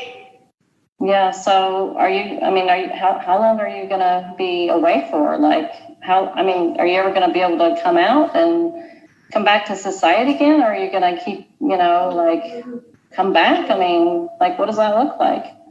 I will do whatever the Lord needs me to do every day, so we'll see. I just wondered if I was ever gonna see you again. Absolutely, you will. Okay, so maybe when they're done chasing you, you'll be able to come out again, or? Yeah, I mean, it's a ridiculous thing for them to be working with Kay to find me. There's nothing that's gone on that's, you know what I'm saying? Like, they're working with her in some dark capacity. The police are working with her in some dark capacity. There's no reason for them to be after me in the first place. Yeah, has she threatened you at all? Yes, lots of times. Oh boy, what did she say? Well, it's in emails and everything, so. So, like, she said she was going to come take him, or she was? There's a lot of things. Yeah. Nellie. I know, it sounds like it. I'm just worried for you guys because, he's missing, and, I know exactly where he is. He's perfectly fine and happy. Okay, well, I hope so. I had a scripture I wanted to share with you, if you don't mind. I'd love it. I was thinking about some of the things you guys have gone through, and I saw this scripture today, and I want you to Let me ask you a question. About scripture. Okay. So, did Alma turn himself into King Noah, or what was he required to do? Well, King Noah was incredibly wicked.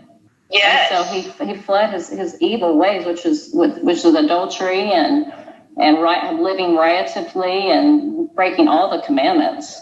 Right. So what was he required to do, Alma? He had to go and flee so that he would be safe and then help other people realize how, jacked up the system was and the government was.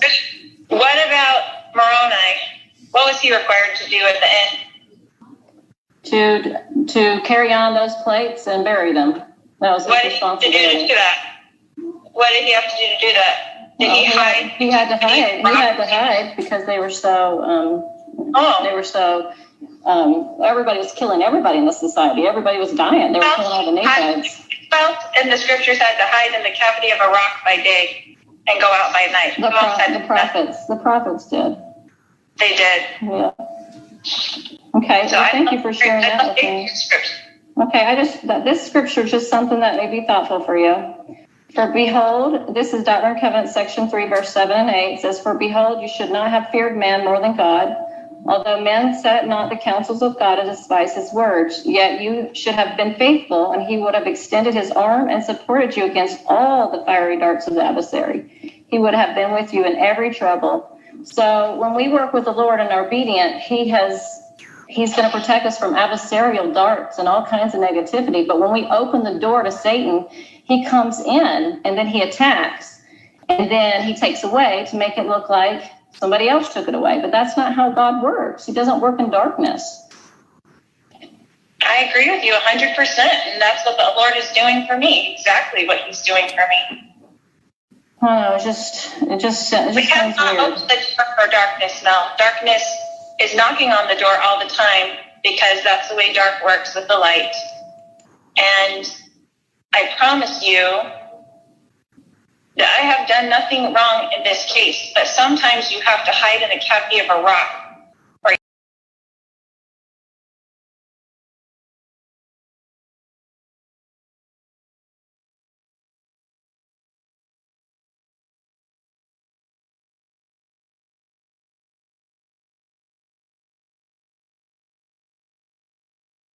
Okay. I presume that Detective Duncan will be hopefully better tomorrow. Right. Okay, so All right, so depending on, is sick. well, when we finish with this witness, whether it's before or after our noon break, or afternoon break, we'll conclude for the day at that time. Thank you, Your Honor. Sorry about that. Is there anything else that we need to discuss before we bring the jury in? Not that the state's aware of. No? Okay. Let's bring the jury in.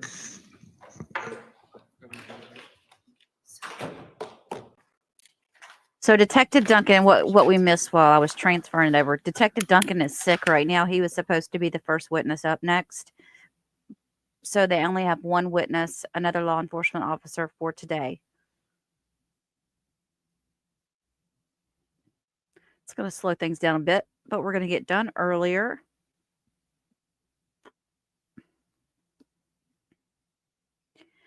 Yeah, you got Book of Mormon is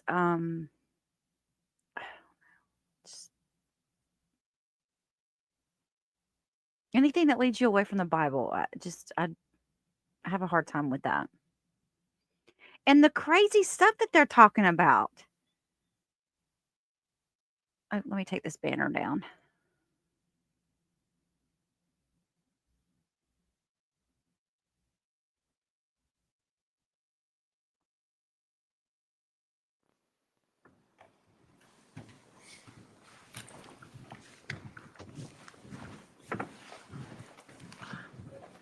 They call them scriptures. Yeah, that. Well.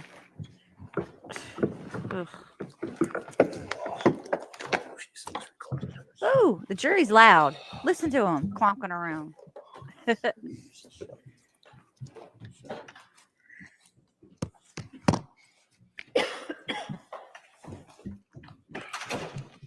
All right, the jury is now present. Everyone may be seated.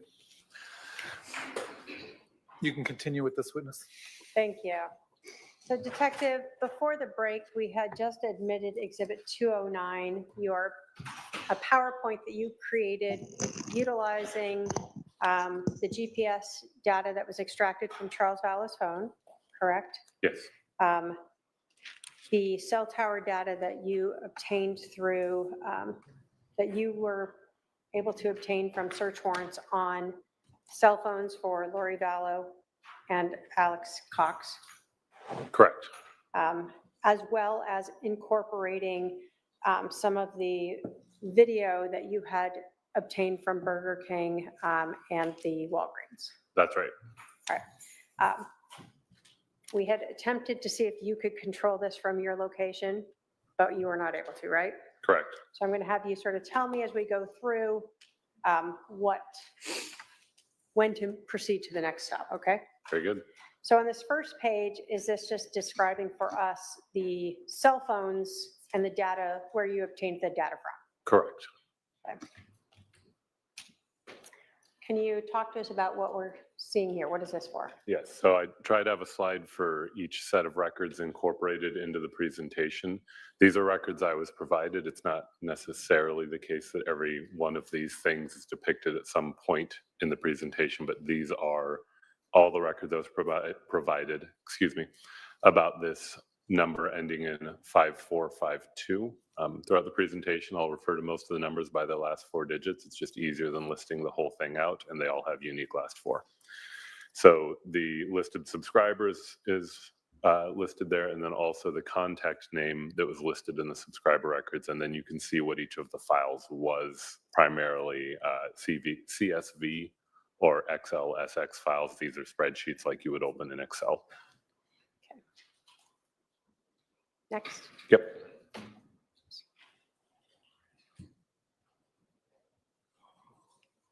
Okay, there we are. This is the same title for a different phone number ending 9562. You'll notice this one is T-Mobile, and the way T-Mobile provided their records is a lot fewer spreadsheets. It just happens to be the case that Verizon tends to provide an awful lot of files. It's just the way they maintain their records, and we don't control that. So some of them have records that one spreadsheet may include everything from calls to cell tower locations, and others, they separate them all out. Correct. Different businesses choose to keep their records different ways. We don't dictate it. We take what we're given and then we analyze that. So this 9562 number is for Lori Vallow. That's what the subscriber information listed, yes. And here we have the records related to a Verizon number ending 9120, listed subscriber, Mr. Alex Cox. This is again Verizon, so as you can see, we have that multiple number of spreadsheets in the manner that they tend to provide them.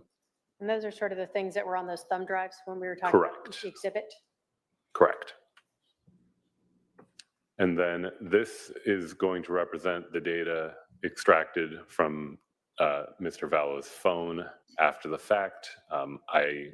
This report that I incorporates only the locations logged by the device. There's other data on the phone that I don't address here. Okay. And then you referred to the evidence item of the CH131035-001. Yes. And that's impound number for that cell phone. Yes, that's the Chandler PDSI number for that particular device from which the data was extracted. I mentioned some of this earlier, but again, I have it on the screen here representing that these are location data expressed as latitude-longitude pairs, as you would see in many other circumstances. Any given device may log them more frequently or less frequently, but we can examine the phone and see if they are present. And then for the data point marker, if you would click advance once, when it's represented on the screen, it's going to be represented as a dot with no particular radius, because the way that the device stored the location, it provides a latitude and a longitude, but it doesn't make any assertion as to what the error rate on that is. It just says, here's the latitude and longitude that the device recorded on this date at this time. As we go through and we're looking at location data inferred from cell site connections, you will see pins on the map, and they're color coded because one of the easier ways for people to tell which thing we're looking at is what color it is. So you saw in the last slide, I had assigned the GPS location data the color of red. That's just as an arbitrary assignment. And then we have blue for one of the phone numbers attributed to Lori Vallow. We have purple for one of the other phone numbers attributed to Lori Vallow. We have green for the number attributed to Alex Cox. When you see these, those will be what they're associated with. And also, because that could be hard to remember, each slide that represents those records will have tabs up at the top to remind people of what they represent. We can advance, I think. This shape that you will see when we're dealing with cell site connections, this is a visual representation of what the estimated coverage area of a particular cell site would look like if you were above it looking down. So there's the way that the records are stored and the way that they're returned to us by the cell phone providers. They will indicate a date and a time a connection was made. They'll give sufficient information to identify the tower to which it connected and also the face of the tower. So cell phone towers have multiple faces that a device could connect to, and that's going to indicate a direction generally. And then one can estimate what the coverage area of that face of the tower might be, and that's represented on the map as an estimate of the device's likely location area. So when we're talking about the cell phone itself giving you the GPS location, is that more specific than the cell tower data that you're receiving from the providers like Verizon and T-Mobile? Yeah, so there's there's a distinction between precision and accuracy, right? So precision is how precisely the thing is defined. So what area? So when the GPS location data says this exact latitude and longitude to some number of decimal places was logged at this time, that's very precise. That doesn't mean it has to be very accurate, but it does mean it's quite precise. What you will see when these devices are connecting to cell towers is you're going to see relatively large areas where the device is inferred to have been. It likely was in that area. This is different because the device didn't record this location. The provider recorded that on this date, at this time, this mobile device connected to this tower on this face, and we know or are able to determine the approximate coverage areas of those towers. But it's not more precise than that. It's a much more general area. This is another representation of that shape. So this shape is derived by people in the industry by testing the way that these antennas work in what's called an anechoic chamber, which is a fancy word for a room that's designed to reduce the interference with the propagation of radio waves. So if this represents what a coverage area might look like under lab conditions, one thing to keep in mind is that the real world basically never mirrors lab conditions. This is an estimated area where you would expect an antenna to likely have coverage. And that's what it's represented for. And then if you click forward, it just shows the direction the antenna face was pointing. If you are looking at one of these shapes on the map, then that center line is what's known as the azimuth, which is essentially just the angle at which that face of the tower was recorded to have been facing. So you're not able to tell us within this area where the cell phone may have been located? Not without a different type of data or a separate corroboration. It's to say that the likely coverage area where the device likely was is somewhere in that red shaded area. And so when you talked about trying to use other sources to verify this, we talked about Charles Vallow's phone and looking at the GPS data, for instance, with the Walgreens. Are you doing the same thing with the cell tower?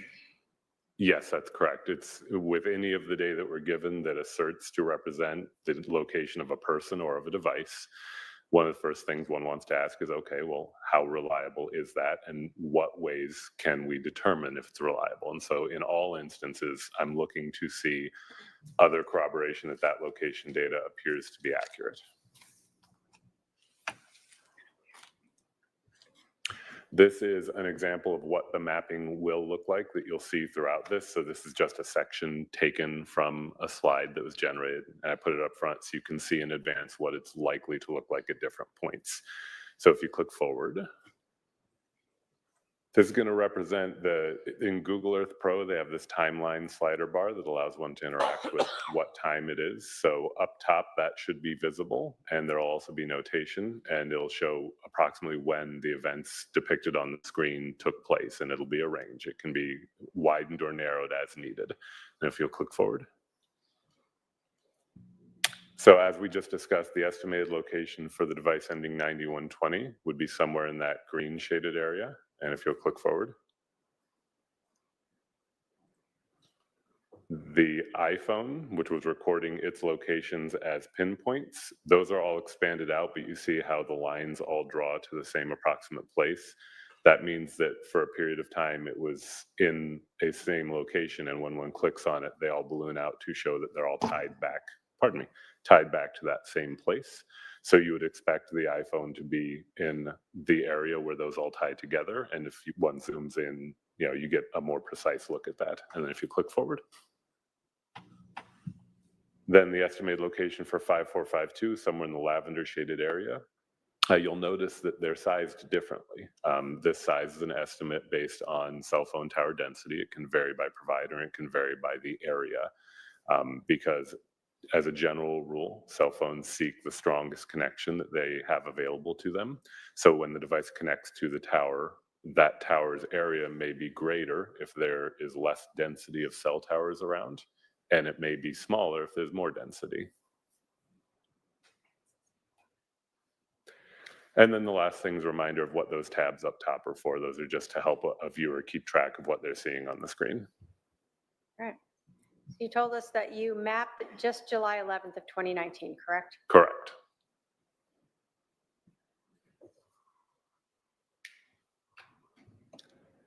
So this animation is showing location data derived from the cell phone. So you'll see the tab up top reminding you what the color coding means.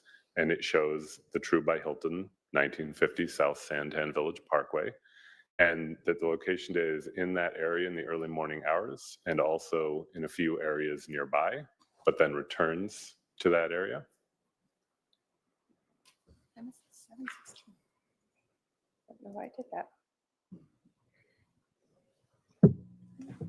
Hold on.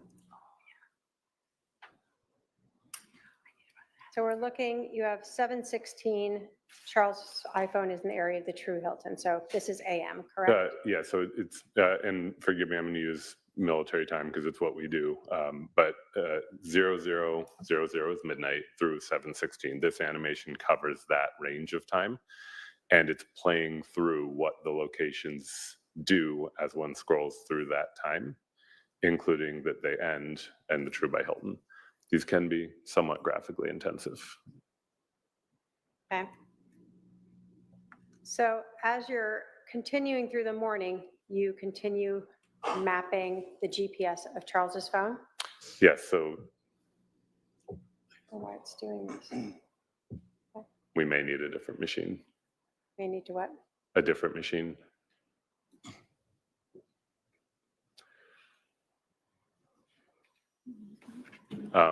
Okay, this time frame that you saw depicted partially is showing that from 716 to 731, all the individual recorded locations describe a path, and that path leads from the True Hilton along major roadways generally, and then comes at around 731 to the area 5531 South Four Peaks Place. And then it goes slightly past that to 737, which marks the last outgoing communication sent by the device before the shooting is known to have occurred. We'll keep trying this one, and if it messes up again, I'll switch to the other one. All right. So just so we know, when was the 911 call? The 911 call was at 8:36. So at 7:37, you see the last outgoing communication. That's a text message sent by the phone. Correct.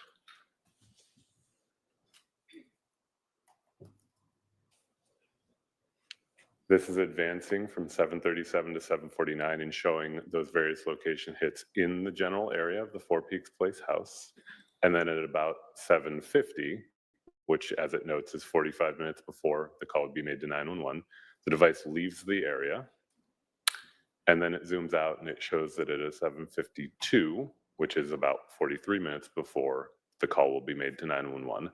The device associated with Alex Cox, specifically the 9120 device, makes an outgoing call to the 9562 device associated with Ms. Lori Vallow.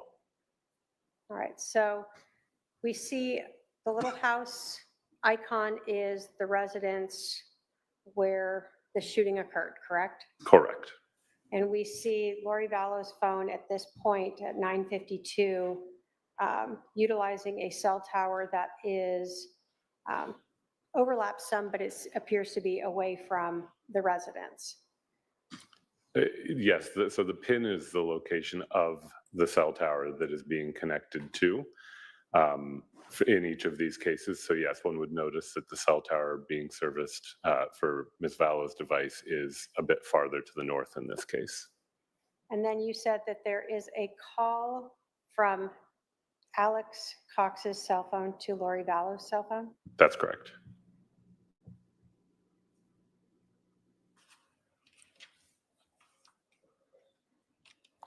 So we've added on the map the location of the Burger King at 2865 East Ocotillo Road, and you can see the red dots again representing the GPS locations from Charles Vallow's phone, arriving at around that time. So we're looking from 7:53 to 7:56, and the device is at or near where that Burger King is located. And so when you went to Burger King, let me ask this, the prior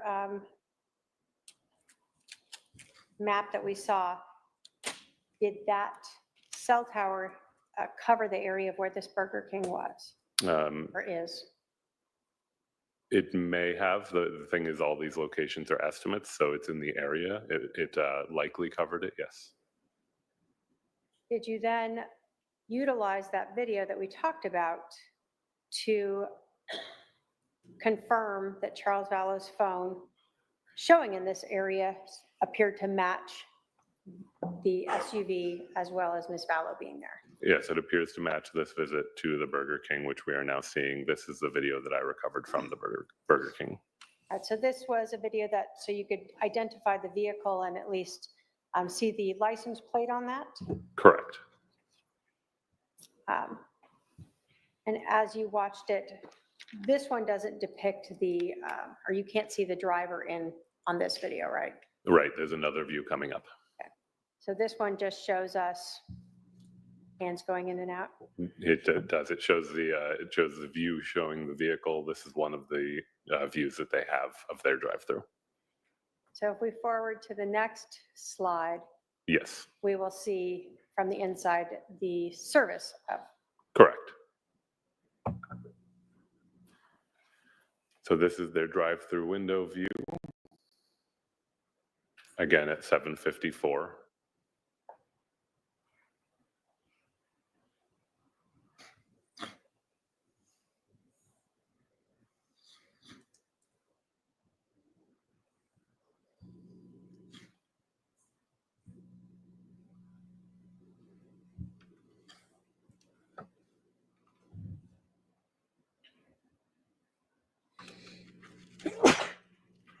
Bless you.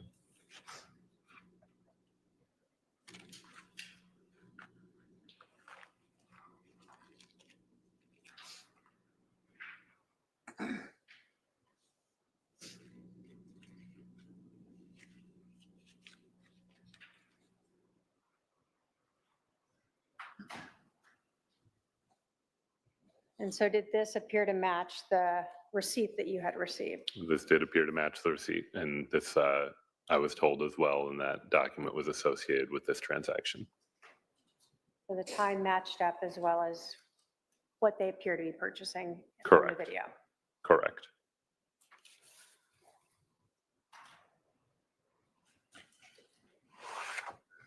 Now, in this video, were you able to see if there was someone in the back seat? I can't particularly tell if there's someone in the back seat. So you could tell there was a passenger, though. Front seat passenger, yes.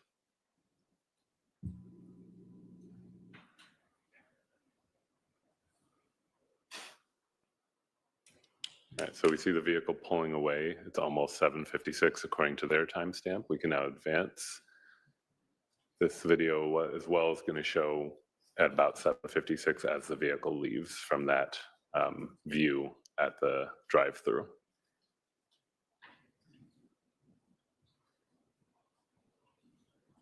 So again, we're seeing that the times that are documented on Charles's phone seem to appear with what you're looking at from other independent sources. That's correct. So here we have the location data from Mr. Vallow's iPhone is now moving north. You see those few hits that are rendered in red. That's from 7:56 to 8:06. So that's the time that the vehicle just left and going forward 10 minutes. And then at 8:06, there is this outgoing call from Alex Cox's device to Lori Vallow's device. And you can see the service area for Ms. Vallow's device has also moved north to an area that covers the same area where you see those red data points for Mr. Vallow's iPhone. So now it's clear that from the mapping that Charles Vallow's phone, the GPS data appears to be in the general area of where Lori Vallow's cell phone is utilizing a cell tower. That's correct.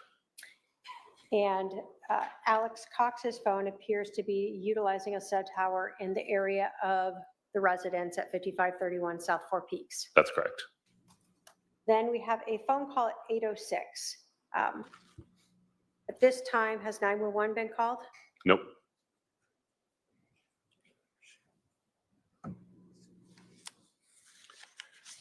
This location data now goes to an area where there is a Walgreens in Chandler. This is again location data for Mr. Vallow's phone, and then it goes north and west to a different Walgreens. This Walgreens at 785 South Cooper Road is the one from which I eventually obtained video. And we see it's arriving around 8:16 in the morning. Did you go to that other Walgreens? I did not go to that other Walgreens. Did you call them? I did not.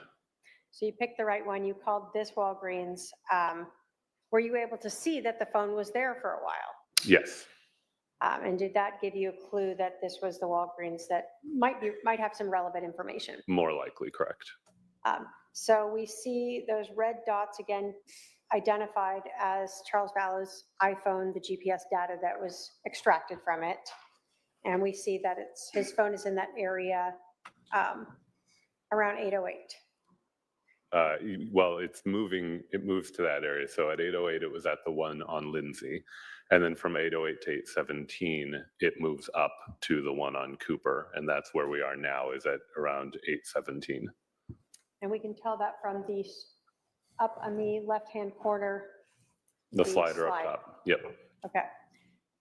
So then you went to that Walgreens after you confirmed and you obtained video from them? That's right. And is this the video? This is the video. You can see the timestamp at 8:16 as she walks in.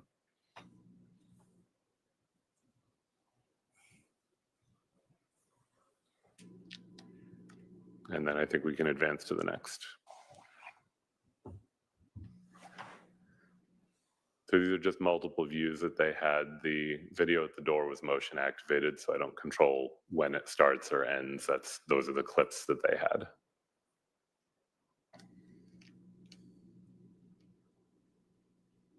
So she's buying 2 pairs of flip-flops.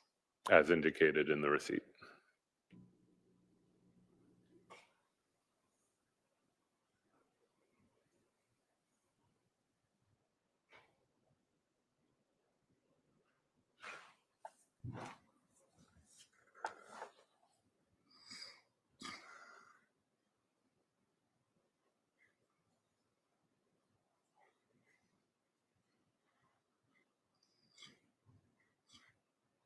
So you'll see on their timestamp, we're now up to 8:20 and the transaction is completed.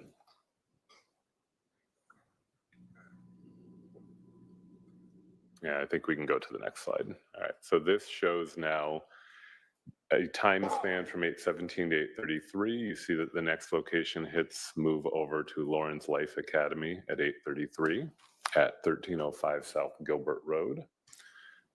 So this is a couple minutes before the 911 call. And then we see the 911 call depicted in that coverage area in the green towards the bottom of the screen.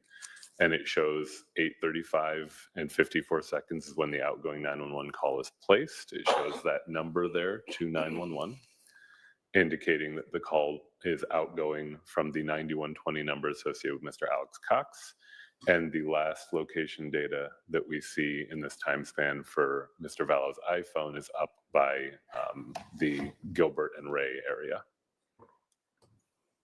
So where we see that red dot is where Lawrence Life Academy is, or in the general area of that. Correct. And then we see that still back at the residence at 5531 South Four Peaks is Alex Cox's cell phone, and this is when he finally makes the 911 call at 8:35. That's correct. This is an excerpt from the Chandler Police Department's CAD report in this manner, showing the call received and connected at 8:36 and 21 seconds. And this is specifically relative to this case. You can see our report number in the first line of text entered by the call taker. And is that, again, to verify that phone call you're seeing occurring on Alex Cox's phone records matches up with what is being received? Exactly.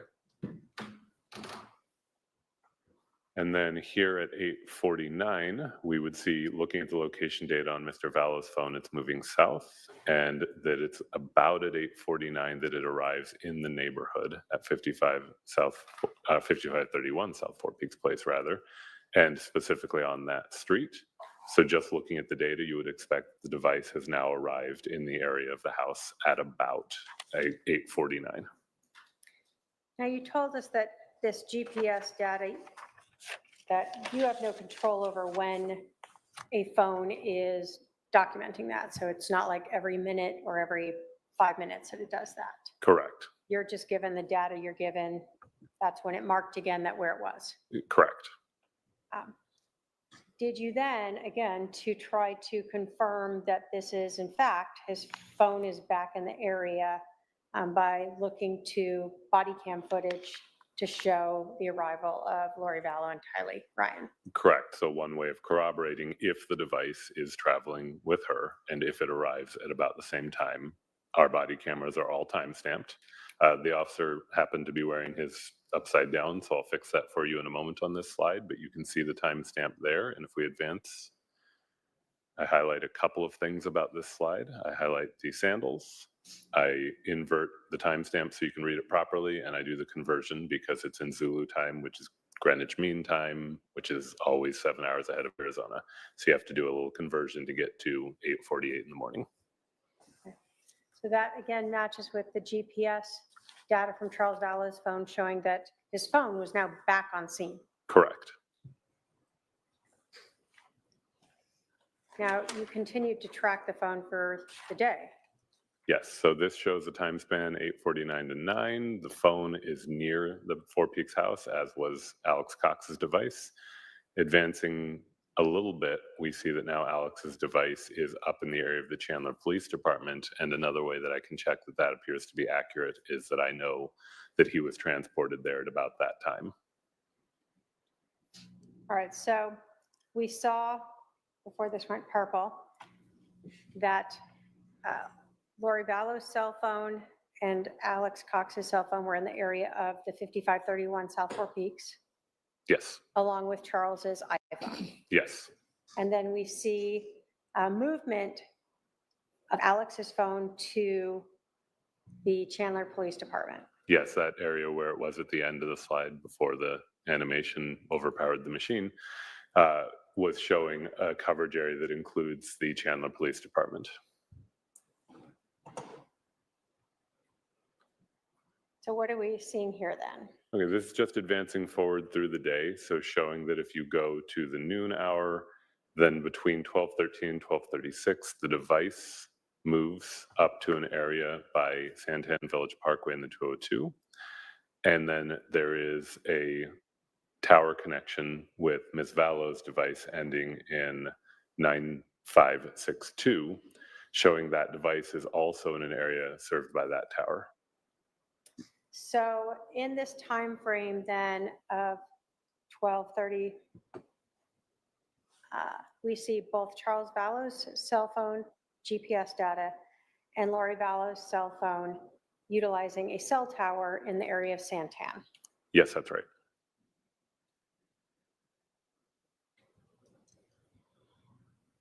So this is again showing the trail of those location data points moving forward in time as Charles Vallow's device is moving roughly east. And you can see also connections made by Lori Vallow's phone and by Alex Cox's phone in similar areas at similar time frames until we get to a point where the device arrives at this house at 1658 East Shari Street in Santan, which I understand to be Mr. Alex Cox's residence at the time. All right, so the address of 1658 East Shari or Shari Street in Santan was Mr. Cox's residence. And now at 1:40 or so, 1:30 to 1:40, we're talking about Charles Vallow's phone sending GPS data that it's in that area. Yes, that's correct.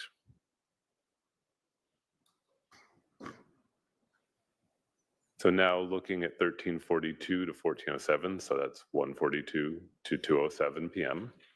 You see multiple tower hits from both of Lori's devices, and you also see persistent GPS location data from Mr. Vallow's device in that same area. Specifically, this call that you're seeing now in the lavender is known to be a call made to Detective Ynclan's desk phone.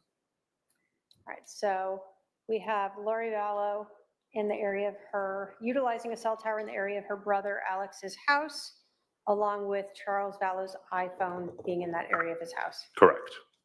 And then we see a call to Detective Ynclan's desk phone by Ms. Vallow. That's correct. And were you aware that Detective Ynclan had called Lori to ask them to return to the scene? I was aware of that. Were you actually at the scene? At that time, I don't think so. Okay. You were there earlier. That's correct.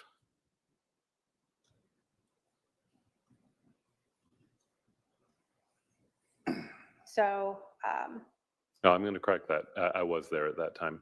okay. You were still at the I was scene, still at the scene at that time, yes. 2 o'clock. Yes.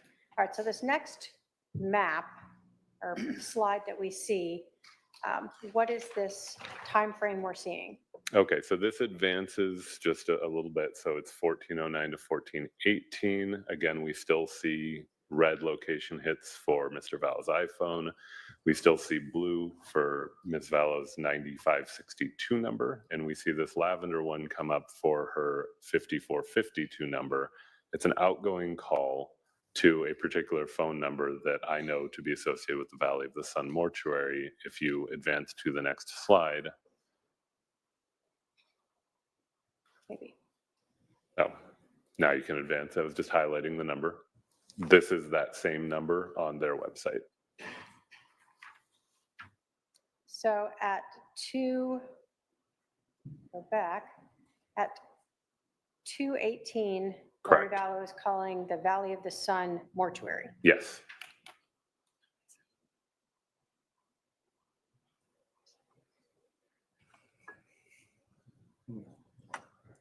So here we advance this area. This is going up closer to 243. You'll see location data for the iPhone starts trending westward and is eventually going to arrive again in the area of 5531 South 4 Peaks. That's at about 3:11 p.m. when it arrives in that area. Now, you indicate in one of the icons up there that from 209 to 243 or 1409 to 1443, that you also had noted Lori's, both of her phones associated with her, the Verizon and T-Mobile, as well as Alex's Verizon phone, were initially in the area of Alex's house in Santan.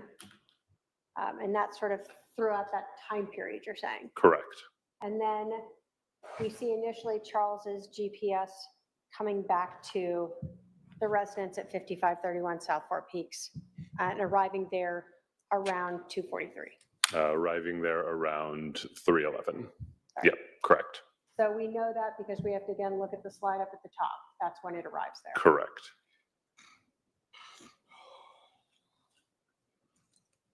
After that, did you become aware that Charles Vallow's cell phone was handed over to Detective Ynclan? I did. And then presented to someone later in your forensics unit to download, extract, so that you could use it for instance, this? Correct. It was assigned that item number I listed earlier in the report, and then it was submitted for extraction, and that's how I eventually obtained that location data that you've just seen. Did you look at any other days to do GPS data? I did not.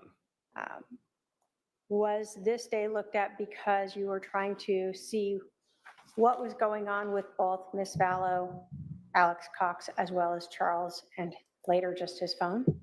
Yes, specifically, we initially had concerns about the timeline I was initially asked to look at, and I looked at it at that time, noting those issues, which led to recovery of video and things. Is not primarily my case. I was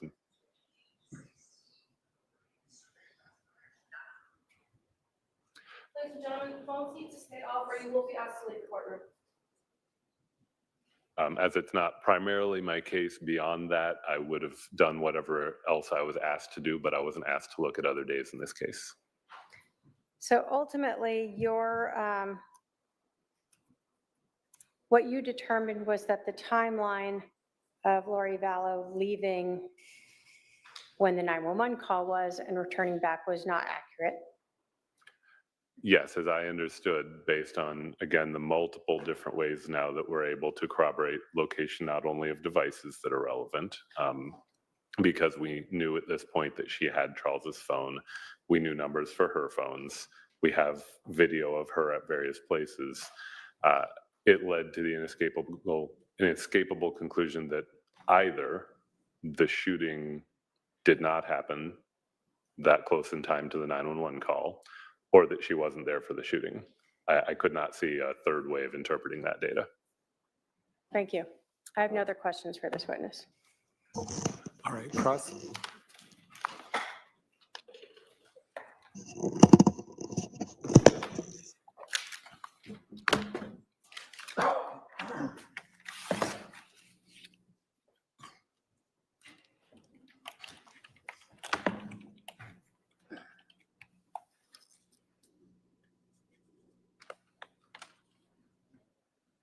Detective Werther, you had submitted a report on 12/26/2019, is that correct? That sounds correct. And have you had a chance to review that at all before your testimony? Yes. Okay. So you found some interestingly contrasting things in your report that you reported on that date. You made a note of his daily text message of love and devotion to me. Do you remember that? I do not. Okay. Then you also made a note of his interactions with women he was attempting to date. Is that correct? I do remember that. Okay. Detective Werther, in your report on page 103, you indicate that Charles went to the airport to meet Florence Hughes and found that she never boarded. Is that correct? Hold on. Object to relevance. What's the relevance of that? It's just in his report, Your Honor, and I was just going over it to see if. Well, everything in a police report isn't necessarily relevant. Well, how's it relevant to this case? It's relevant to show what was going on in this, right before this happened. These Right. events happened within June and July. All right, it's the objection sustained.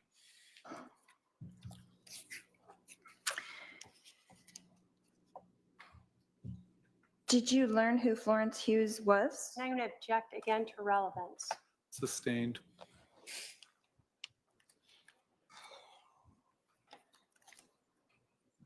In your report, Detective, you find evidence that Charles did in fact send someone $1,000. I would object to relevance again. Sustained. I would object to relevance to all of these types of questions.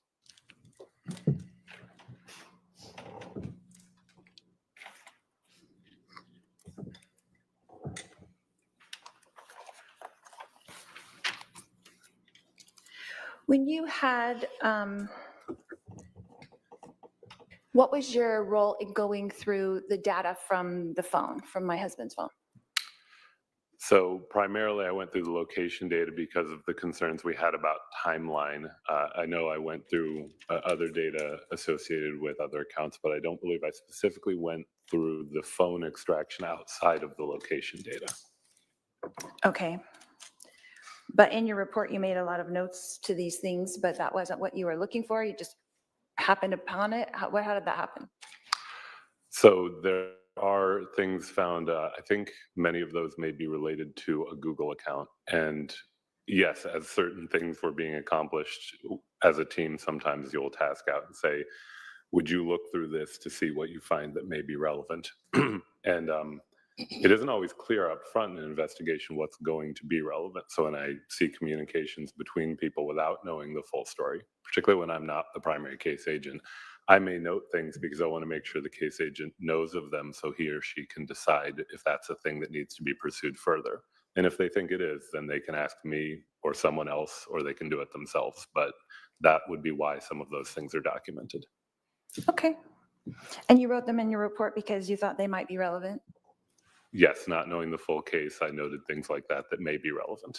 And that would need to go to the case agent so he could decide if those were relevant or not as well? Correct. The case agent has much fuller information, particularly as a long-term investigation goes on.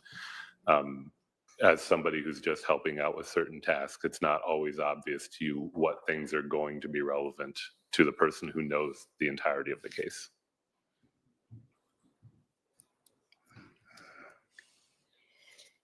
So you mentioned in your report that on July 10th, there was a scheduled phone date with Nancy Jo Hancock, is that correct? I think I did indicate that in my report, yes. Okay. And then on the next day, there was another date scheduled with a Jennifer Gilbert at 12 o'clock. That sounds correct. And then the next day, there was another date scheduled with a Juliet at 10 a.m. And obviously trying to smear the victim. All right, the objection sustained.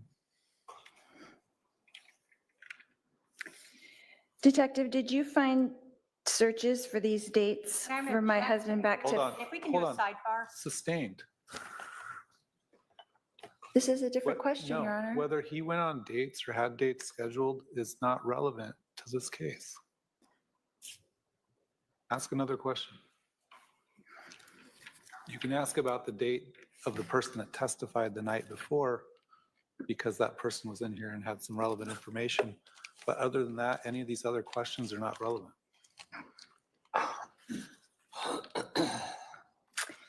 Detective, you talked about going with Detective Moffett to the hotel room where you found my husband's laptop. Is that correct? That's right.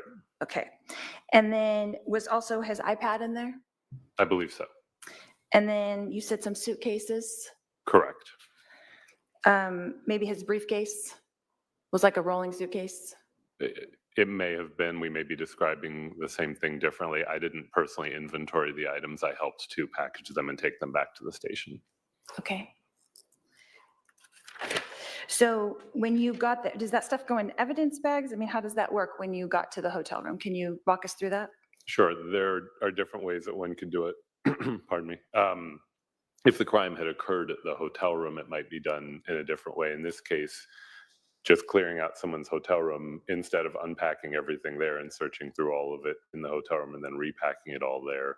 Sometimes it's much more appropriate to take the items as they are, seal them up, take them back to the station and impound them where they can be dealt with later as needed.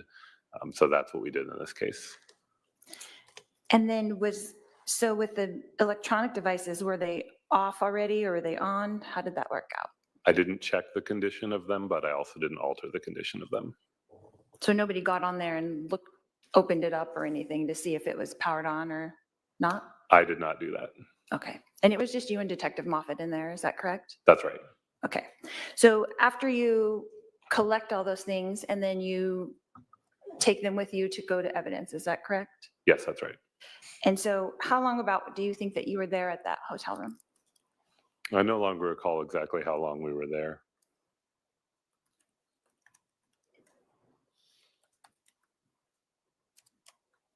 And then is someone documenting that? Like as you're putting together things, someone's writing down what that is? What you're taking?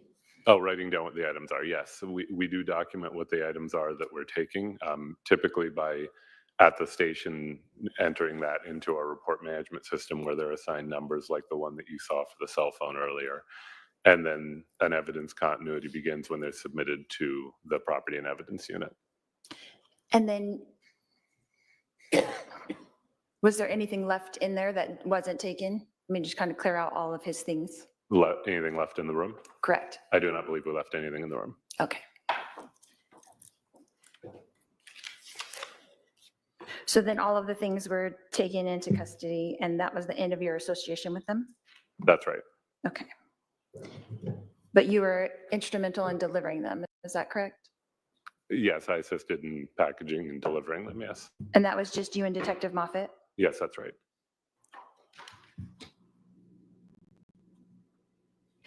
In the course of your investigation, Detective, did you become aware of the $2 million life insurance policy Charles had on me? I'm not aware of that.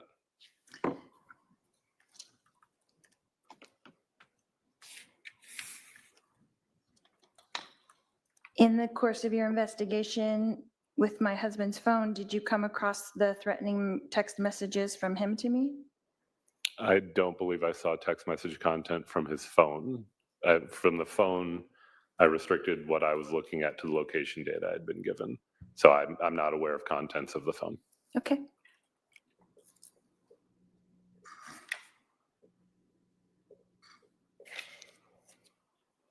And then, Detective, what was your role back at the house at Four Peaks Place? Approximately what time did you arrive and then leave the scene?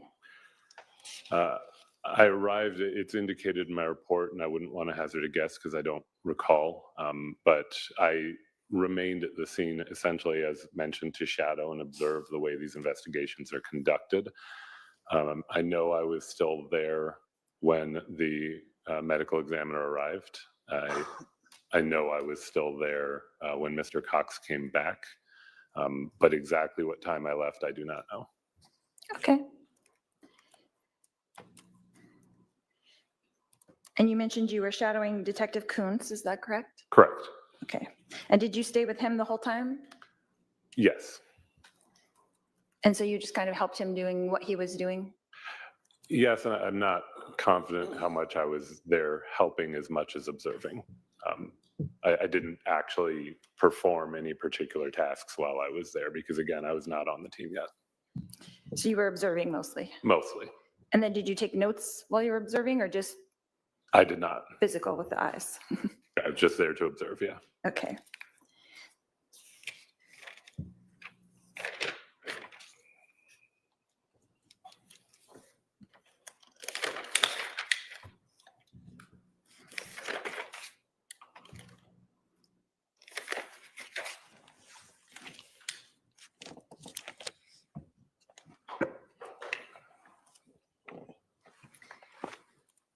You had mentioned that you had called me on July 12th, is that correct? Yes, that's right. And that I had told you that I had when you asked me about information about JJ's school, I gave that to you, correct? Correct. And then I told you that I had the hotel key, is that correct? Correct. And you indicated that you'd send someone over to pick it up. Well, yes, Correct. I said I would check with the case agent, and that's probably what would happen. And then, so did you contact Detective Moffett and discuss that with him? I did. And then he sent you over to the house to get it? Well, we agreed to go together. Oh, to the house, I'm sorry. Oh, to come pick up the card key? Yes, I think we agreed that I would go do that, yes. Okay, what about time was that? Was that on the 12th? It was on the 12th. It's in my report. I think it was the 2 o'clock hour. Okay.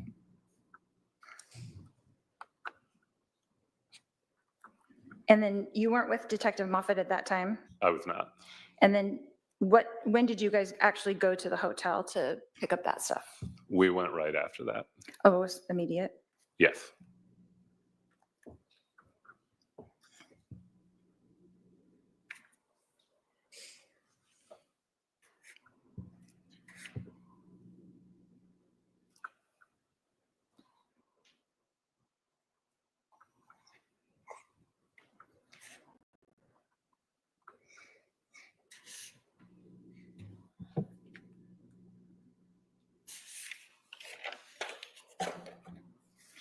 How long, Detective, did you analyze all this data before you did your report? Well, that could be a complicated question because initially I only looked at the location data I had been provided. And initially we were only dealing with the location data from Mr. Vallow's phone. And then I wasn't heavily involved in the investigation after that point. As I recall, I was actually out of town some, and so I wasn't heavily involved. And then if you advance to some years later when I had learned more how to interpret cell phone records, and those cell phone records still existed, I was asked to look at them and to incorporate them into an overall analysis. So that now we're talking about something that occurred several years later. And the exact amount of time I spent doing that, I don't know exactly how long that would have been. I still did restrict my analysis to just that one calendar day. In the first place, and then you got more data later? I know there is more data, but I have not gone through and done a thorough analysis of all of the data that has been assembled over the course of whatever time frame has been determined to be relevant in this case. I was asked to look at the day of the event. Okay. But you had other data in this report that was dated 12/26, is that correct? Yeah, that seems right. How long before that 12/26 report did you spend compiling data? That's kind of my question, like weeks or months or just a few days? I'm not sure I fully understand that question. So if this is what you're asking, when you write for example, a search warrant to an internet service provider, let's say for somebody's Google or for something similar to that. Once you send that, you just have to wait. And at some point they give it back to you. And then once they give it back to you, you go through it and you see what's contained in that. You save it to the side as evidence, and then you create a copy so you can go through that. And that's what I did. The amount of time I spent doing that, that's not something that we log. Okay.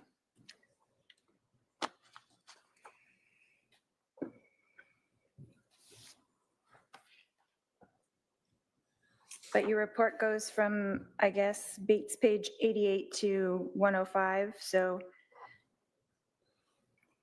About 8 pages worth of data, yeah. Say, I'm not sure, is that a question? Is that a question? That sounds so familiar. or maybe it was even longer. What you talking about, Loris? No, Lori. Did No. you go to Lauren's Life Academy at any point? I did not.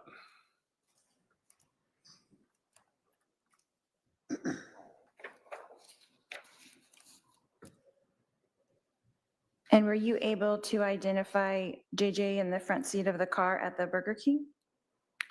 I wouldn't say that I can definitely identify him.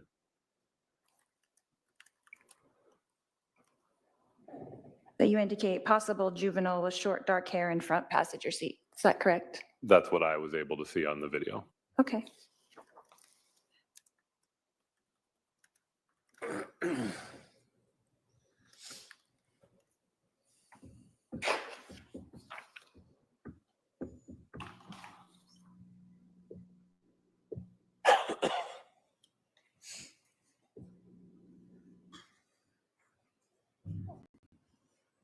Think about it. With all this other stuff she's throwing out there, maybe she is confusing the jury. that's all we have, Your Honor. All right, redirect.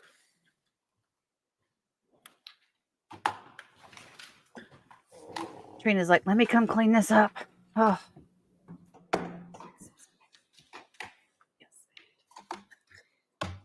When you went to the True Hilton Hotel and picked up all of Charles Vallow's personal property, did you ever review anything from his laptop? Were you provided with extractions from his laptop that you reviewed? I think I was at one point provided that, yes. Did you use any of that data from the laptop in creating your PowerPoint? No, Did you review anything, any extractions from his iPad? I don't believe I reviewed the iPad. So obviously, did you use that in your PowerPoint? No.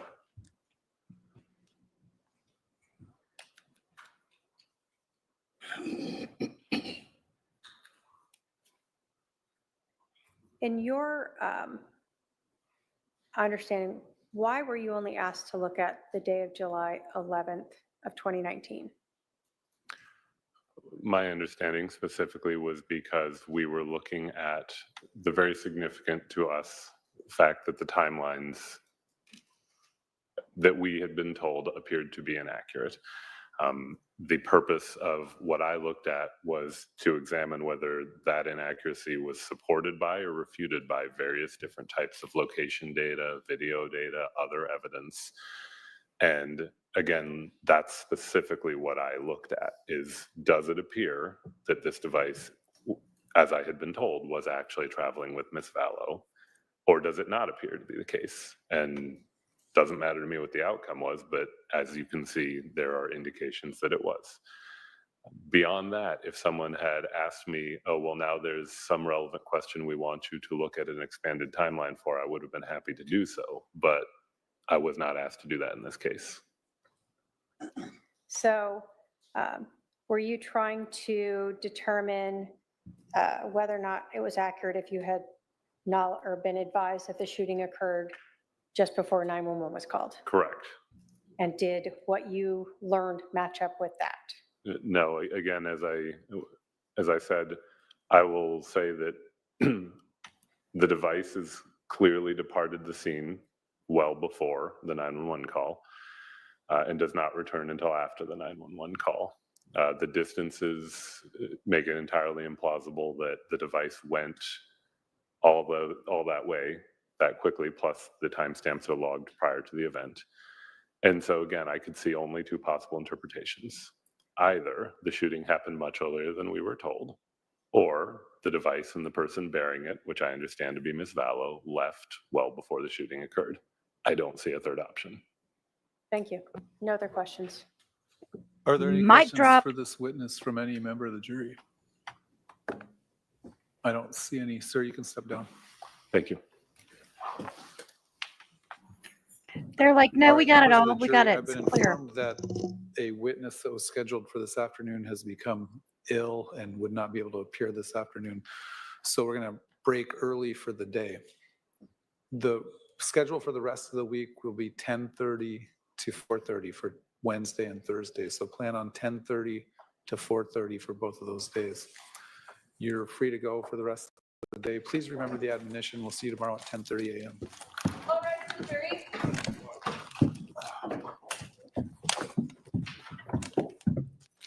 Let's see if he comes back on and talks to him. So, we want him to come back and get on the lorry before they go for the day. Oh, Laura's back on. You awake, Miss Laura? Oh, bless your heart. You still can't sit up, can you?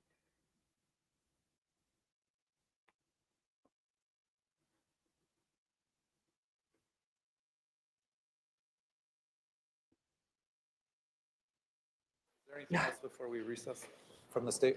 I wonder. Oh, they cut us off. They cut us off. Okay, let's finish watching this piece that we were listening to earlier. Your own life safety. And that's what the Lord requires of you sometimes. And that's how it is. And I'm sorry that's how it is, because there is a lot of darkness on the earth. I know. This spring after me for zero reason besides the darkness of Kay, which you already know she's dark. I haven't met her enough to know if she is dark or not. I've just met her slightly, and she seemed like a normal kind of person, but then I haven't engaged with her that much, so I don't know that personally.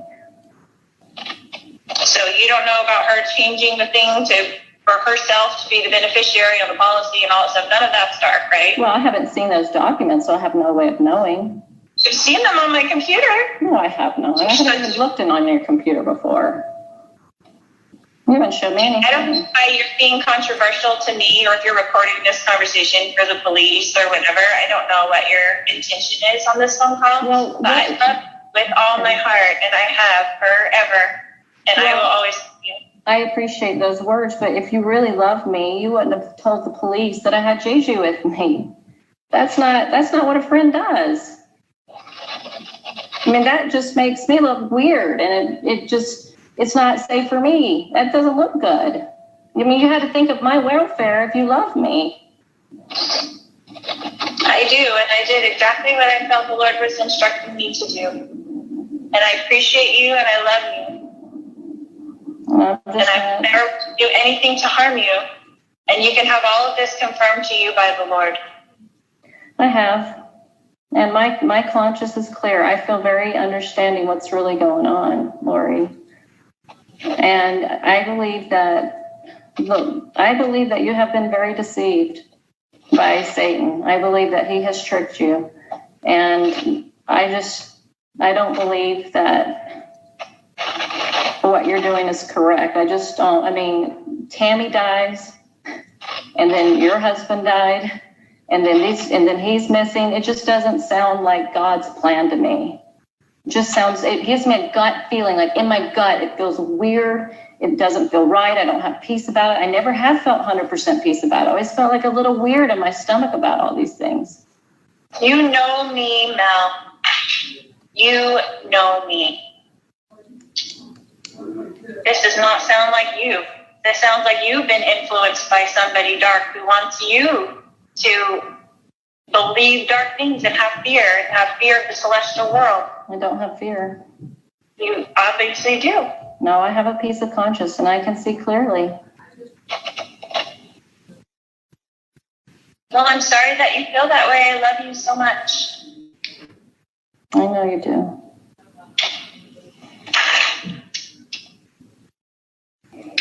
I don't know what else to say. Stand Christ when he comes again, and he's coming soon, and we will all stand there, and you will know at that point that he has supported me and has supported me the whole time, and I have not been deceived.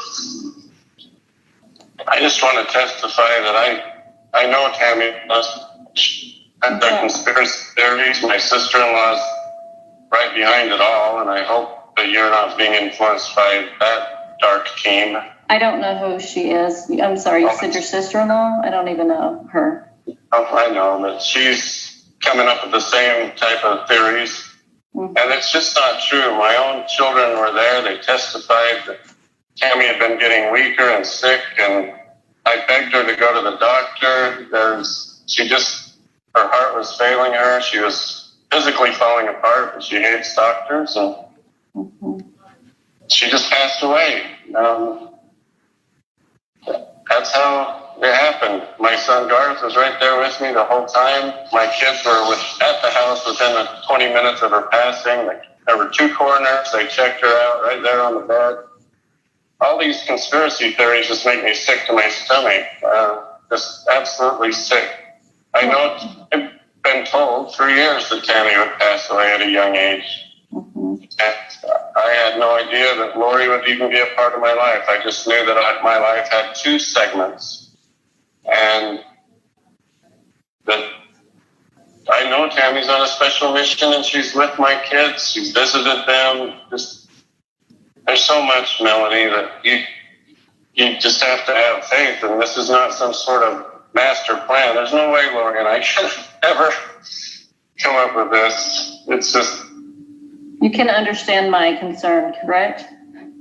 I can from an outside perspective, but from someone who knows as much as you know, no, not really. But we can feel Dave's influence on you. I can feel that for sure. He's a very good man, and he has a very strong foundation, that I know. I know, but he seems to be the one that's putting the doubts in your mind.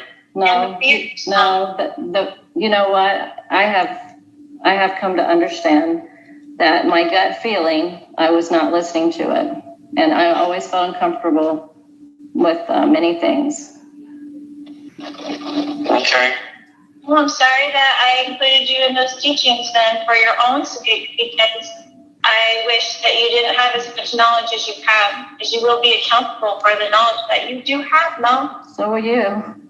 I agree 100%. Yeah. 100%. I have no fear. Yeah. I have no fear of that.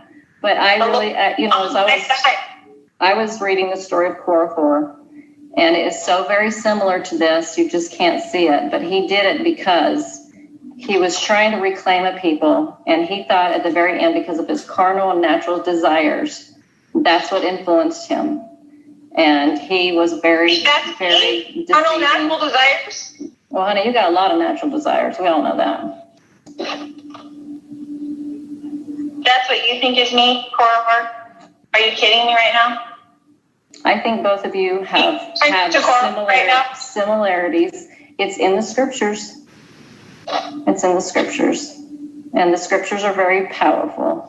Yes, they are. I live by the scriptures, as you know. I know, but we can rest the scriptures for our own vain glory. If I rested the scriptures? We can do that. And I feel that you have to see our belief systems. Do I rest the scriptures? Is that what you're accusing me of at this point? I feel that you have. Why do you feel that way? I need an explanation on this. Because if you look, like the scripture just you shared. Okay, you read the scriptures every single day, you know? I know you read them. I don't doubt that. But this scripture right here says that you will be supported by all against the fiery darts of the adversary. You would have been supported if you had not opened dark portals and dark junk. You would have been safe if you would have obeyed God. He would have had your back. But you have been chased and tortured. And whether he do this or not, I'm sorry? He has your back. So, well, if he has your back, you would not be able to tell me where you are, and we couldn't find JJ. Like, where is he? I've been asking, where is he? And you know what I mean? Like, I can tell everything where JJ is right now, and that would not be good for JJ. So I'm sorry that you don't want me to protect my children, but I would never ask you to not protect your children. Of course you wouldn't. So I can tell that you're just adversarial, Mel. I love you. I'm sorry that you feel this way. Because I actually do care. I'm sharing what I feel for you because I know your salvation's in trouble for what you've done. If my salvation is not in trouble at all, and I think you should check that with the Lord again. Well, I felt a lot of things from the Lord, and this doesn't feel right. Well, I'm sorry that you feel that way, sweetheart. I'm sorry that you're friends with all those who are against me. Joseph Smith's friends turned against me. I'm not a friend. I'm not friends with people that are against you. Apparently you are. I am not. I don't know Kay. I don't know who you're talking about. Your sister. I don't even know what her name or who she is. I don't know any of those people. Why would they contact me anyway? How would I even know about that? Well, you're friends with Dave, and he's apparently, Well, David is a very righteous man, and I've always known that grounding about him. And he has a lot of beautiful experiences with the Lord, and these are not the same. You know, when you get the priesthood, that's Peter, James, and John shows up, and then he confirms all of those in the circle that are to get it, and everybody's a witness of that. Everybody's a witness that the pattern is in the scriptures. There's no witness that you ever receive what you think you received. Nobody has seen that but you. There's no witness. The witness, Joseph Smith, Oliver Cowdery, Martin Harris, the 8 witnesses, they all showed up. Was there a witness when Jesus, Heavenly Father, gave that to Joseph Smith by himself in the grove? Was there a witness? No, but they had it later with other people. That was one experience, but others joined in later. When he brought other people into it, they had experiences. In the scriptures, yes or no? I'm sorry? Is that in the scriptures, yes or no? That Joseph was alone when he saw God the Father and Jesus Christ? Yes. Yes, he was alone.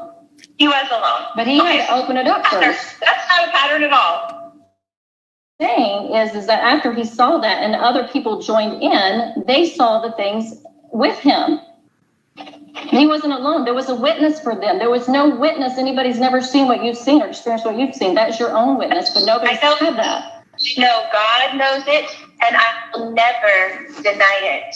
For my soul would be at stake if I did. So you can say it didn't happen to me, Mel, but if I say it, then I am accountable. You didn't witness it, but I did. But your behaviors is not, okay, I understand that's what you believe you saw, but this is the thing, as I see, is that your behavior is not one of somebody that's seen Christ. Your behavior.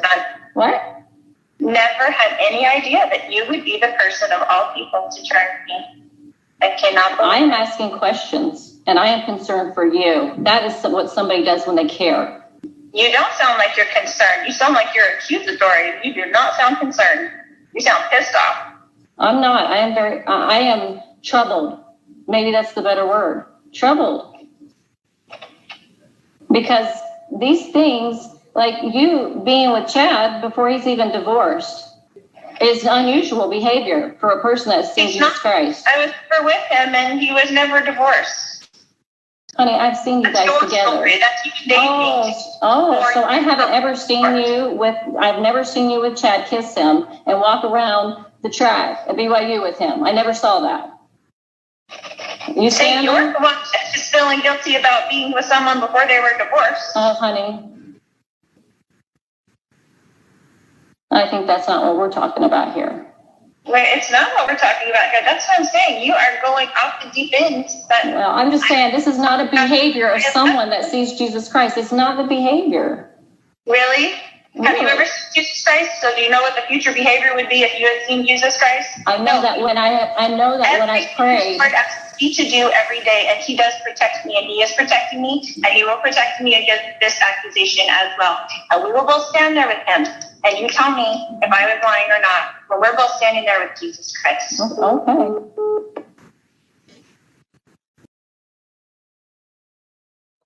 And she got hung up on, which is fine. You know? All right, so she went off the deep end a long time ago. Oh my goodness. Okay, guys, we'll call it a night then. It's enough crazy for one day, I would think. And I will see you guys tomorrow. I guess we start back at the same regular time tomorrow. We're back at 12:50, I believe. Double check though before you come in. I think it's 12:50. Central time. Central time, that is. All right. Have a great night, guys. Thanks for watching, everyone. If you enjoyed this video, please do not forget to like and subscribe on your way out, and feel free to leave a comment. Have a blessed day.